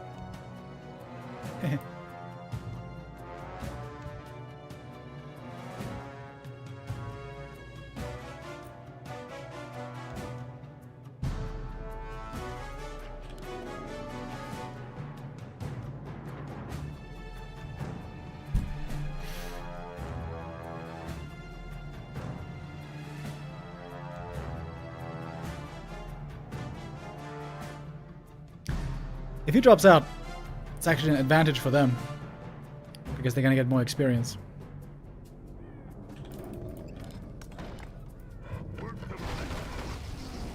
Oh shit. We're gonna get overrun here. That's why I'm going greedy.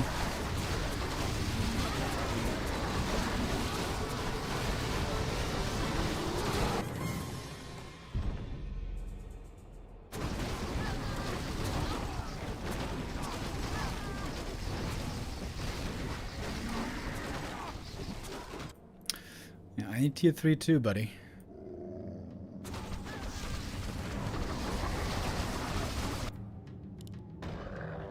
Work complete.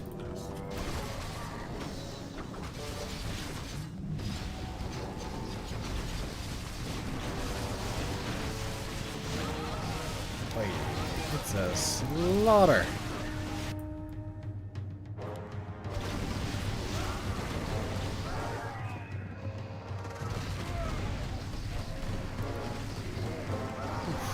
That guy.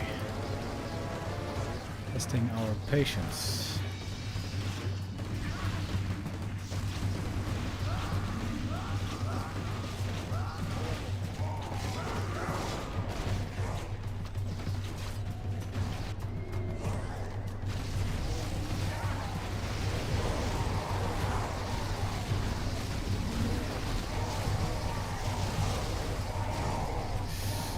I think I need some destroyers as well, if you ask me.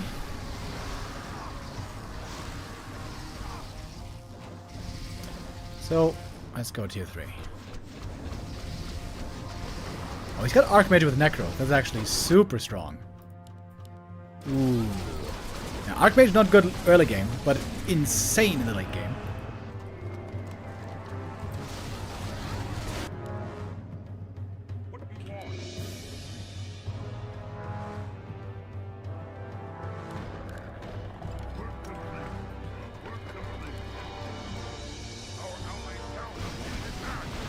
Oh yeah, that one's gone. Almost gone. Bears are crazy good as well, by the way. Crazy good.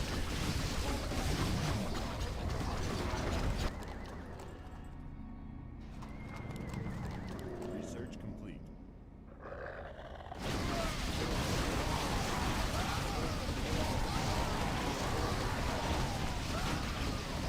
Dark Ranger versus Dark Ranger.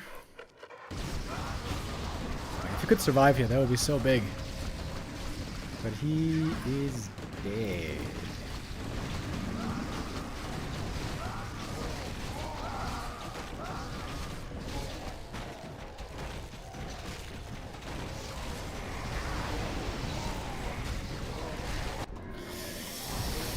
Yeah, I really need tier 3. But I've had 3 bases for a long, 3 gold mines for a long time. Our late game heroes are pretty good. Better than theirs, probably. Farseer is not a good late game hero. Why no priests? I got some priests. I got 2 of them.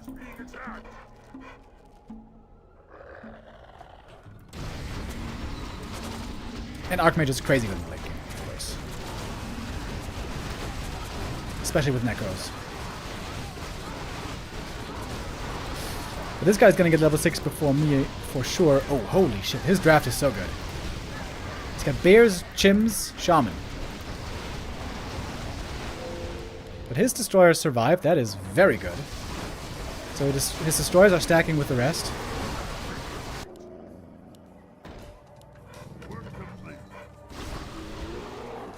He's got knights now to block in front of the hunts. That's also pretty good. He's level 5 already. Okay. Come on, bro. Do it, baby. I think the red guy's barely winning. I got level 5. Shit.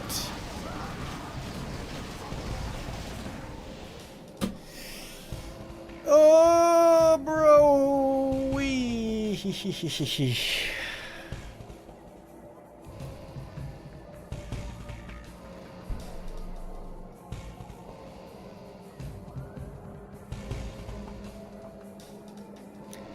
Can we please just kick him?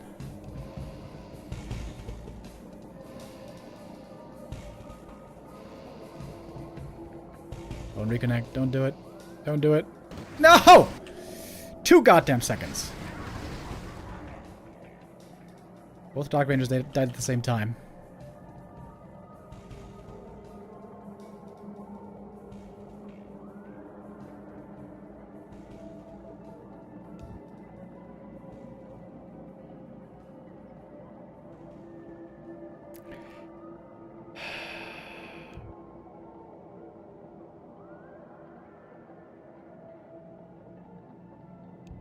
Kick.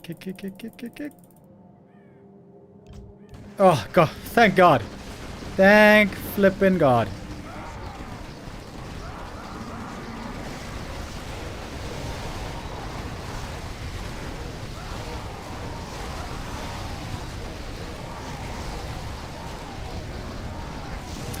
He's got a lot of destroyers, which is not great for me.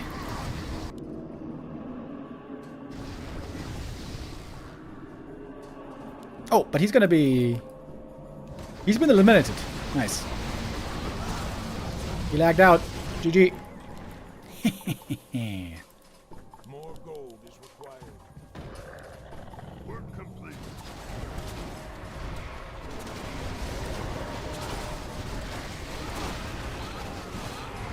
This traveler's gonna get a lot of experience, though. He's a little bit scary. Oh, wait, I should get an orb, I just noticed. Have a little bit more against air.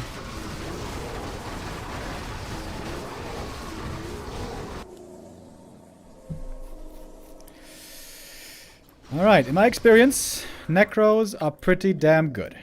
So let's make some Necros. More gold is required. More gold is required. Fairies can be a bit scary against them. But we'll see.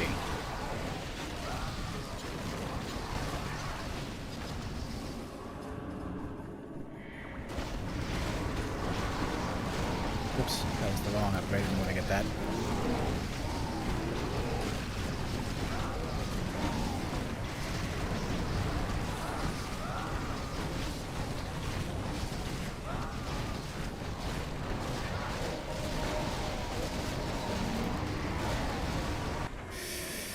And I guess I also need a spell shield.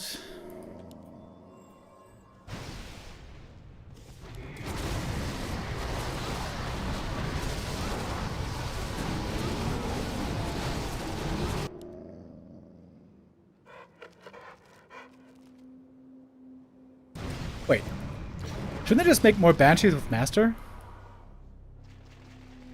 The one guy's got ghouls. But against this guy, it's really good. You definitely get master training. Work complete.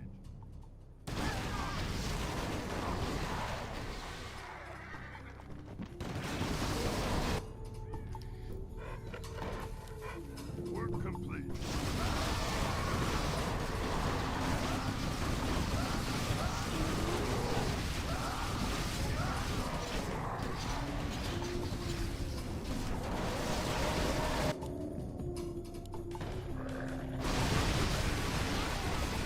Uh-oh. He's level 6. He's gonna use that against me. I need Banshee Master right now, baby. Right now.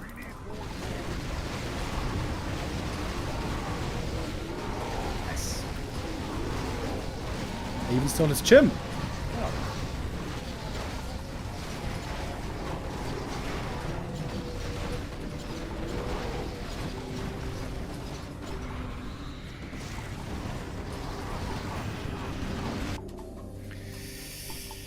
Okay. I think we're losing though. Oh, he's gonna lich second. Very good second hero.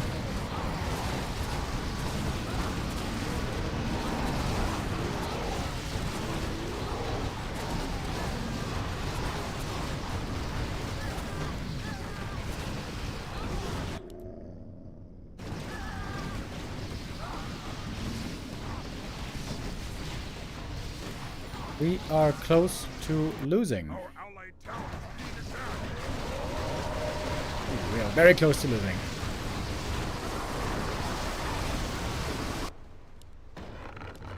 Work complete.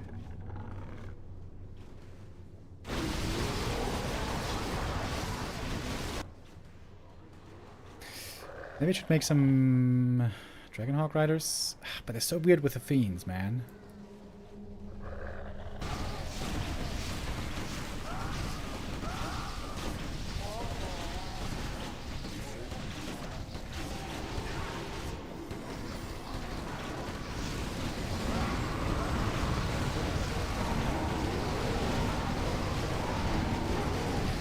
We're stacking with the Dark Ranger, that's good.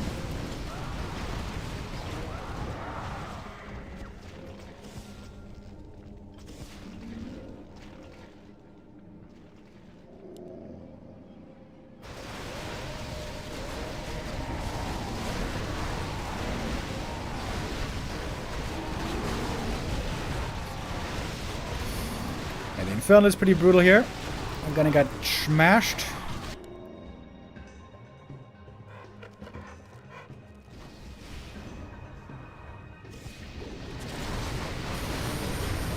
Archmage with Shadowhunter is also very nice.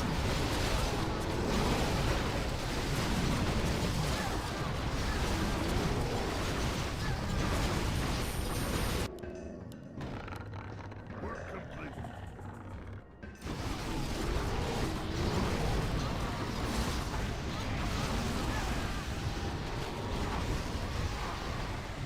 Oh boy.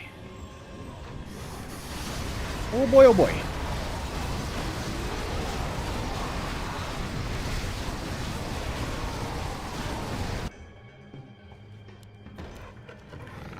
I wonder if I should just keep making necros or something else.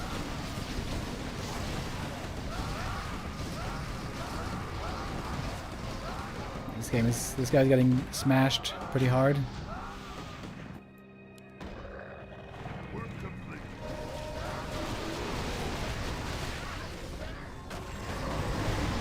Come on, baby. Give me level 6 finally, please. I got it. Finally. I don't think I'm strong enough to push back here, unfortunately. Research complete.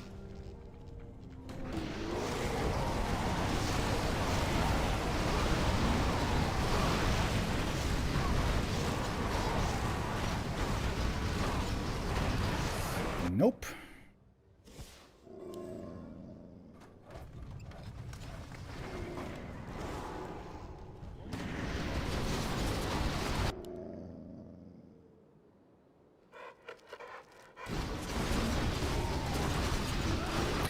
Chims don't make sense into rifles. Not really true.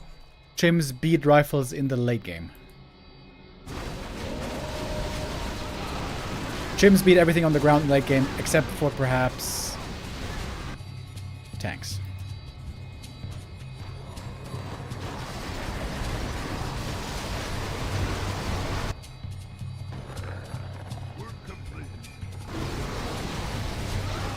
I think we might be dead.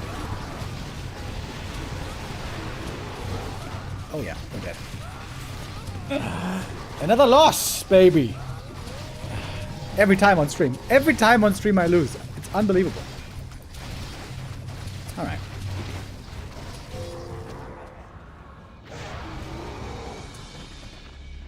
That's okay, I guess. Nothing new. Alright. I am in a Discord group.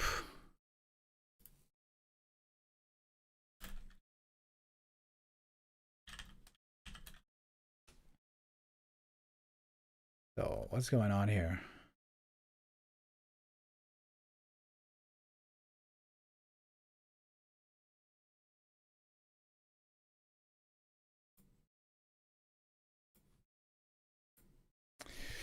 Okay, looks like our boys are about to get ready. We're just going to go into one small break right here. And then we'll come back. It's time for our show match.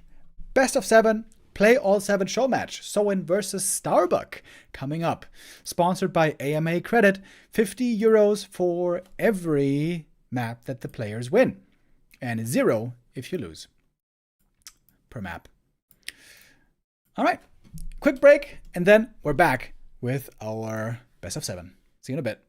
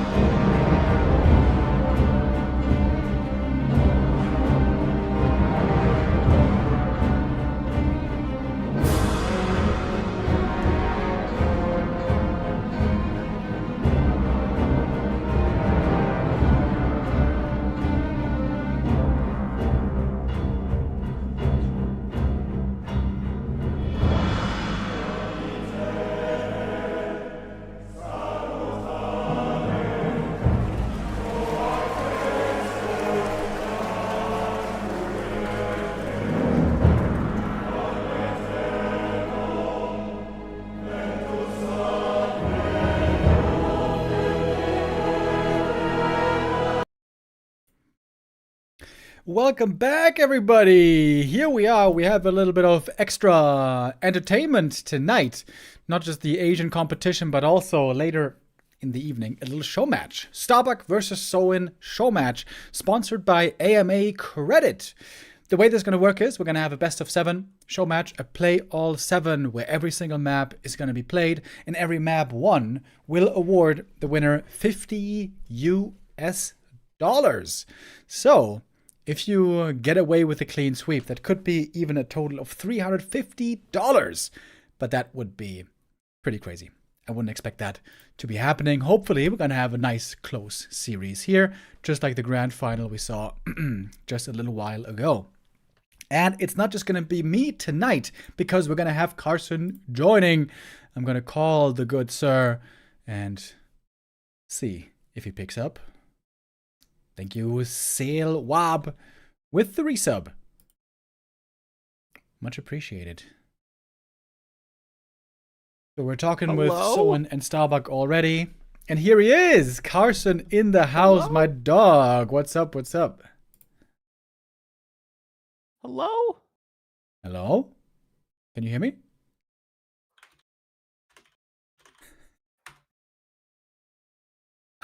He cannot hear me. Wait. That's on my end. Oops. Sec.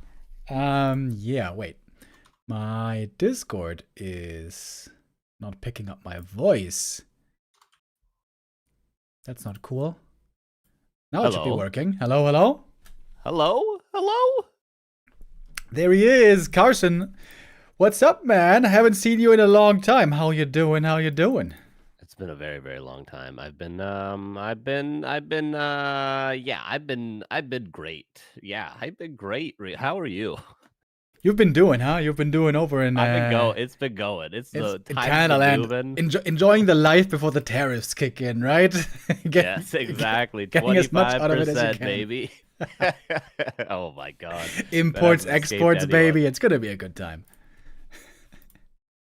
Oh God, yeah. It's an interesting world. It's an interesting world, and I've been a little bit sick all week because I was traveling on the weekend, so I'm getting over that. And you know how fun that can be when you have to yell at video games at your screen in your room by yourself. But yeah, it's pretty good. How have you been? What you been up to? You've been grinding today. You've cast like 100 games. Hell ye special. Thanks to both of you for casting, man. How were the man. series today? Yo, I've been doing good, man. I was also sick a couple of weeks ago, but I've been doing good other than that. You know, the typical Christmas, New Year phase was way too much alcohol, way too many relatives, and I think that's what made me sick. But now we're back to casting, we're back in the groove, we're having a good time, and I want to thank again AMA Credit, who hosts this tournament and sponsors it graciously, also coming in with, again, 4,000 bits. Bro, you have been supporting us so well over the years. Thank you so much for that support, and thank you for sponsoring this all today. Yeah, we're gonna get into it soon here. Starbuck and Soin gonna be our 2 contestants today. Carson is gonna do the honors, admin-wise, do the hosting, and gonna take care of that. Yeah, Starbuck and Soin, I wonder, by the way, what exactly... I'm gonna ask AMA Credit. Hold on. Where is he? There he is. By the way, why exactly choose these 2 players? Did he tell you? Because he didn't really tell me. He just told me, well, I want to host a tournament, or a show match rather. And how about these 2 players in for a show match? I was like, yeah, hell yeah, why not? Did he give you any more detail? I think initially it was gonna be Hitman, but Hitman wasn't interested, or more specifically, just didn't respond to me. Nice. So we moved on to Soin, and Soin might be the better option. Probably is. Probably the more active player. Probably the more competitive match between these 2. I do think Starbuck is, I'll be honest with you, quite a big favorite currently in his shape, but I think it still could be a 4-3. Yeah, Hitman, last time I talked to him, he told me he was retired, so he didn't want to get involved there. I also asked him for a show match, by the way, independent of AMA Credit, and he just told me, nah, not feeling like it. Good old Hitman. At least he responded to you. Well, that was a month ago or so who knows what his state of mind is now. But, all right, I think we're ready, boys. We got the first map over here, the Play All 7 show match. Let's jump right in for our first map. One of our favorites. Ooh, this is lagging hard for me. Holy shit. Ooh, we can go flow. Yeah, I think once I reconnect, like I did here, it's fine. So this is looking kind of okay now. Yeah, Amazonia. Off we go. Yeah, the map pool a little bit different. It's of course play all 7 as you mentioned, so we're gonna get 7 maps no matter what, even if it's a 7-0. We have Amazonia, Autumn Leaves, Concealed Hill, Echo Isles 2.0, Hammerfall, Tidehunters, and Twisted Meadows will end it off. So Amazonia probably the only weird map of the 7. But it's cool. We don't get to see it too often. And I think for human versus orc, it's actually okay. Probably slightly orc favored, arguably. But I think it's a decent map for this matchup specifically. Yeah, normally it's considered a pretty good map for pally rifles, and I think this is the interest of many viewers out there, and also of many orcs. How do we beat pally rifles? What's the way to go? But surprise, surprise, no pally rifles here. It's Archmage instead, eh? Yeah, I think we're going to definitely see a lot of pally rifles today, but it's cool to start things off a little bit more standard. Maybe keep someone guessing. We saw some things like there was a YouTube video uploaded on our channel of Happy just going TC, blind countering the pally rifles. So I think to start a long series off that's going to go 7 maps with a little bit of just an establishment of what you're going to play, more standard play maybe from Starbuck to keep someone on his toes. I think that's the right way to do things, and Starbuck is probably doing this intentionally. You've been playing... Oh, hold on. We're going to get into it here in a moment. You've been playing a bit of ladder as well and streaming, I think, a little bit, right, on your ungodly hours when sometimes I saw them. In your ladder games, how much pally rifle does one encounter? Much more than previously, but I'm from US West back in the day where a lot of pally rifle was played. American players had a tendency to play pally rifles because of players like Furf and HTRT. They were very, very strong pally rifle players, so it was more common in NA, but I've been seeing it like 2 to 3 times a day, which before it was maybe 2 to 3 times a week. I love playing it though. I beat it every single time. Free MMR. Oh, interesting. What's your strat to beat it then? I think I've heard you talk about it, or I've heard somebody mention that you've talked about it. The Farseer. Yeah, Farseer, Panda, Firelord, 9 Headhunters. And I go Tauren Totem, so it's Tri-Hero with 1 Tauren and 9 Berserkers, and you have that by 7.5 minutes, so you hold their Blood Mage timing. Very, very strong. Yeah, Hitman even told me you stop at like 34 supply or whatever, Headhunters, right? And second hero Panda. And then double Totem, he told me on the way to tier 3. Oh, interesting. I haven't actually seen that adjustment from him. I did get the strat from him initially, but it was just from watching him on Flow. And then the Tauren thing, I sort of arrived at by myself slightly. But I saw Starbuck go a single Kodo as well when he was playing Orc. There's a lot of different things with pally rifles, which I'm sure we're going to see none of from Soen because he plays TC second against pally rifles. Yeah. I wanted to get some of these orcs on board for me to at least start trying to play that tier 3 triple hero Firelord and Tauren stuff, right? And I asked Soen, he was like, polite as the Koreans always are, I'm not so sure that this strat is so good. And I showed him the link from Raraland where Tiesyok played it, and he knows Tiesyok, so he has some respect for him. And he's like, okay, I don't know, maybe this can work. Maybe he just won because he had better micro, but I would love to see somebody try it. We had FoCuS, for example, today, trying something else. He tried Blade Master, heavy creeping, going tier 3 with Blade, Mirror Image, Grunts, and then late game tried to go Bloodlust. But that didn't work out at all. Bloodlust didn't even get close to ready, and he was just overrun. And that's the big problem, right? When the pally comes across the map with the Blood Mage, are you going to be ready with your tech that you are intending? Which, didn't see too much. We're getting a bit ahead of ourselves here, I guess, talking about pally rifles, when in fact this game isn't even about pally rifles. Let's go Remo and Carson.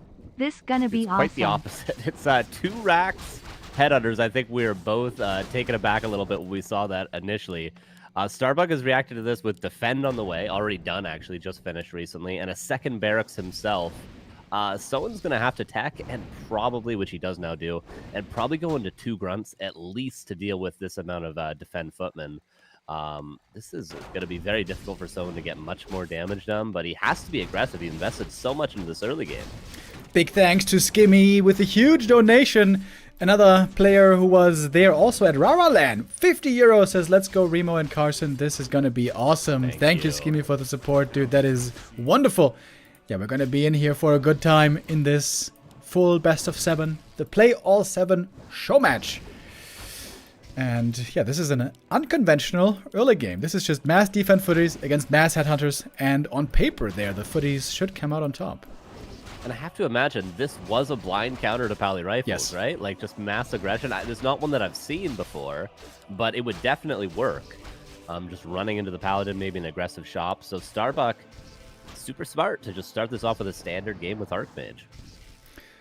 Yeah, that's kind of the problem right now for the Orc, right? Because you have to get ready for so many different styles. It might be rifles, it might be cast, it might be expansion, or it might be the Pally Rifles. If only you knew what you were facing, you could try to counter it fully. But that's the strength, I guess, of human. You can play whatever opening you want, sort of, out of the strategies that there are, and they all kind of work.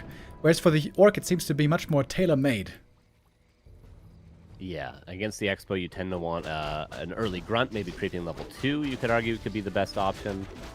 Against Pally Rifles, I guess people haven't really sorted out exactly what they want to do yet. Soen seems to be, I mean, maybe I wouldn't call this desperate because it's map 1 of a 7-map series. It's totally fine to go for something a little bit more cheesy, a little bit more blind countering when you're playing this many games against somebody. But certainly, this at least confirms that Soen hasn't found a solid standard solution to Pally Rifles, going for this sort of a cheese. And now the Mountain King's already out for Starbuck. Could have gone for a Panda as well, I feel like. But keeping it as close to standard as he can. And he's just going to march forward. And Soen is pretty screwed here, I feel like. Yeah, it's looking rough. The MK here with the Stormbolt can easily look for kills. The footies don't have much to fear. We are seeing a Torrent Totem being made in the back. Always good against defense footies. Doesn't have to be Torrents, just walkers.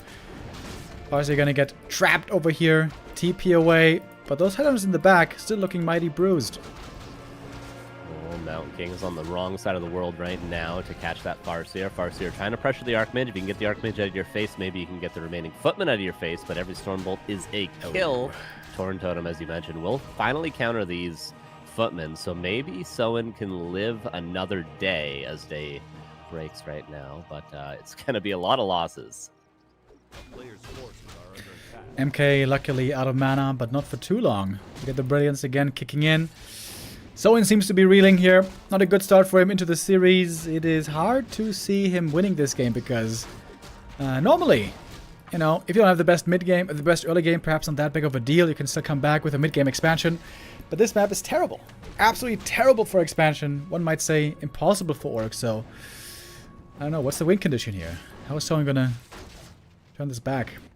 Yeah, it's difficult. It's not a good map for expansions, nor is it good to sort of run around and play from behind because it's a very predictable map. It's pretty much just a big circle. If you're not at one side of the map, you're going to be at the other side. So one Footman scouts at one side and the army goes to the other, and you can pretty much always pressure the Orc off any big camps, like a mercenary camp in the corner or one of the red camps, one of the shops. You should be able to know exactly where you're creep jacking. So it's going to be difficult for Soen to run around and play the hit and run style that maybe Orc would try to resort to in this situation. For now, Soen's going to get a couple of free creep camps. This is going to allow him to at least get Farseer, maybe level 3, maybe pick up a Zeppelin, maybe go for some sort of lane play as much as he can at least, because it is dual Sanctum. Which also means the Wolves will lose a lot of value soon when there's Dispel, and we're going to have the easy counter. Is he gonna go Shockwave here, I wonder? Soen has played lots of Chainwave in the past. Run in, Speed Scroll, Ensnare, Chainwave, take out the casters. And once the casters are gone, then suddenly you have a much better chance. Yeah, I think that'd be the right option here for Soen once he gets those levels. He's creeping pretty quickly. It seems like Starbuck is just going for an expansion. That tends to be a good way to play casters. They're better later on. So if you can force the game later, then you can get more casters, you can get more of that breaker front line that is oh so strong against the Orc heroes. So I think that's the right play now for Starbuck with the position that he's in. Soen continues to creep, and he will be close to level 3 on the TC if he's able to get one more camp. But here comes Starbuck yet again. Defense footy is still pretty good here against the Headhunters at least, but we don't have too many of those anymore, to be honest. It is level 2 Chain Lightning. That one didn't even really bounce properly, though. No, it didn't. This just looks like a sad game for the Orc, bro. This is not looking good. Yeah, he tried to counter something very, very specific with something even more specific. And Starbuck too smart to start things off. This is going to keep someone on his toes, though. This is a good game to start the series, to make both players aware that they're not just going to, blindly do one thing. Even though Pally Rifles have been very, very strong, Starbuck is capable of playing all the styles of human. So someone has to be more prepared than this. Yeah, according to the PRU, the Pally Rifle University, Starbuck is the second best Pally Rifle player out there, right after Fortitude, who we did see indeed play really well earlier in the day. Didn't succeed with Pally Rifles. Well, actually against Orc he did. But not against Happy. And looks like now Starbuck's just gonna tighten the noose little by little. He's got his Expo up and running. He's gonna have a lot of econ to work with. He's got the strong heroes. And so, and he's just in Struggle City this whole game. Never really getting a great foot off the ground. He tried to go Headhunter, that didn't work. He tried to go Walkers, that didn't work. He tried to go Chainwave, that didn't really work either. So it's a lot of swing and a miss for this first map. He's given it a fair shake. He's going to try to keep fighting as much as he can, but the Mountain King is only getting stronger. You could even see a Blizzard retrain at some point. Not that we would need it, and the expansion's mining. Soen probably aware something's going on behind this. But really, what can you do in Soen's position other than try to trade, try to win some creep camps, try to let your heroes play as strongly as they can, but the TC's still not even level 3. Needs one more footman to do that. And Starbuck is happy just to force a stalemate for as long as possible.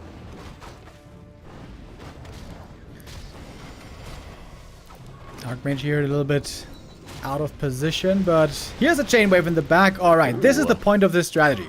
Take out the casters fast and then pick off the rest after. But the heal scroll was perfectly in time, and now it is the Farseer finding himself in trouble.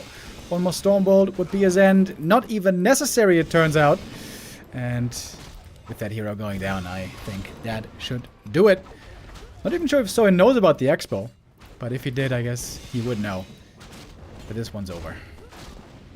Yeah, Soen's army looks pretty strong. The only issue is dealing with the breakers, of course, but when he can finally get into the caster backline, he can get some damage done. Unfortunately, the Farseer has been long dead. Imagine if there was a set of level 2 wolves fighting the breakers right now. That would be quite nice. Maybe someone could even win a fight, but I'm afraid with the expansion, with the Farseer dead and with the TC running lower and lower on mana, there's going to be no freebies any longer, and Starbuck, although 53 supply, he'll soon be up to 60, 65, and Starbuck is going to close this one out, I think, without issues from here. Raider finally finds the expansion, but Soen has no answers to deal with that currently. He's going to go back home, get some more mana on the TC, and then I guess he'll have one final push once the Farseer comes back. And the supply is, I mean, they're close to even, kind of, maybe with perfect micro. Chat asking about lower bitrate. Yeah, kind of weird. My OBS went down to 3000 kbps. I turned it back down to back up to 6000. Now it should be better, guys, right? Weird. OBS is a strange program. Very, very strange program. He's mining now. Desperation mode, but he doesn't need the lumber. Okay, Soen. Farseer's back. Clarity running. Maybe a heal scroll. And then we sit on the ground cross-legged and we pray to Buddha in Ladimo. He's gonna need perhaps a couple of deities to get him out of this. But Soen, he's really giving it everything he has, right? Wants to deliver for the people. Give them their money's worth. Even if this first map seems to be pretty much doomed. This is probably going to be the last attempt. Okay, give us some good shockwaves, baby. Chainwave. In we go. Casters being split away. That shockwave didn't connect too well. Was made difficult by the Stormbolt, which always seems to find its target towards the TC. Mountain King, come to think of it, should be a great darts player, right? He always hits the bullseye. And hits the TC again. And that's GG. Yeah, you gotta respect someone for playing it out. You never want to see somebody go for just a blind cheese, and well, I guess I'll leave the game. That's never a good thing. So he tried as long as he could, but Starbuck is not one to let advantages like that slip away. So well played to him. And that's just map 1 of many, many maps to come. And we still haven't seen the Pally Rifles, so now Soen is going to be a little bit antsy, I suppose. to try out some counters to that, but Starbuck is just not going to give him that. Imagine if we did see Pally Rifles one time. I think we'd all be shocked. And that would be kind of a troll move by Starbuck. Oh, wait. Posted that in the wrong chat. Would be kind of a shocker. Amazonia not seeing the Pally Rifles was a surprise to me already, and I imagine a surprise to Soin as well. So smart maneuver there by Starbuck. That's $50 right in the pocket. Depositing it for the ice cream money. And we're getting ready for map number 2. Autumn Leaves. Yeah, much more standard map. Potential for a couple different strategies here, right? Potential for fast expansion, potential for 2-farm rifle tech. I would be surprised to see Pally Rifles here. I feel like we see it more often on like Springtime, Northern Isles, Amazonia, as you mentioned. But Autumn Leaves always tends to be more of a map where we get to this mid game where the Orcs trying to hold an expansion at tier 2, et cetera, et cetera. So maybe we'll see more of what Starbuck was playing for last game on Autumn Leaves. I want to see the Torrens. So, and if you don't play Torrens once in this best of 7, that would be kind of disappointing. To me, to us, to the fans. He has to consider what the options are, what a strat is going to be. In the talks that I've had with Soin, he has sounded a bit desperate against Pally Rifles, to be honest. Yeah. The search continues for the answer. We haven't found the big one yet. Yeah, I think like the tier 3 thing definitely works very well for me at my MMR, but it's about 1,000 MMR lower than these two, so it's it's quite a big difference. And I saw Toxie in the chat, who's been playing a lot of Pally Rifles recently, say that it's been solved, this tier 3 style that I was advocating for, that you were advocating for. So maybe at the higher MMRs there is better options versus it. And honestly, I watch Soen's streams every single time. I watch all of his VODs, and he does not beat it very often on stream. That's for sure. Yeah, I remember. With that statement, I guess you did just once again reaffirm the fact that you are a big fan of Soen. I remember that once you said, quite provocatively, that Soen does indeed have the best micro in the world. Yes, sir. Where do you stand on that today? I mean, I think Soen's in a little bit of a slump, honestly.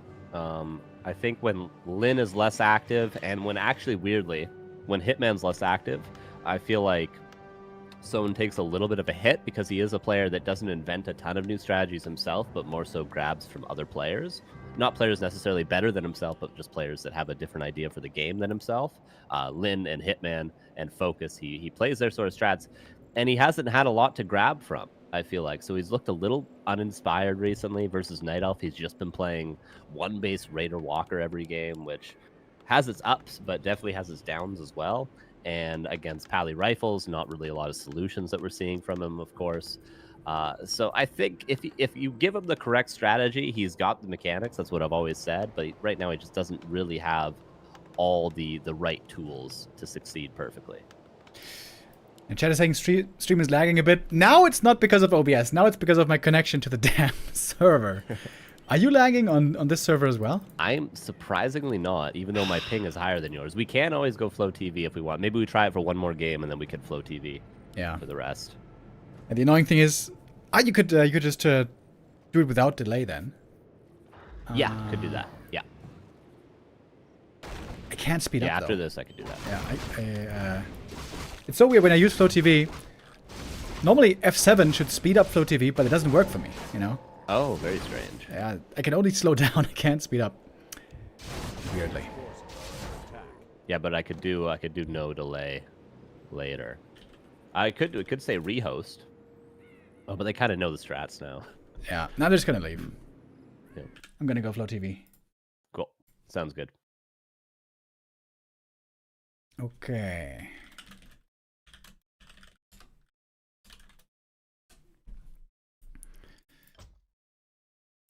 Okay, sounds good. Starbucks says he will host the next games, and we can do it from Flow TV. Perfect. All right, let's see if we can crack the code on Flow TV. All right. let's look at this early game one more time. Nothing much has happened yet.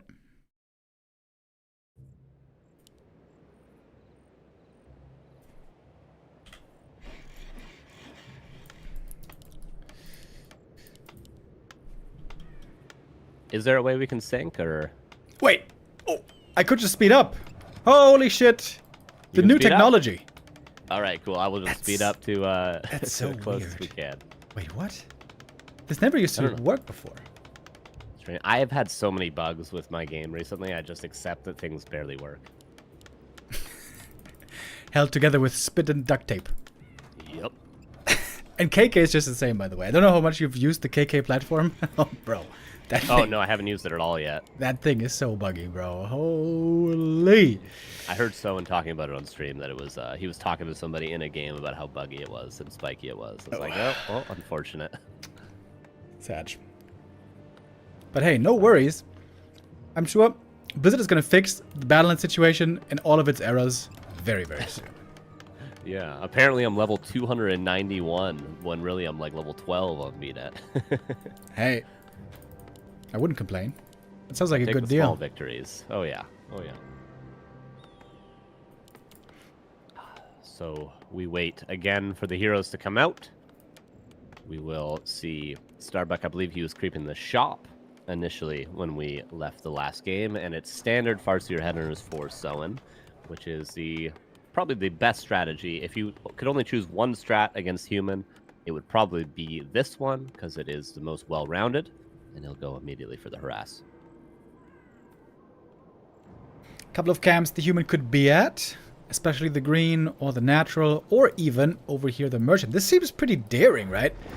Farseer showing up here could be a bit painful. If the Farseer steals the last hit, that would be a huge play already to deny level 2. Wolves splitting off. Oh, but he's going to see it late. He's going to see it late. Is the Archmage really going to get away with his whole camp? This shouldn't happen. yeah, it's one of those situations where you're supposed to send a wolf by that shop. You send one with the Farseer, and you send one to the left-hand side and cross the shop. And then you can always turn around with your Farseer and send the one wolf that was with your Farseer into the main base to start attacking peasants. Normally, as an Orc player, when the human creeps the shop, you're licking your lips. You're happy about it, but Soen is severely out of position. He's sending both wolves into the main base, which is a decent way to go about this when you're out of position, but still is going to be level 2 with probably 2 nice items if Starbuck purchases that circlet.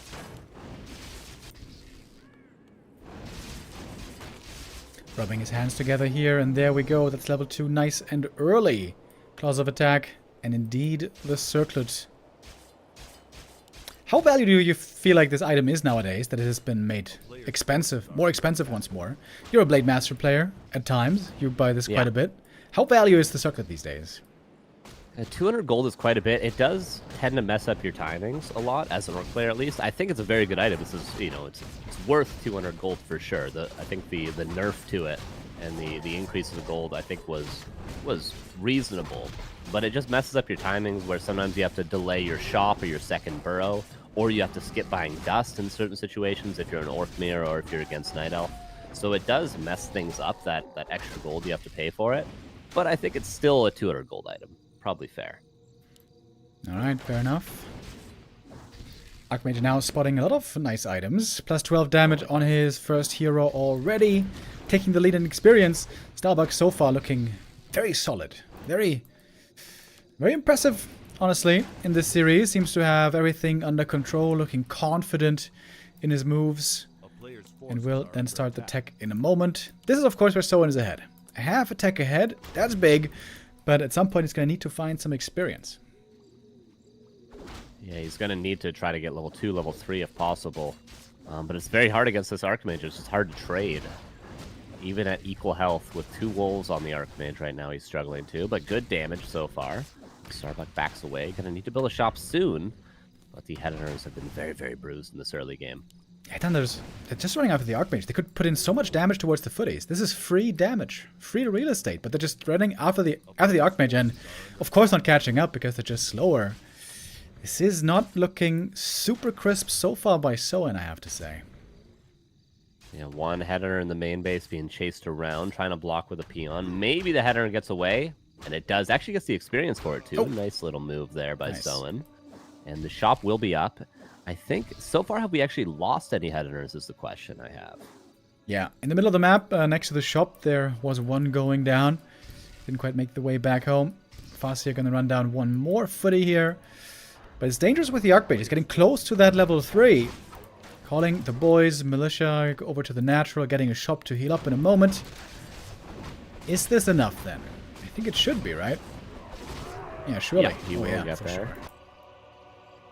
And then this is looking like it'll be either 2 Sanctum or Tier 3 tech for Starbuck. We'll see. He's getting the Lumber Mill, which people say means Tier 3, but I don't think it's that much of a tell. It's not that huge of an investment. Sometimes you just need the lumber.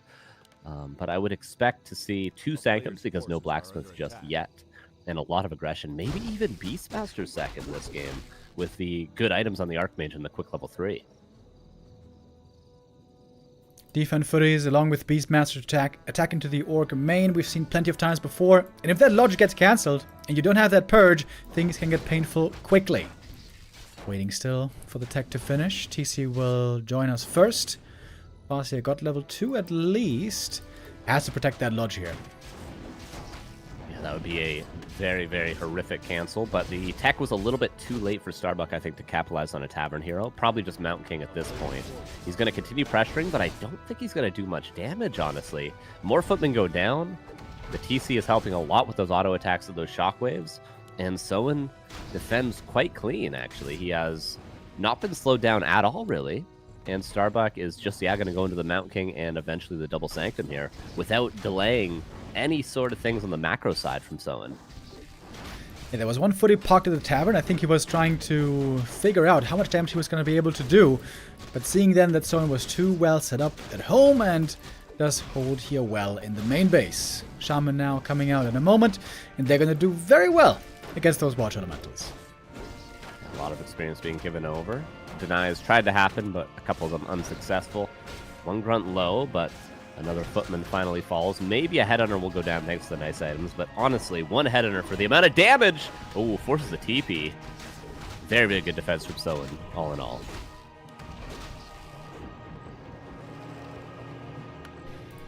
All right then. It is the Sanctum play. Oh, classic human Oh, moves no. stuck in the main base. Uh-oh. Doesn't even look like a wall off. How is that a wall off? Good old lumber mill. Good old lumber mill. A player's forces are under attack.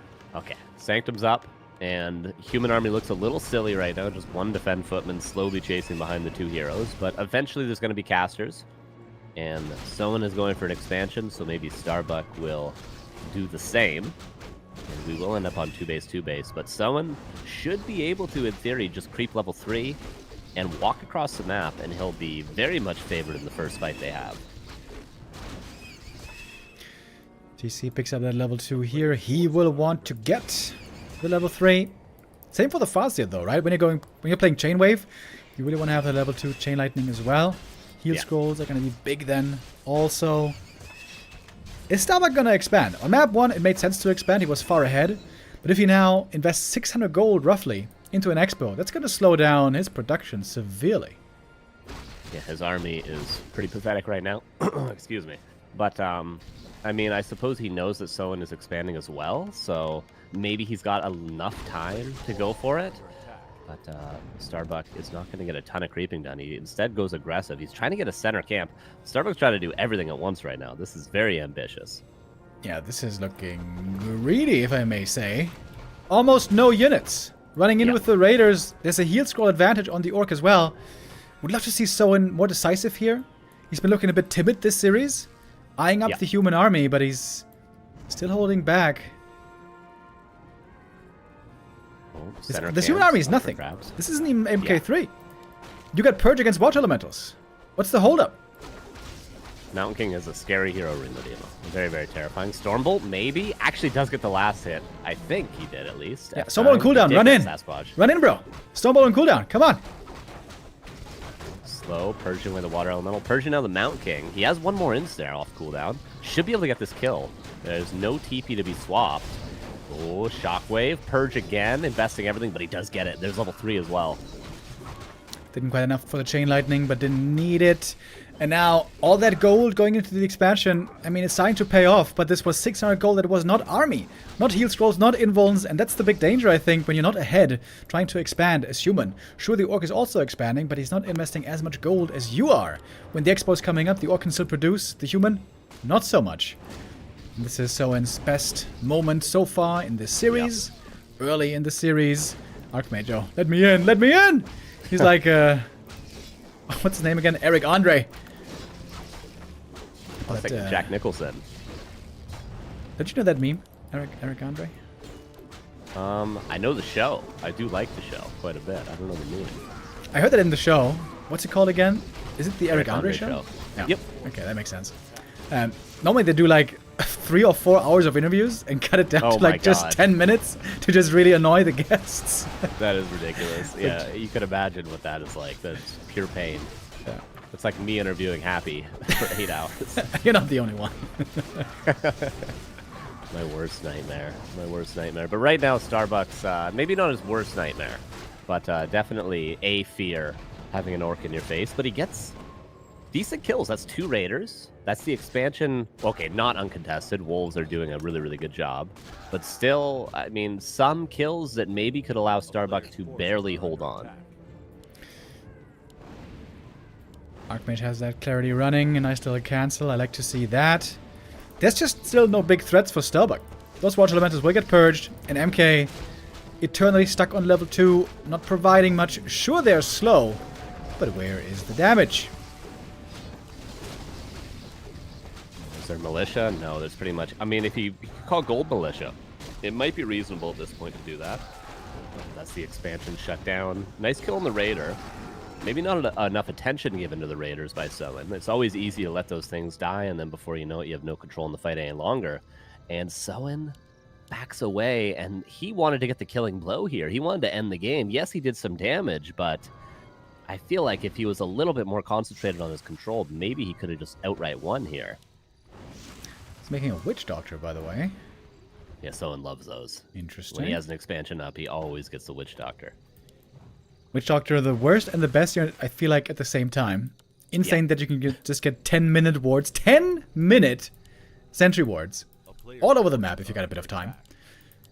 But then again, they don't really help too much in the fight. Yeah, Witch Doctor is... It's like the backpack of units. It's like you don't want to get it, but you know you should. Like, it's so good if you get it, but you don't want the inconvenience of having to control it all the time.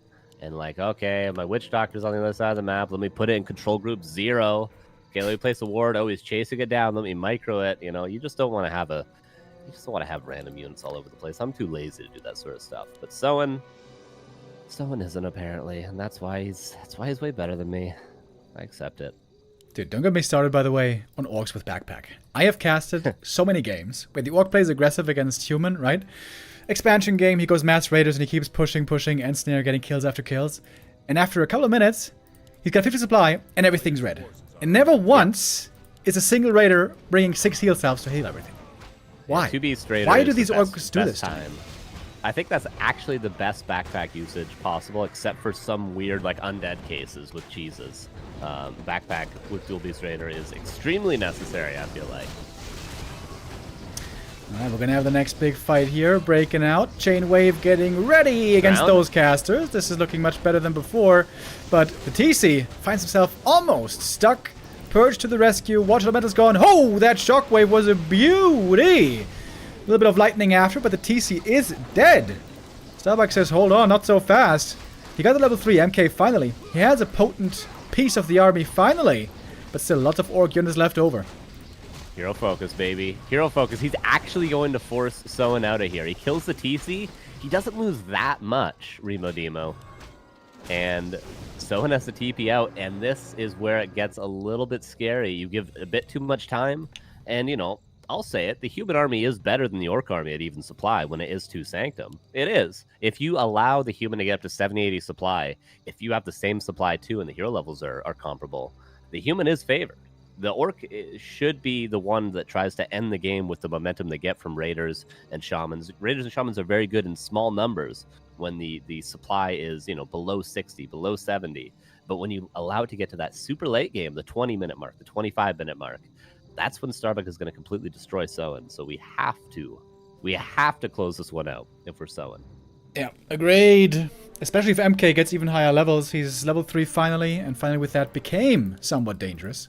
If this game should go super long and he gets level 5, it has been a while since I saw an orc beat an MK5. I don't know when it was. I'm sure that it was Lin, because he's the one who can do that. Who normally wins those fights that seem unwinnable. But all that being said, Soen still has a supply lead, and the MK still has to buy a Tome of Retraining, for example, to get really strong, since he doesn't have the clap yet. And Soen, my boy, you need some involves. Yeah, and he needs to stop bleeding units like this. A Raider's going to go down. A Shaman probably will also fall unless it's purged. And like this Shaman, for instance, it'll probably still die. He could have saved this with a purge. It was not necessary to lose this unit. Even though you have an expansion, you can't just bleed units like this because Starbuck is being very, very efficient despite being very far behind. And I think Soen should also probably think about sending wolves back into that expansion. Where's the ensnares? Soen, where's the reactions? You got the sentry ward here. You should be well ahead of the opponent in terms of intel. And yeah, no wolves at the expo. Why aren't there wolves at the expo? Soen, now there are. It all seems a little bit slow. Yeah, I agree. Fast now they're going to go bring clarity for the TC. He's out of mana. Speed scroll. Alright, we're boosting. He's going to get one. But that is an aggressive speed scroll and no way to get out. He'll need to go to the shop to get a TP, but he's right next to the shop. I think it'd be wise for Soen to grab a TP. Oh, but Starbuck is the one to go back. Really, really nice defensive TP. And Blizzard now. Look at that positioning with the Book of the Dead as well. Ooh, and there's not much purge anymore. Starbuck, is he turning this around? Militia support from the main base could also be really strong, but we don't have too many peasants for that. Seems like Starbuck is looking better and better in this game. The Kodos need to get the Devour in to get rid of some of these breakers. Uh-oh. But the damage from the Blizzard is big. We hear the oh from the Orc resident caster already. He has seen this movie before in his games and in his nightmares.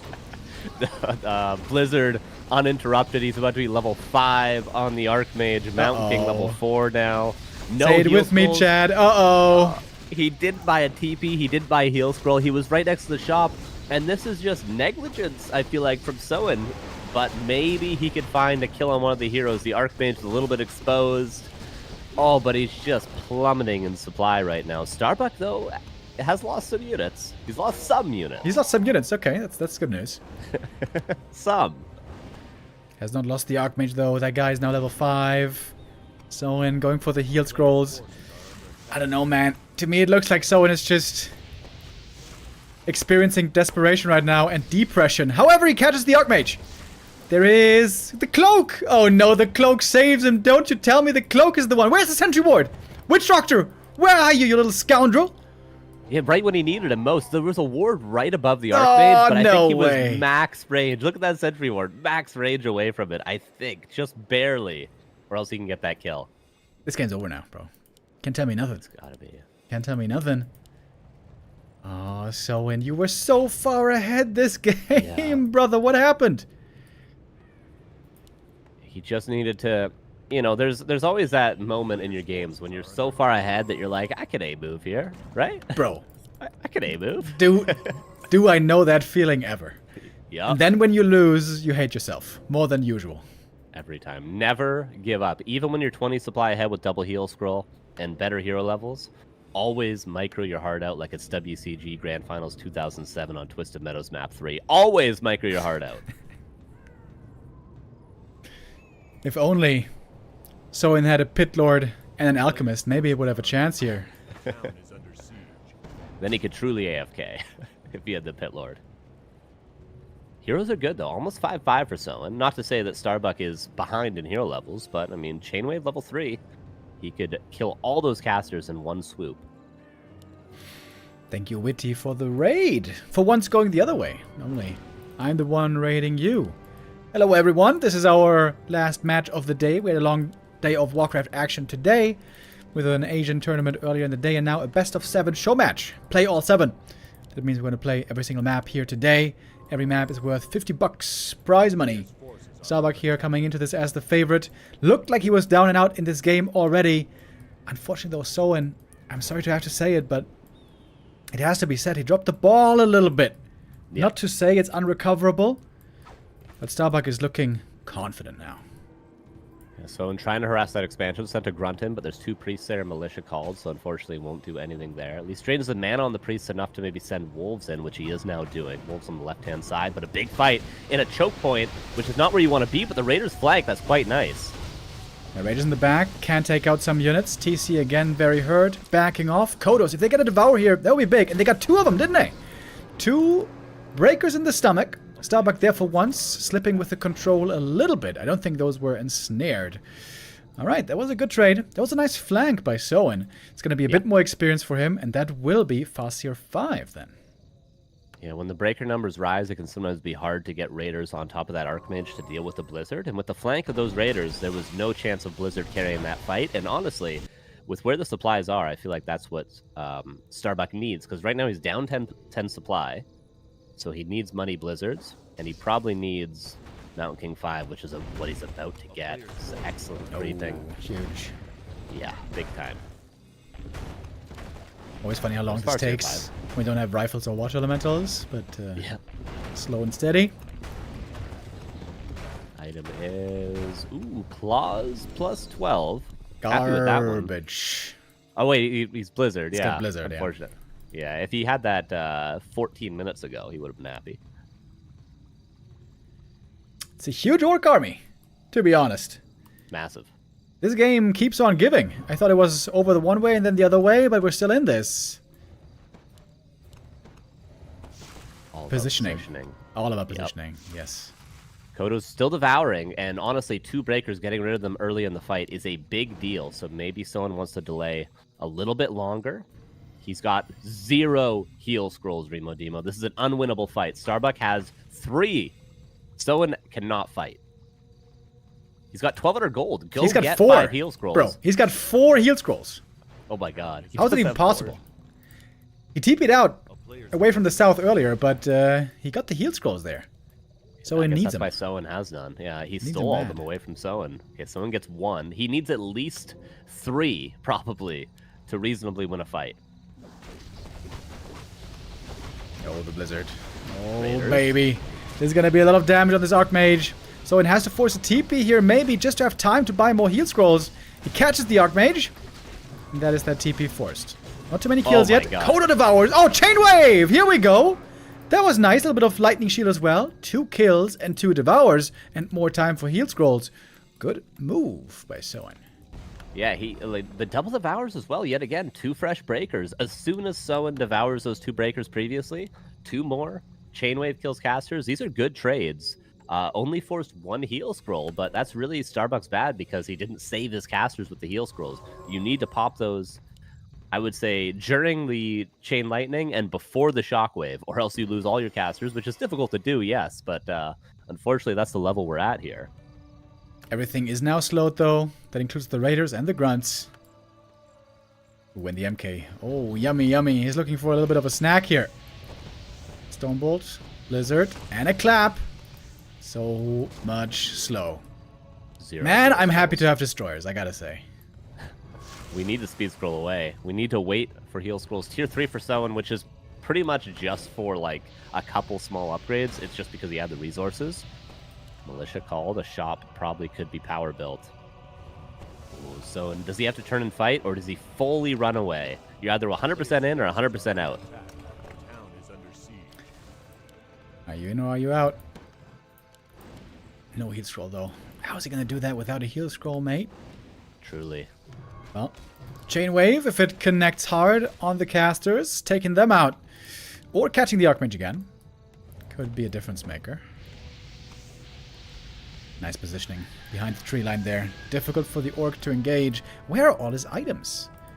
No heal scrolls, but he does have 2 mana potions. I do like that. Raider split towards the expansion. He's going to lose some units, but this is either going to force the TP or kill the Expo. So when speed scrolls away, Yeah, that's cool. nice little lane. And he forces the TP. Yeah. And the Breakers didn't see it because they, inside the Kodos, were with the main hero army. That's a TP back. But it's going to cost him at least 1 Raider, probably 2. Yeah, maybe someone can get heal scrolls now. Obviously, that was not going to be a winnable fight for Soen with a bruised, slowed army and no heal scroll. So, one breaker will be traded. So that's 2 raiders for a TP and a breaker, I suppose, if you count the whole trade. The sickest thing here would be heal wards. But that's yeah, a big long tech to get to. That's the ultra late game. But it's not impossible if there's one more fight that Soen lives for, let's say. If he doesn't just outright lose the game in this next fight, he has the time to do it. He's going master training right now, so it's a possibility. Stasis traps. Seems to be so difficult to find a good position here to fight. There's always like this weird tree line, there's always the human standing behind, artillery blizzard raining down. Dead. Those Kodos that found so much value previously, and now he's only got one of them. Definitely needs to replace that. And shop controlled yet again by Starbuck. Does he want to grab more heal scrolls? Yes, he does, just to steal them away at this point. So we do have master training. Seems like Adept was done already. And Kodo upgrade. Free experience, I suppose. Maybe TC level 6 could be good. That's a long ways away still, Yeah. despite all the peasant kills. Got some time to go. Forces are under attack. Okay, so not really in a position to counterattack, I guess. Too far away from the from the human expansion. Next to the expansion, there's a lot of wide open space. Maybe here, taking a fight wouldn't be too bad, but well, I guess Soen thinks different. He is going to go for the counter. Yeah, no TP on the Archmage. I think he saw that. And Starbuck now aware that Soen's not defending. So he's going to buy a town portal. Can't afford one currently. Maybe he sells the cloak just to get it a little bit quicker. Yeah, it does. And buys the TP. Expansion will be saved. Maybe... No, if Soen had a TP himself, I was going to say he could commit to the expansion. But now he's got to commit to the fight, I feel like. Wait. Where's the chain wave going to be? Way in the back are the casters. Good positioning. Soen doesn't like the look of this. He's going to back off. Shaman, not the end of the world. There is master training for the Witch Doctor now. If only we could have a heal ward. But currently, we have no... Oh no, we have one Witch Doctor without enough mana. But still, no positioning to fight. Wait, isn't it 150 mana these days? Yeah, 150. I think I've not seen it a single time since the buff, but nice to have, I guess. Falling back, Blizzard nicely interrupted after one wave. That was good. We have lots of Raiders still to cancel the Blizzard, but the question is for how much longer? Clap is doing sensational. We have no heal scroll on the Orc side anymore. Chain Wave hitting hard, but there was a heal scroll involved to keep those casters alive. There's still 3 more! There's still 3 more heal scrolls. How is that impossible? Oh, the Chain Wave, maybe he can get an Archmage kill, heal scroll again, push from vulnerability, invis, but there is dust. Oh, a lot of low grunts, but about to a die. lot of grunts are still doing damage. Maybe one more clap. Mount King is out of mana. Someone is desperately trying to get a hero kill right now. There's one mining base only, Heal bro. ward. The heal ward! Double heal ward! All of a sudden he's got mana. Wait, he's got 3 Witch Doctors. Okay. Heal ward perhaps a bit too late though. TC getting storm bolted to the face. This is his second death. Very weak items on him this game. Not really a big contributor. And that game also slips away. A fun game at least. A good back and forth. A bit of a roller coaster ride.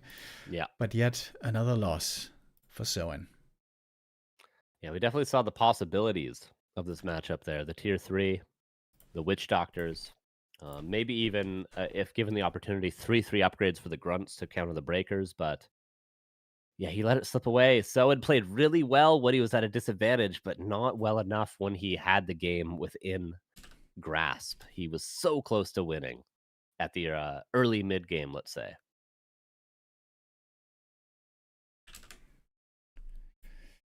All right, the players will be hosting the next map then momentarily, and we're going to jump in with the Flow TV. I think they didn't do it yet though, right? I don't see it yet. You're not alone.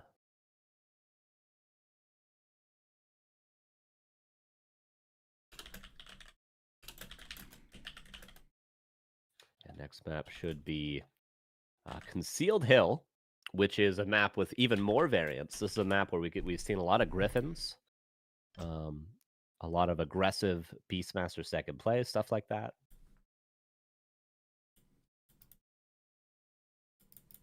So we could see more and more strategies from Starbuck. I don't think we'll see Pally rifles here, but honestly, you can do it on every map. Let's be fair.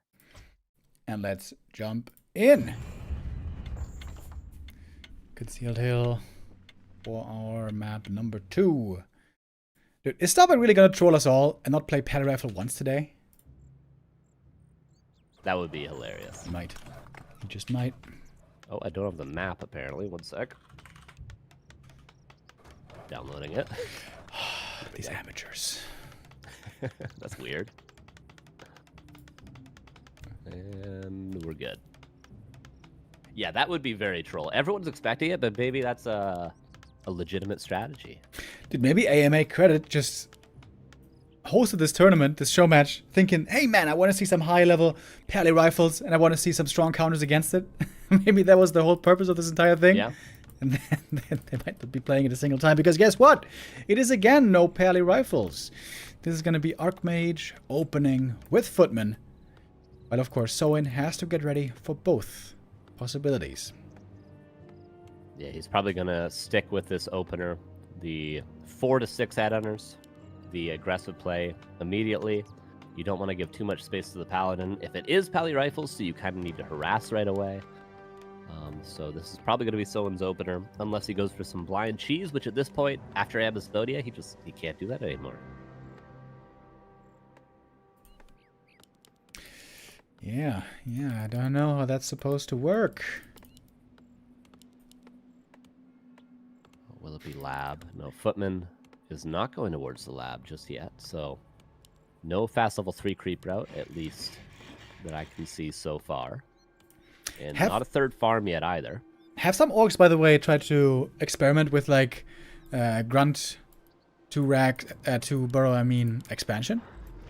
What is that? I've seen it played. FoCuS played that on last Refuge against, I forget who. Maybe it was Starbuck as well. It was a couple tournaments ago. Don't Force Me Cup, something like that. But yeah, it was FoCuS on last Refuge.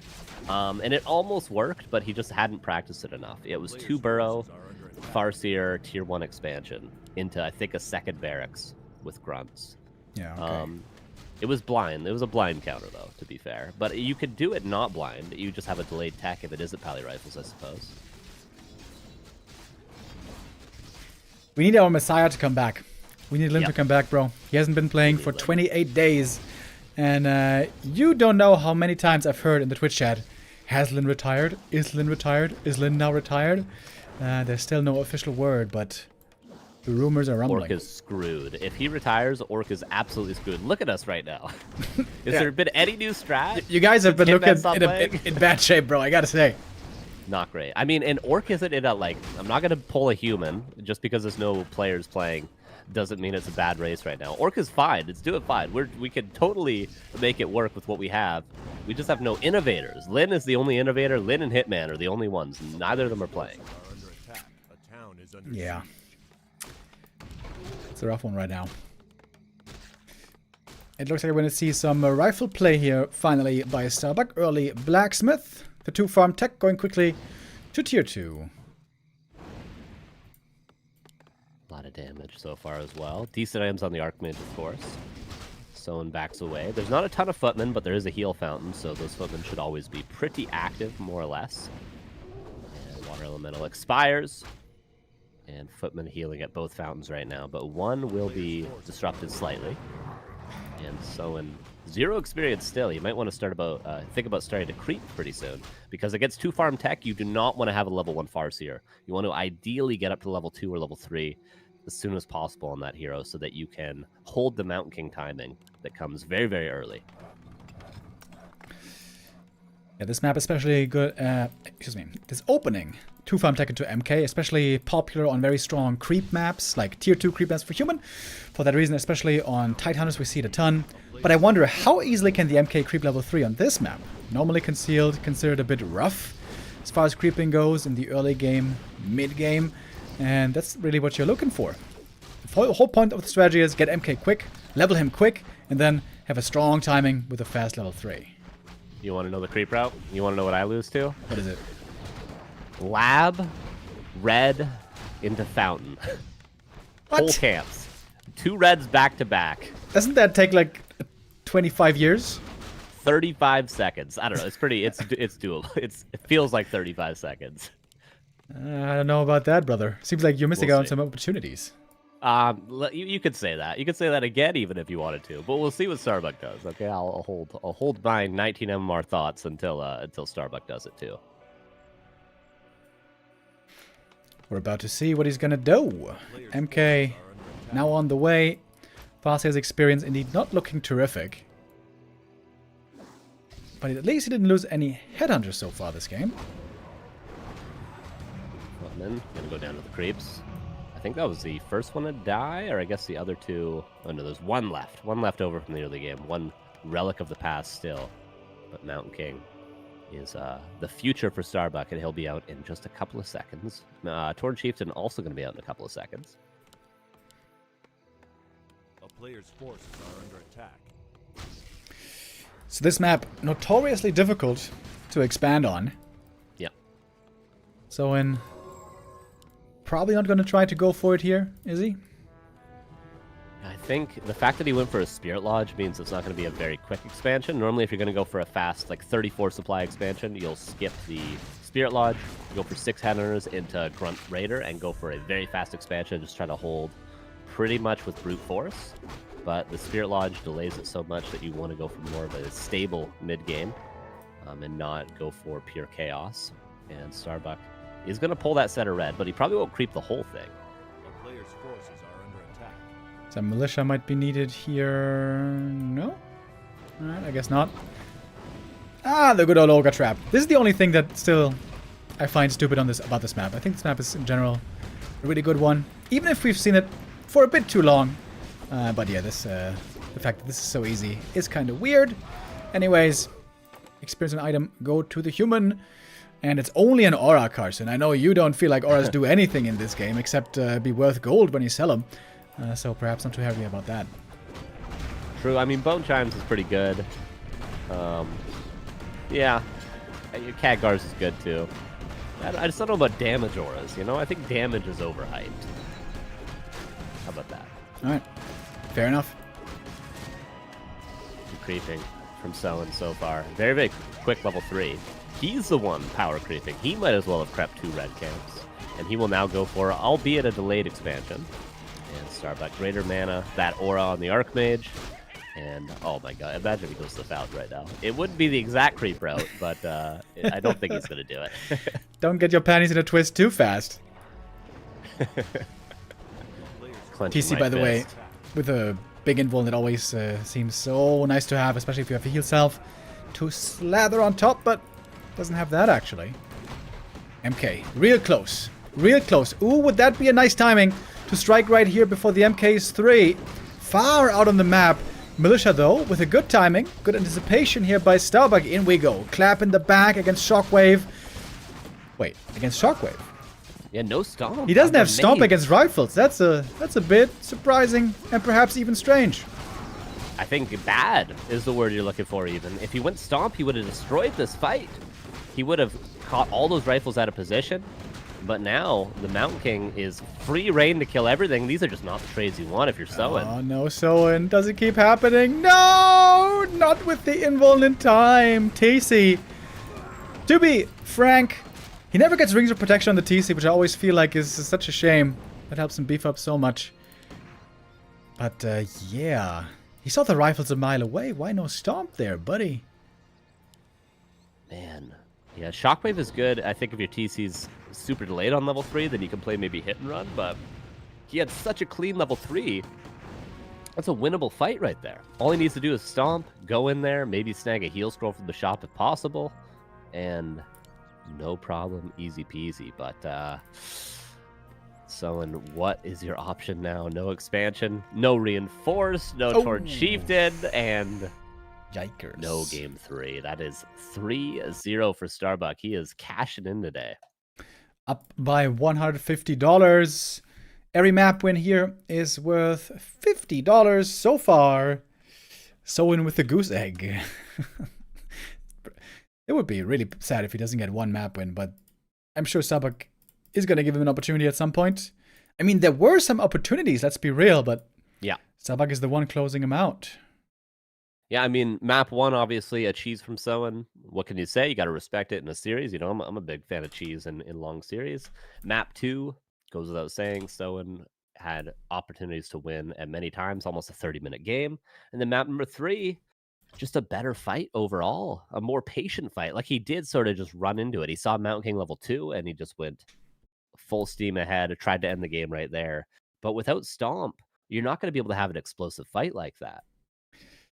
Yeah, very strange. I mean, Soen has been really good with Chain Wave for a long time, but against those, like, medium armor, piercing damage damage dealers, like Rifles, like Fiends, like Headhunters, Stomp is just so good. It's just so insane. It seems, difficult to say no to. Maybe Soen there had his good reasons, but whatever the reasons were, it did not work out.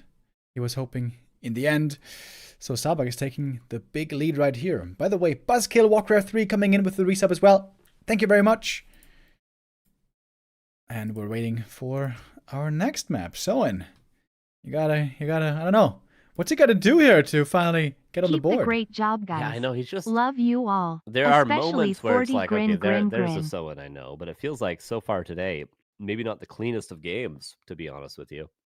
Not the cleanest of control in the fights. I feel like Starbuck is the one out microing when you'd expect that to always be the Korean player in this equation with the upper hand in the fights. But so far, no bones and still plenty of options for Starbuck in terms of strategies. Not one fast expansion yet, not one Mountain King first yet, and not one Pally Rifles yet. There's plenty of strats still to pull out of the cookie jar. Also, earlier today, by the way, when we saw FoCuS play, it just looked kind of flat. It seems like the orcs are demoralized with the war chief not. We need Lin, man. involved We at the need moment. Lin. You guys do need Lin. You need him bad, bro.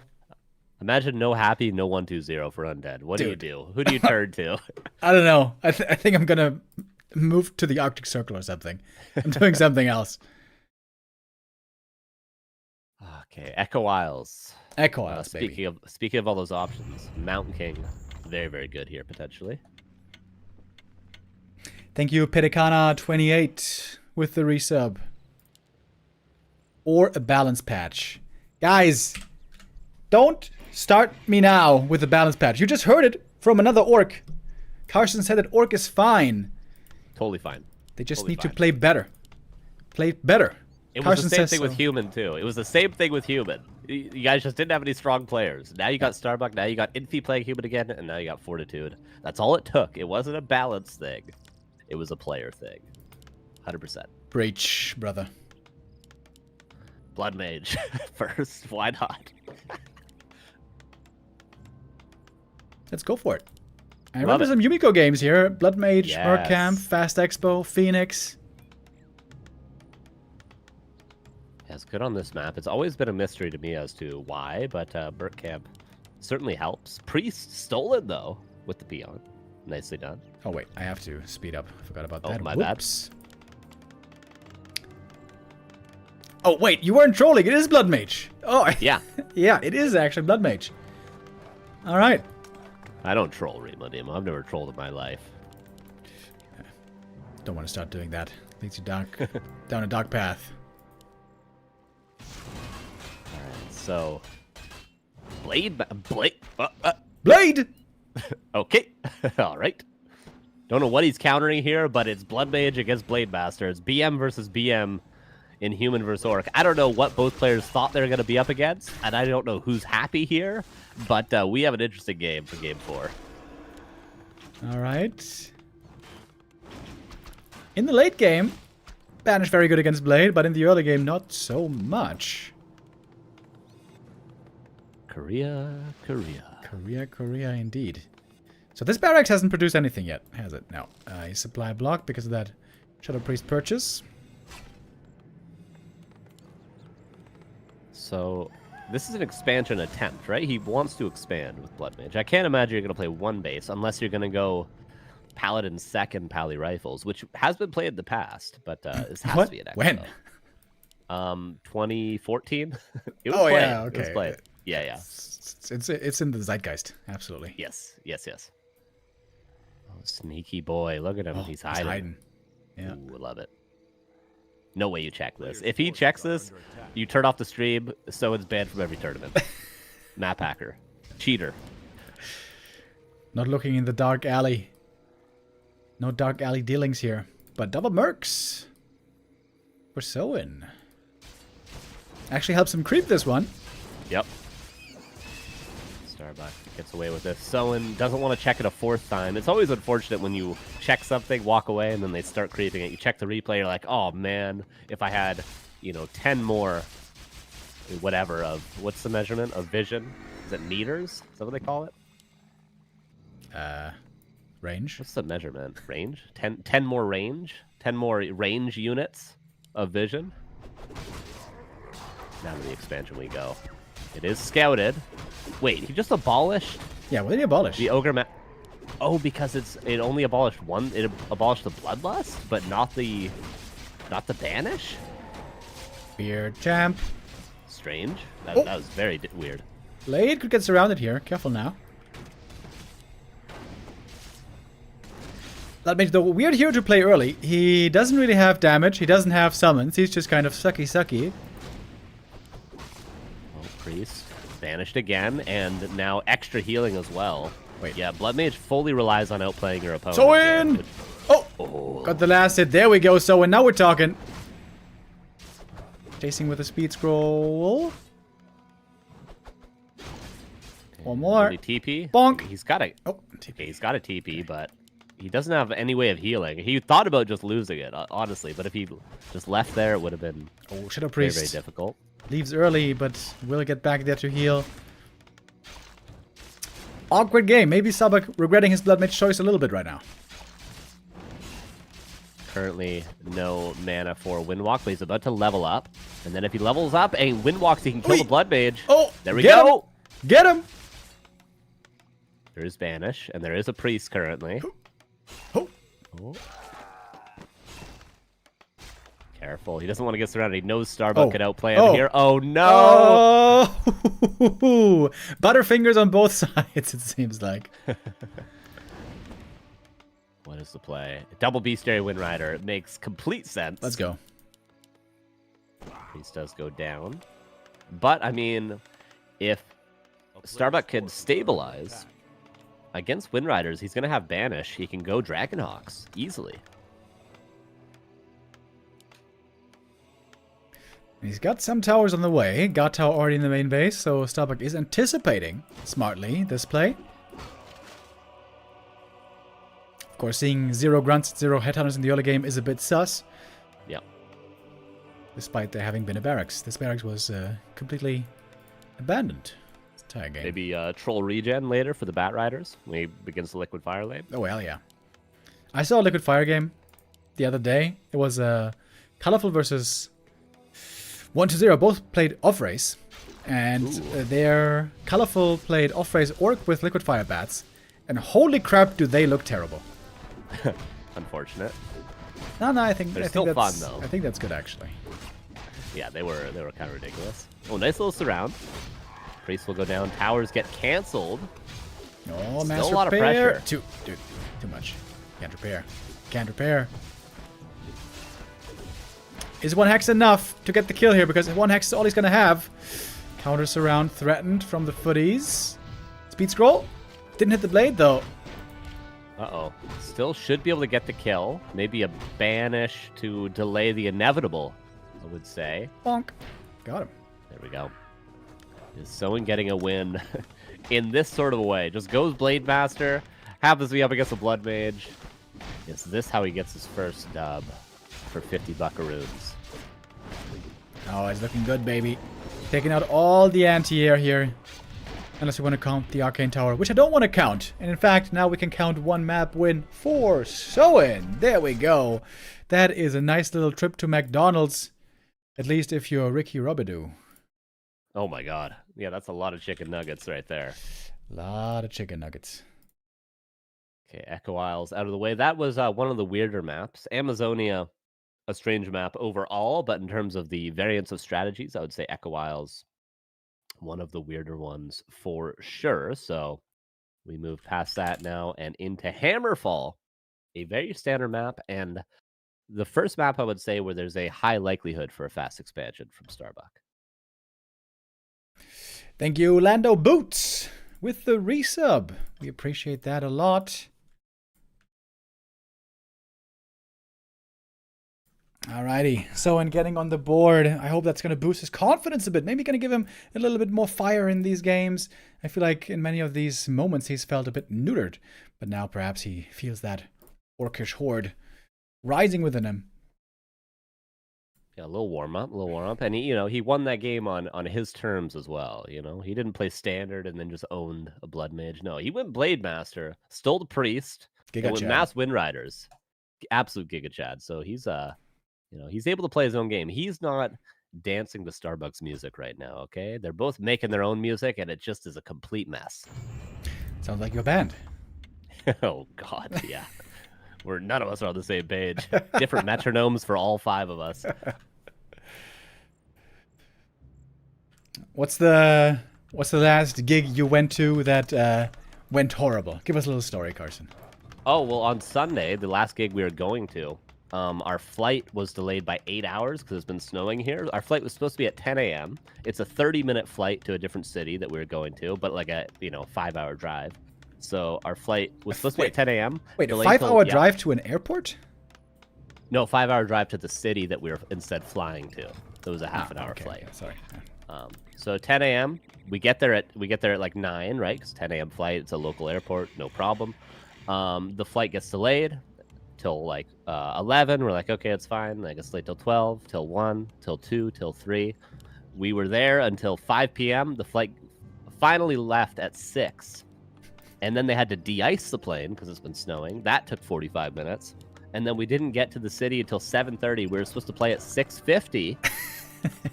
We showed up, and we just got drink tickets and got drunk because they didn't let us play. We were too late. We missed our show because the flight was delayed by like 8 hours, and we didn't get paid, and we paid for flights. Nightmare. That was Sunday. Great. That's a nice little cap off to the week. Yeah, but it was a fun night. We went bowling. We had a good time. Which drinks you have? It was actually like a bunch of fancy drinks. They give us drink tickets and they worked for anything. So we were getting like $18 cocktails. There was this Grey Goose vodka and Monster Energy cocktail.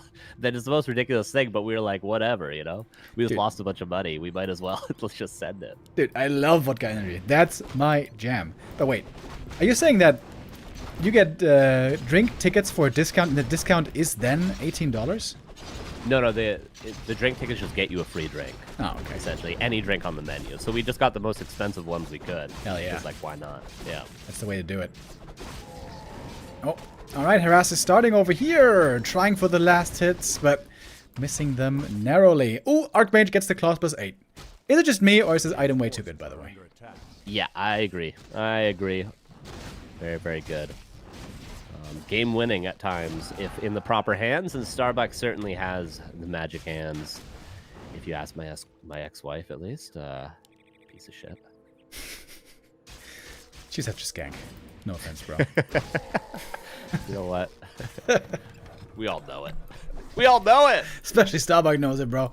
Let's be real. Expansion, as expected on Hammerfall. It's a very good map for the exact reasons we just saw. Pulling that golem, getting the claws. It's a super easy camp to creep if done in the correct, dirty, filthy hands of Starbuck. And he's showing us its powers right now. Headhunter count a little bit low at the moment, but they're trickling in one by one. Isn't it insane how Headhunters are such a shadow of their former self? You know what I mean? Like 3 years ago, everyone was like, oh my god, Headhunters, bro. You can't beat them. What do you do against them? I don't know. Footies are dying, ghouls are dying, everything's dying, we can't win. And now it's like, yeah, whatever, Headhunters, I don't care. Sounds familiar to something we're seeing these days, doesn't it? It's almost like it takes a little bit of time to figure out a strategy, and then nobody struggles with it anymore, and it just becomes a regular strategy, everybody. think about it. We just need Lin. That's all we need. We need Lin. We do need And Lin. then Undead. I don't know what Undead is going to do versus Pally Rifles. Good luck, you guys. That's all I'll say. I've never been able to beat it with Undead. Nah, man. Happy's been doing really well. Crypt Lord Fast Expo, bro. You just gotta, you know, run to the main base and kill everything. Still? Huh? Yeah. Yeah. 3 Crypt Ghouls still? Well, level 2 aggression, run in the main, just kill like 90% of the peasants, and then you're cruising. Oh, damn. Okay. Yeah, definitely very entertaining games. I watched the Fortitude versus 120 series a couple nights ago. Oh, and that but was 40 a lot of got fun. destroyed, right? I mean, what still got destroyed, right? Yeah, but I love watching. I love watching that. Just watching Pally Rifles own an Undead is super entertaining. Yeah, it's funny, that one game he had like 70 supply A-bombs against rifles, and he killed not a single unit. Yep. It's so good. It's insane. It's insane watching human players be at like 40 supply on one base against an expansion and be like, you know, and up against 80 supply at Fast Expo. You know, every unit's 1 HP, and they're like, yeah, I can win this. I'm going to push across the map. I can probably win the fight at down 40 supply. It's like, oh, yeah, you actually probably can. Oh, Archmage, hold on now. Ooh, he gets away, just barely, same as the Headhunter. But the Expo keeps running and running over here. Starbuck is going to be enjoying some defend upgraded footmen soon as well. So it looks like he is stabilizing. Oh, cheeky, Farseer, swinging around the corner. Looking for that last little bit of right clickery. Can't get Nice to the pressure. Archmage. I believe it was 1 Headhunter in total loss. There's 2 red HP Headhunters going to the main base, and then 3 with the army. TC's on the way. Bestiary, Spirit Lodge done. So far, a clean game from Soen. Yes, the expansion's up, but Soen is pretty comfortable playing this sort of strategy. He's probably just going to try to immediately counter-expand as early as he can. He tends to just play macro games. Doesn't worry about all-in the expansion in most cases. Just plays 2-base, which if it goes late enough, it can be very difficult for the Orc, like we saw in Autumn Leaves, but if you play the momentum correctly of your Shamans and your Raiders, you can get a big advantage at this stage of the game. Players' forces are under attack. They're about to join. Lodge and Bestiary are done. Quite a bit of gold as well on the Orc side. Levels are low at the moment, but some power creeping in the center. Might be able to change that soon. Headhunter, careful now. No! Rock Golem. Oh, what a bully. Sad day. Sad day. Sad day. Sometimes it happens. And you're just like, you know, whatever. You can have that one, bud. You can have that one. Okay, level 3. On the Archmage. Oh, man. Is he just going to raw dog cancel this expansion with the invul pot? I think he's going to. Maybe. Is it worth it? Is the question. Oh. Zone him out, bro. Zone him out. Where's the Shaman? There we go. Coming now. How much gold is Shaman again? Is it 120 or 130? 130. Ridiculously cheap. How are they so cheap? They're very good units. Very, very good units. Archmage pressured. Footman. About to be level 2 of the TC. Probably Shockwave this game would be warranted. Does go for it. Can easily whittle down those footmen. Archmage ensnared. Push of vulnerability. Will it be used? Yes, it will be, just to get a couple extra kills here. Oh, yeah. And all of a sudden, that's around... Looks like a bad idea. Might cost him 3 Headhunters. Is nobody looking at items anymore, I wonder? I know. I feel like it's done less and less these days. I had a maddening game yesterday where it was, I think, Life against Labby. Played expansion. Was in a perfect position with Demon Hunter. And he was running next to a Lich with like 50 HP. Lich had no mana, but he had a big mana potion in his inventory. He ran away, he was in the clear, and then he runs back into the mana potion. Guess what? He drinks the potion, uses Nova, kills the demon. And the game's over. And again, that is evidence that Night Elves are just stupider than Oh my god. the average man. You would, they. Never mind. Very based. Jesus. Town is under siege. Wow. Never heard quite that comparison before, but there you go. It is where it is. Oh, Ensnare finds the Ooh. Archmage in the back of the base. That's okay. He's got a TP. He's going to get out, and the Footies cancels the expansion again. Yeah, unfortunate. So Soen, you know, if he got that expansion up clean, even though Starbucks expansion has been running for such a long time, it's a very playable position. But I'm afraid when your expansion gets canceled like that, it's tough. It's tough because eventually Starbuck is going to start pumping on these 3 sanctums he has back at home. Triple and sanctum dream. Shout out to Neo. This was on his soundboard a while ago. That triple sanctum was unbeatable. Well, in a game state like this, it is indeed looking difficult to beat. Shaman are lusting for a purge on a water elemental, but even without it, that's a cancel. Yeah, we're getting to tier 3 territory in order to actually be able to counter expand. Subfoot may get cleaned up. So, and again, we'll go for the Great Hall for the 3rd time, but tough. This, dare I say, might be the hardest position that someone's been in this whole best of 7 so far. Yeah, whenever you clench the fist, the teeth and do the sound, you know it's not a good sign when you hear that from a caster. Now King's even creeping up now too. He's got enough camps nearby. He's got the green, he's got his expansion. Soen will probably out-creep Starbuck in the short term, but Sorks are on their way out. Adept for the priests, all the upgrades, all the breakers in the world. And there's not really anything that's going to stop Starbuck at this point.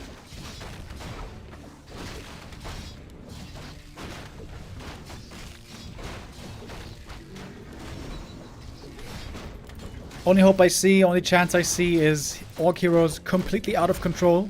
Get double level 4 before the first big fight, then trade really well, get double level 5, and then you might have the chance to work some magic. Double level 5 can get you out of a tough spot if you play really well with them, even being down so far in Econ. But for that, still lots of things will have to align. Yeah, we've definitely seen that before. If the human player, just like, you know, we saw with Soen on Autumn Leaves, if the human player doesn't pay perfect attention to the fight, if their casters are out of position, you know, they lose all their priests, wolves get summoned, all of a sudden, you have no control over the fight. It can definitely happen. So Starbuck has to be, you know, very, very present in the first fight. He cannot allow all of his casters to be out of position. But he's got double heal scroll. Now he's got Mount King level 3. And Militia scouts the Orc army. It's still even supply. And that Mana Stone could help out a ton, as well as the 1 mana ceiling on that Tauren Chieftain. Needs more levels, man. Needs those level 4s. Soen. A player's forces are under attack. I want to win some more maps here. I want to get some more prize money. Starbuck's taking a sweet time and going into upkeep. Oh, but now he is. With a triple breaker. Triumphant trio, some call him. Very scary indeed. And he's got the economy to continuously pump out triple breakers at a time. And that'll help the Blizzard in the back line. Oh, would be a great time to fight here. But Starbuck TPing out, trying to minimize losses. In fact, it's only one single priest falling. Not quite ready yet. Yeah, needs to buy a little bit more time for the breaker wall. Which now he's got the 4th breaker on the way. But Soen, his expansion's up. The supply is still nearing even, and maybe if Soen could get some heal scrolls, this is actually a pretty playable game. Despite all the expo cancels, Soen's in not a terrible spot. Crazy upgrades on these breakers, by the way. They're about to have 2-2 already. 13 minutes in. That's kind of wild. But the army's still tiny. Come on, Soen. Don't back off, bro. Go in. Come on. Yeah, you're right. You're right. He's got a TP. No speed scroll, but he's got a TP. I think that would have been the time to jump on some of those casters. Now Militia come in, and it only gets worse when he starts creeping. Uh-oh. Did he get a heal scroll at least? He does get one. Don't want to present your backside to this human army. A player's forces are under attack. Just like that 76 for Starbuck now. The triple sanctum. Yep. You produce so fast. He's got the 2-2 now. All right, looking for the connection. Here come the Raiders, ready with the ensnares. Where they flying? What's the first breaker? That one could be munched up easily by the Kodo. Blizzard doing a good amount of damage. Ooh, and the clap as well. Raiders taking a lot of heat right away. TP out. 8 double units. 1 rifleman, 1 breaker, but the Kodo with the rifleman will go down. Breaker does get out.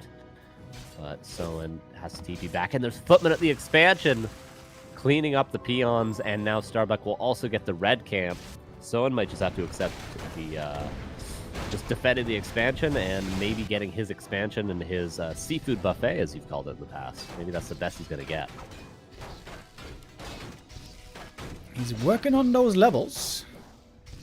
Bastia almost 4. But man, that's a huge army.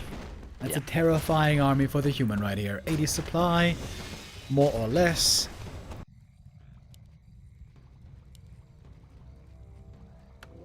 You need a whole lot of Kodos. I feel like we're not seeing as many Kodos these days as we used to. We used to see in an 80 supply orc army, sometimes 5 Kodos to deal with the breakers. And I feel like in this situation, with the lacking number of riflemen, there's only 1 currently, it might be the right play to think about that sort of an army if you're Soen. But currently, 1 Kodo and a second one on the way. That's all we've only seen 2 in the whole series so far. 2 max. Starbuck again on the way forward. He doesn't have that much mana perhaps on the MK, but the AM is full to the brim. In we go. Speed scroll going past the MK, trying to get to the squishy backline. Some ensnares flying, going for the cast, but also need to have some ensnares for the Archmage. Purge on him, staff away, ensnare prevented. One to the wind. Weird fight all of a sudden. Chain wave, but the AM is still healthy. There's an item on the ground. It's the invuln. Gonna keep him safe. Huge blizzard. Ouch. Ouch. Oh boy. Gonna be interrupted by himself there for a moment, trying to reposition to the back, to the shop. Shockwave doing good damage there. But the heal scroll is big, and there's still 1 more to be used from the human side. The game's gonna end here, and Starbuck claims another map. Yeah, Soen tried his best there. The positioning seemed good at first, but it doesn't take many claps, doesn't take many blizzards before all the raiders go down. You can no longer control the blizzard on the Archmage. And luckily, Starbuck had that potion of vulnerability as well. And that's, what are we at now? Are we at 4-1? 4-1, sir. Yes, indeed. We only have 2 maps remaining. That'll be what will it Tidehunters and Twisted Meadows. Well, wouldn't you know? That's 2 of my favorite maps right there. Very nice. Neither map's conducive to Pally rifles. Are we really going to see 0 Pally rifles? I love it. I love it that Starbuck's like... I hate it. I want to see the torrents, bro. Where are the torrents at? But he's saving it. He knows he needs it for Lin. He's not allowing people to get any game tape on him playing Pally rifles. He's like, I'm saving it. I'm saving it for a series that I'm not winning 4-1. And I mean, it's certainly not going to be on TM, right? It's garbage on TM. It can't be, right? Yeah, Mountain King, if anything, unorthodox on TM, I would expect. Yeah. Tidehunters? Pally rifles? Maybe. Kind of, but also not great, but it's all right. But on TM, I think it's horrible. You're going to get base lamed all day. Bad creeping at the start. No good. No Gucci. Yeah, I think Northern Isles would have been a for sure, and I think Springtime would have been a for sure. But Tidehunters is a maybe. On Northern Isles, it's crazy good. It's insane. Like, Orc can never, ever expand. Oh, well, let's see. Tidehunters, probably our last chance for Pally Rifles, boys. Are we going to see it at last? Perenolde, by the way, coming in with a first-time Prime sub. Thank you very much. Welcome. Thank you. Appreciate you. Okay, into map number 6 we go, Remo Demo. What do we have? What do we see? Hey, it is time! The PRU is back in the house. Pally Rifle University. All right, cool. I'm glad we get to see it. Maybe only this one time, but Starbuck has given it to us. We'll see if Soen is prepared. Is his mind completely out of Pally rifles? Is he just thinking about Archmage games? Is he thinking, oh, maybe expansion again, as would be very common on Tidehunters? Will Soen be prepared for it? We'll see what he has in store. We'll see what counter he goes for. And we'll see if there's any adjustments on the human side of things. But Pally Rifles is still developing as well as it gets more and more practice against top-level opponents. So we'll see what Starbuck has in store with this strat as well. AMA credit in the chat says, I was hoping to have Lin play, but don't know how to reach him. Well, tomorrow, send me a message on Discord to remind me. I can try to reach out to Lin if you want. AMA credit. Yeah, that would be a pretty great series as well. I'm surprised so far this series has been as one-sided as it has been, but I do feel like, yeah, Lin versus Starbuck would maybe be, I don't know, let's say a 4-3 in Lin's favor. I feel like with the shape Starbuck's in, if I had to guess. Oh, last hit does go to the Paladin. A good start, but force the Holy Light already with that Farseer, and that's exactly what you want to do. Force the mana, force the levels to be low. Yeah. Is there a proper, most important thing to target here as you're harassing with Orc, or do you just attack what's in front and then you kite back? I think you attack whatever is available, but obviously I would prioritize attacks on Rifleman, and then, well, Paladin first, always hero. Just put damage on it when possible, but the Paladin's rarely out of position, so Rifleman, or pretty much whatever you can attack without, very importantly, taking damage yourself. Never take hits 1-to-1. Only take the free hits given to you, or if you have wolves, that's when you can trade. We see double racks, baby. Double racks and attack upgrade. Here is the count. So this is what Soen wants to play against Pally Rifles. He did it blind on Amazonia, but he's doing it on reaction here on Tidehunters. Very interesting. I do wonder how this is going to play out, because like you can trade pretty well. Even with just the 6 Headhunters that is standard against this, you can trade quite well. The Paladin tends to be very timid in the early game. Can you even tech with this, by the way? Is it just going to be stuck on tier 1? For at least until like 40 supply or so, right? Yeah, because it's, you know, in order to tech, you need to cut so much production time that it doesn't even really justify going for the second barracks. So yeah, I think you're right. Probably around that 40 supply number at, you know, minimum is when he's going to be teching. A lot of the time I see Soen's units trying to target something. He's got it focused fired on something like attack commanded, and then they walk after the pally or whatever. They don't get attacks out. I feel like there should be a little bit more, you know, attack uptime optimization going on here. You know, there's a trick which I found out about 4 months ago, and I wasn't able to figure out if it was actually good or not. If you turn around like Soen is right now, and then instead of attacking, you do a patrol command backwards and do a 180, it cuts the attack animation out. Oh god. There's Are we gonna no start attack animation. StarCraft microing now? StarCraft Broodua with that goddamn patrol? Yep. Patrol micro. It's a real thing. Bro, it actually works. There's gonna be no Warcraft player not too lazy to do this. Yeah, I know. I don't even know if it's better. I don't even know if it's better. So, speaking of lazy micro. First blood. Denied, but Soen needs to be the one with map control. He's on 2 barracks. You need to be the one aggressing. Yeah, it's difficult when there's a handful on the right and a handful on the left, but you gotta go in, man. And don't pull back all of them on the left. Pull the one back who's low HP. Yes, like, exactly. This is honestly not very clean micro, man. No, not clean at all so far. Okay, and this is when it gets difficult. Once you get to the 4, 5, 6 rifleman numbers, that's when it really starts to become tricky to trade. Like, you know, sometimes we don't even see more than 6 riflemen from Pally Rifles. This and a Blood Mage, and you're good. You can kill, you know, 100 supply Torrents. So it's really tough for Soen to actually win fights now, and Tier 2 is done. Although the Paladin's level 1, I mean, it seems like it's tough. In the first 4 minutes, it's so important for you to properly trade, to get the right attacks in, to really maximize your damage uptime. And this was just sloppy. I feel like also, to be honest, Headhunter Micro has gotten a lot worse for many orcs. Yeah, I definitely agree. There's so much micro ability with them because they have huge range, they have really good turn rates, they have a pretty quick attack animation. Yeah. You can micro them a lot, much more than Fiends. Yeah, people forgot, like, attack animation for Headhunters is great. Like, on Fiends, it's garbage, on Archers, it's bad, on Headhunters, it's good, it's just on Rifles, it's insane. Like, Rifles have, like, insta-gib. Yeah, Archers are definitely the least microable units, to Night Elf players' credit. Of all the ranged. Not that they try, but true.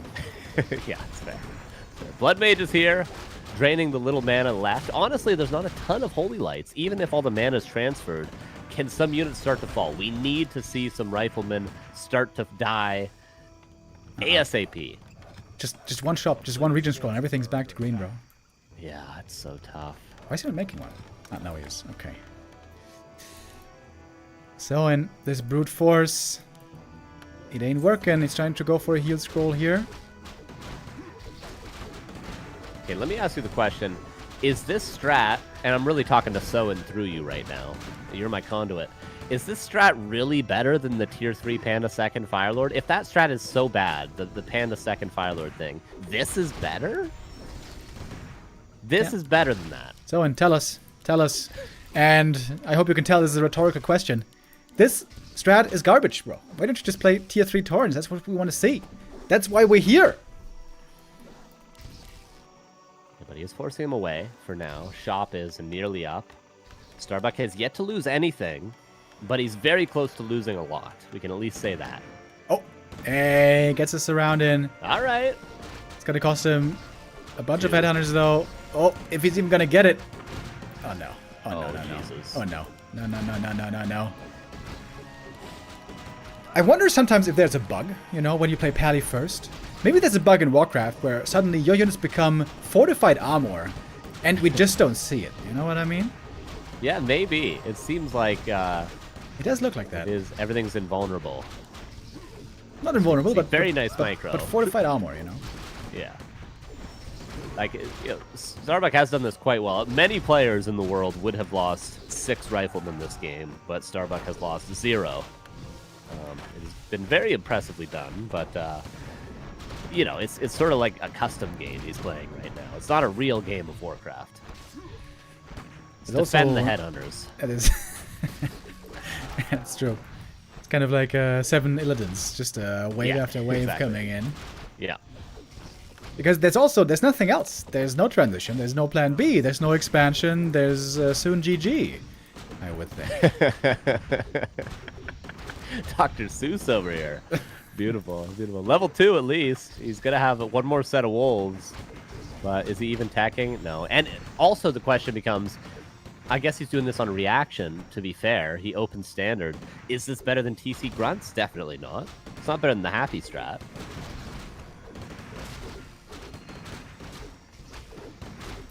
Oh, man, the Blood Mage. And this is showing, you know, even though the Paladin's only level 1, which it was for such a long time, that's not a big deal.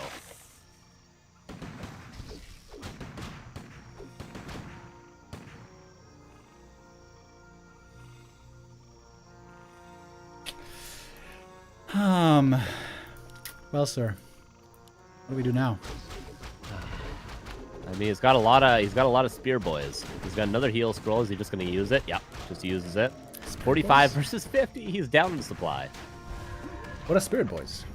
Spear boys. The head. Spear boys. I heard. Boys. Spirit boys. Yes, yes. Yeah, that's true. Unfortunately, he doesn't have walkers. Spirit Link would be quite nice right now. It would be better than what he has at least.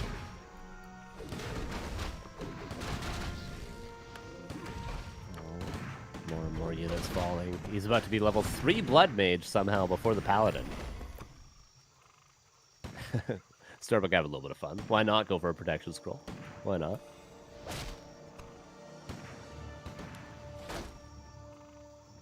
I just wonder, who has this strategy beaten?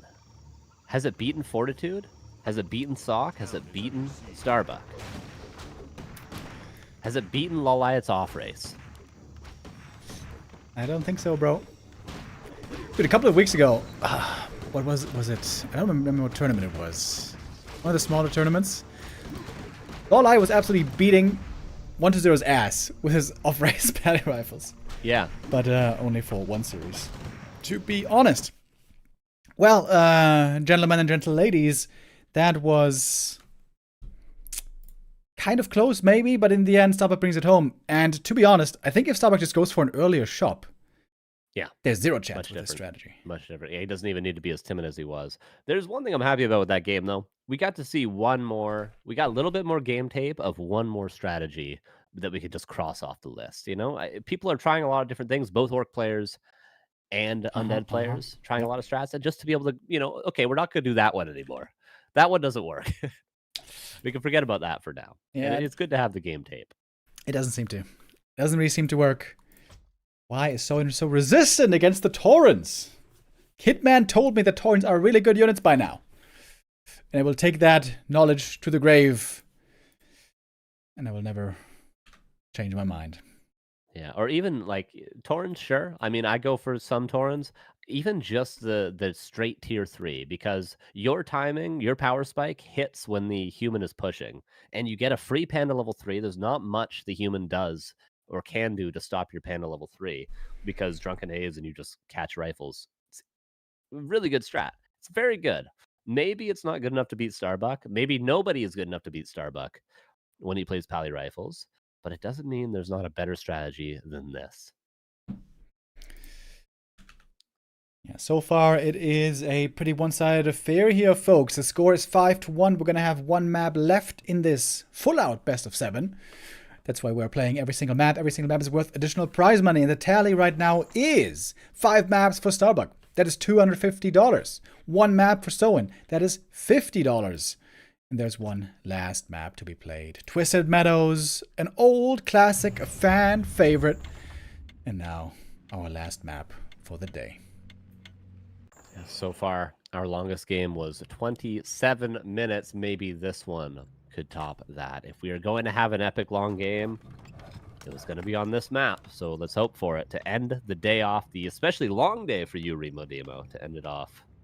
Let's hope for a banger here. All right, Soen. One last time, baby. Show us what you're made of. We believe in you, especially Carson. He is the #1 fan. I'm a big fan. I'm a big fan. Would you like to play a little concert for Soen with your band in Korea? I would definitely do that. 100%. I would love to play some shows in Asia. I think Japan would probably be our first place we would go, because that's the most common for bands to go in. But I heard that in Japan, heavy metal was big. Oh yeah, definitely. Most of the metal bands I know, or know of at least, have always toured Japan and Australia. Always. They're always going over there. Oh, you don't say. Yeah, I guess from where you live, like West Coast America, it's not that far of a trip. Well, it's still the Pacific. It's not crazy. It's still the Pacific. Maybe I should take that back. Yeah. For us from Europe, it's... Dude, we haven't been to China in so long. How long was the flight again? I think like 9 hours, I think it was. Okay. I think it might be a little bit less for you, but... Dude, that's... It takes me, to get to the other side of Canada, to get to Toronto for me, it's a 6-hour flight. God damn. Yeah. To get to Florida, it was 5.5. So it's distances are different in America. It's kind of funny. Like in Europe, everything is so close to each other, and there's like a million countries, and there's so many communities entrenched for like centuries, you know, that we think, oh my god, dude, we have to drive for like 50 minutes, dude. That is an eternity. In the US, they're like, oh, we took a little road trip this weekend. We drove for 11 hours, and we don't understand. We don't have that American mind. Very, very far. And when we were in the UK, it was like, oh, we could just go to France. We'll be there in like an hour. I was like, wait, what? Be there in like an hour? What the hell? It's insane. There's some people who swim from England to France across the channel, bro. It's outrageous. I can't even swim across a pool, Remo Demo, so... Yeah. I'm always in the shallow end, where I can still stand and chill, you know? Yeah, or the hot tub. Seems like the the very way to go. shallow hot tub. So that sounds good as well. Okay, so we do have 4 farms. Doesn't 100% mean an expansion on this map, because you put one at the lab regardless, but I would expect an expansion. Militia going around and down, and we will have that. But Soen, correct strategy. He goes for the grunt, and he creeps level 2. Now he's got items, he's got chain lightning, and he's got nice normal damage against those peasants to pressure the expansion. This is an ideal opener against the Expo. Hells yeah, baby. Off we go. In we are. Chain lightning. Would love to get a big last hit here. Trying to prevent that level up on the AM. Oh, chain lightning too late there. He already had his staff pointed. A little bit of indecision maybe. Come on, man. You gotta get one of those last hits. Please, baby. Is he gonna chain lightning it? Oh, 101. Need that one. Get it. All right. There we go. Bounces. A couple of peasants taking some damage. We do have enough mana for a resummon on the wolves, but half duration, full health on those bad boys still. So if Soen just continues kiting with the entrance of the 3rd headhunter, maybe some serious damage could be done. One header about to fall. Grunt microed out to the north. Oh, level 3 from that Headhunter, that is unfortunate. Not to mention this item, you might have said it earlier, but Ring of the Archmagi, so good to get early on. Yeah, also Ring of Region is ridiculous. Yeah. I think Ring of Region is like the most broken early game item, actually, by far. I love that item so much. Completely insane. Do we have a new set of wolves? Definitely need to, like, he's microing his Headhunters with his Farseer. Just leave the Headhunters, bring the Farseer in, and start attacking those peasants. The Headhunters do not need to be here. Run those away. Get him out of here. They don't need to see this. Get him out of here, bro. And the Farseer is definitely just... Why is he running with him? Yeah, you're right. That's the problem of in the same control group and using the group. Oh, and a 4-pointer. Almost. With those footies. Good damage on the footman. You either have two options. You can either split your Farseer away there and start attacking peasants as much as you can, or you can keep everything sturdy together, never take any damage on Headhunters, and just consistently kite the footman. This allows you to eventually whittle down the footman enough that the human can no longer defend their expansion. It's the passive approach to being aggressive later on, but you can't do that if you're super indecisive and, you know, taking a lot of damage on your Headhunters. You just can't do it with the way Soen is played. Town is under siege. Once again, it seems like we need Lin, baby. Lin, we need you. Where are you? Lin is MIA and all the orcs are in despair. Yeah, this is difficult because, you know, Starbuck is certainly very, very good. I would call him probably a top 8 or top 10 player, maybe even better than that. But he's not Fortitude. Players' forces are under So, you know, imagine if this was Fortitude. It's looking very, very dire in that case. So, we need the strategies. We need the wisdom of Lin, absolutely, because Soen is getting smacked around by Starbuck. And again, he's pulling back here. The low HP Headhunter has to run, of course, but the other two could be firing. There could be damage coming in. There's a lot of damage left on the table. And now the pressure. One water elemental spawned, enough mana for the next one.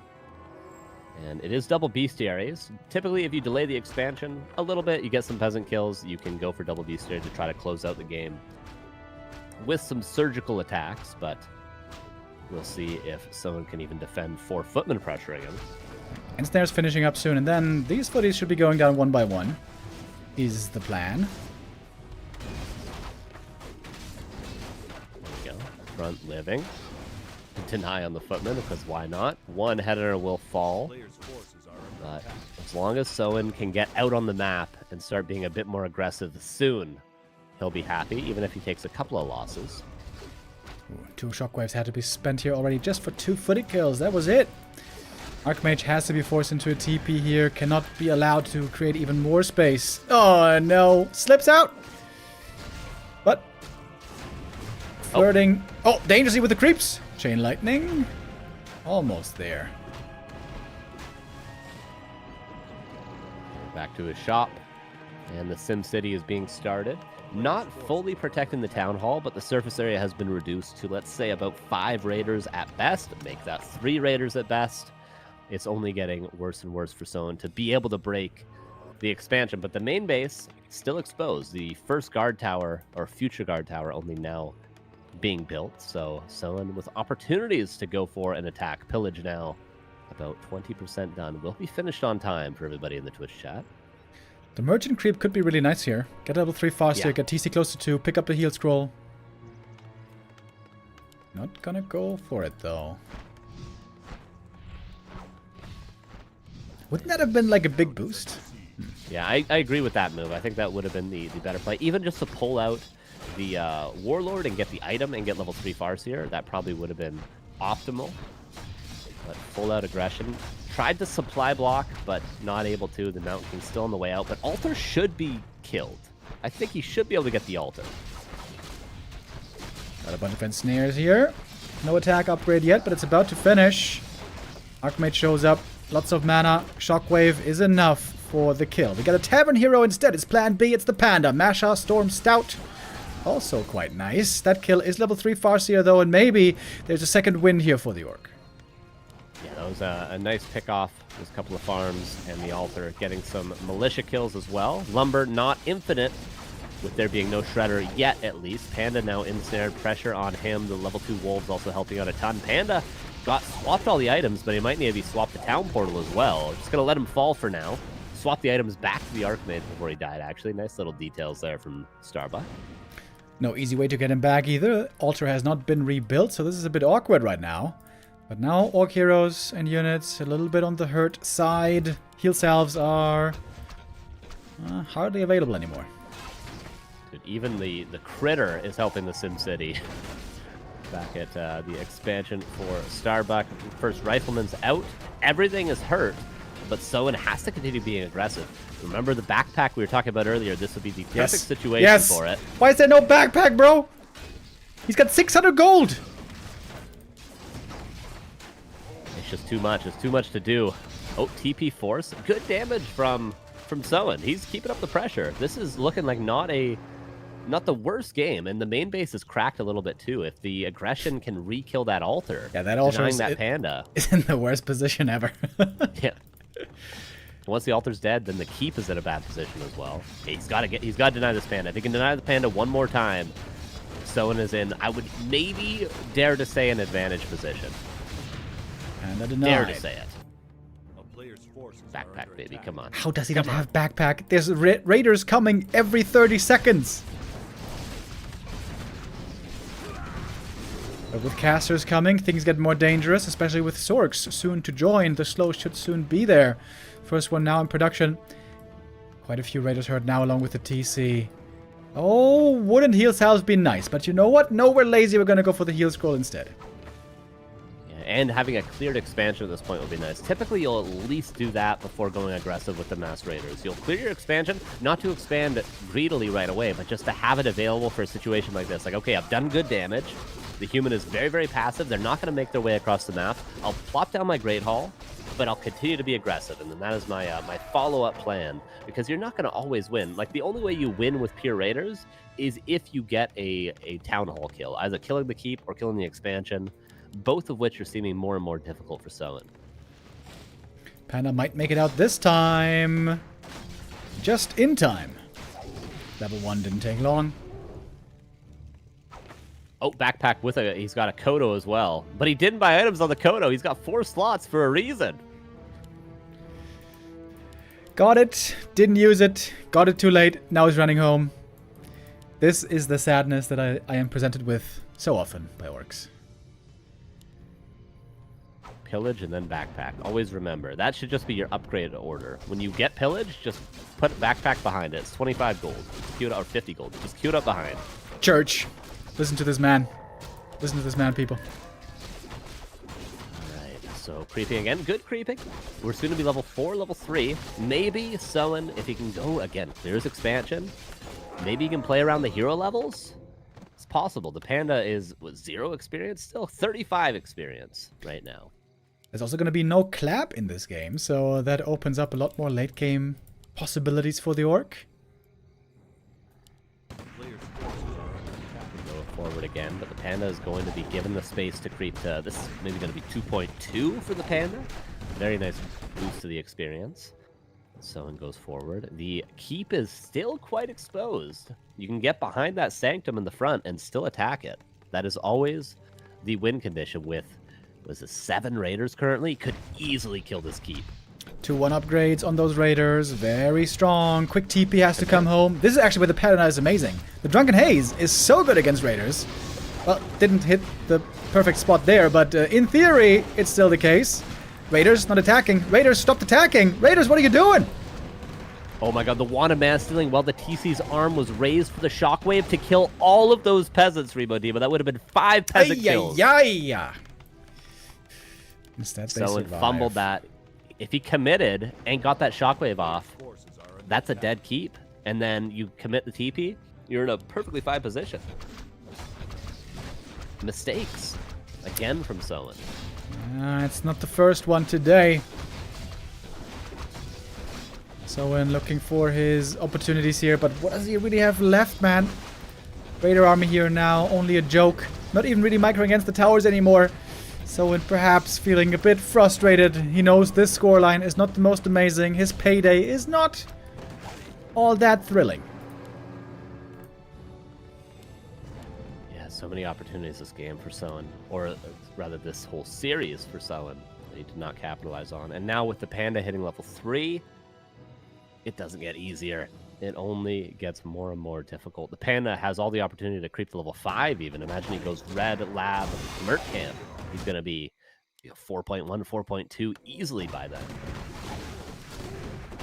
Yeah, exactly. Down here in the magic triangle, you can get lots of experience and items. Staff of Silence is okay, I guess. Here we go again for the keep. This time, do we commit fully? He's got double mana pot. You kill the keep or you leave the game. Maybe you kill the keep and then you leave the game. I don't know what order. Raiders trying to properly get in there deep. Ooh, Shockwave. Looking for the Chain Lightning. Never mind, doesn't have the mana. It ain't gonna be enough.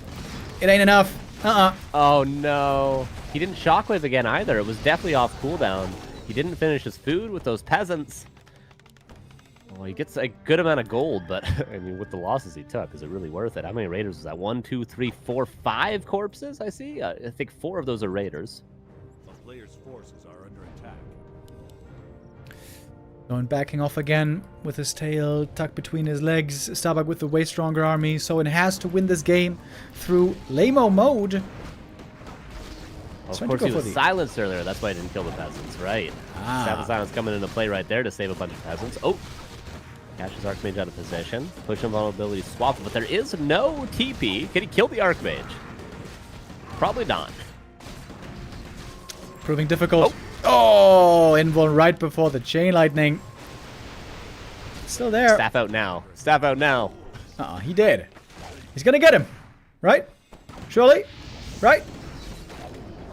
Summon a water elemental worth. No. No. Hey! Got him. The Shockwave from downtown, finally. That is at least a mental victory towards the end. A little bit of a consolation prize. Or is there still a chance? Is there still a chance here, perhaps? Can he keep brawling with his pretty well-leveled heroes? Well, the Farseer will not fight on anymore. He hits the deck. The game is over. And the series has found its end, with Starbuck winning map number 6 as well. Map number 7, I mean. That is a 6-1 score for Starbuck, being almost perfectly victorious today. Yeah, very well done to Starbuck. Kind of expected him to be the favorite here, but not to that extent. Super cleanly played. From behind, he was able to come back quite a few times. And Soen, he went for a couple cheesy games. Had a couple macro games that maybe slipped out of his fingers, but overall, only one Pally Rifle game. And really the only win that Soen got was pretty much gifted to him. Yeah, a bit of a shame. I thought Soen had quite a few opportunities here to play a bit of a stronger game and get some more wins under his belt. You mentioned at the start of the day, Soen seems to be in a bit of a slump right now. I don't think I can disagree with that statement, really. But here it is. Starbuck continuing to look strong. We're looking forward to see more from him as well in the future. Hopefully Soen can improve on his play again a bit. Maybe when Lin comes back, it's finally going to look better for all the orcs.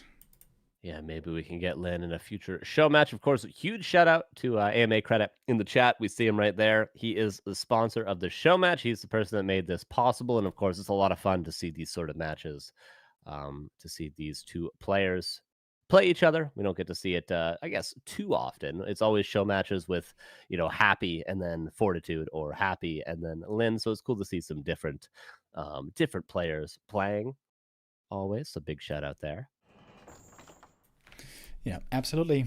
Thank you very much, AMA Credit. It was a lot of fun today. We had a lot of games today. Sorry that the stream quality was kind of bad earlier. It suddenly changed. I hope that wasn't for the entire day. I'm not sure. But yeah, that's it for us today. I'll be back tomorrow, nice and early once again, towards noon. And Karsten, I hope next time you guys don't have to have your flight delayed for 7 hours and then are left to only drown your sorrows in alcohol.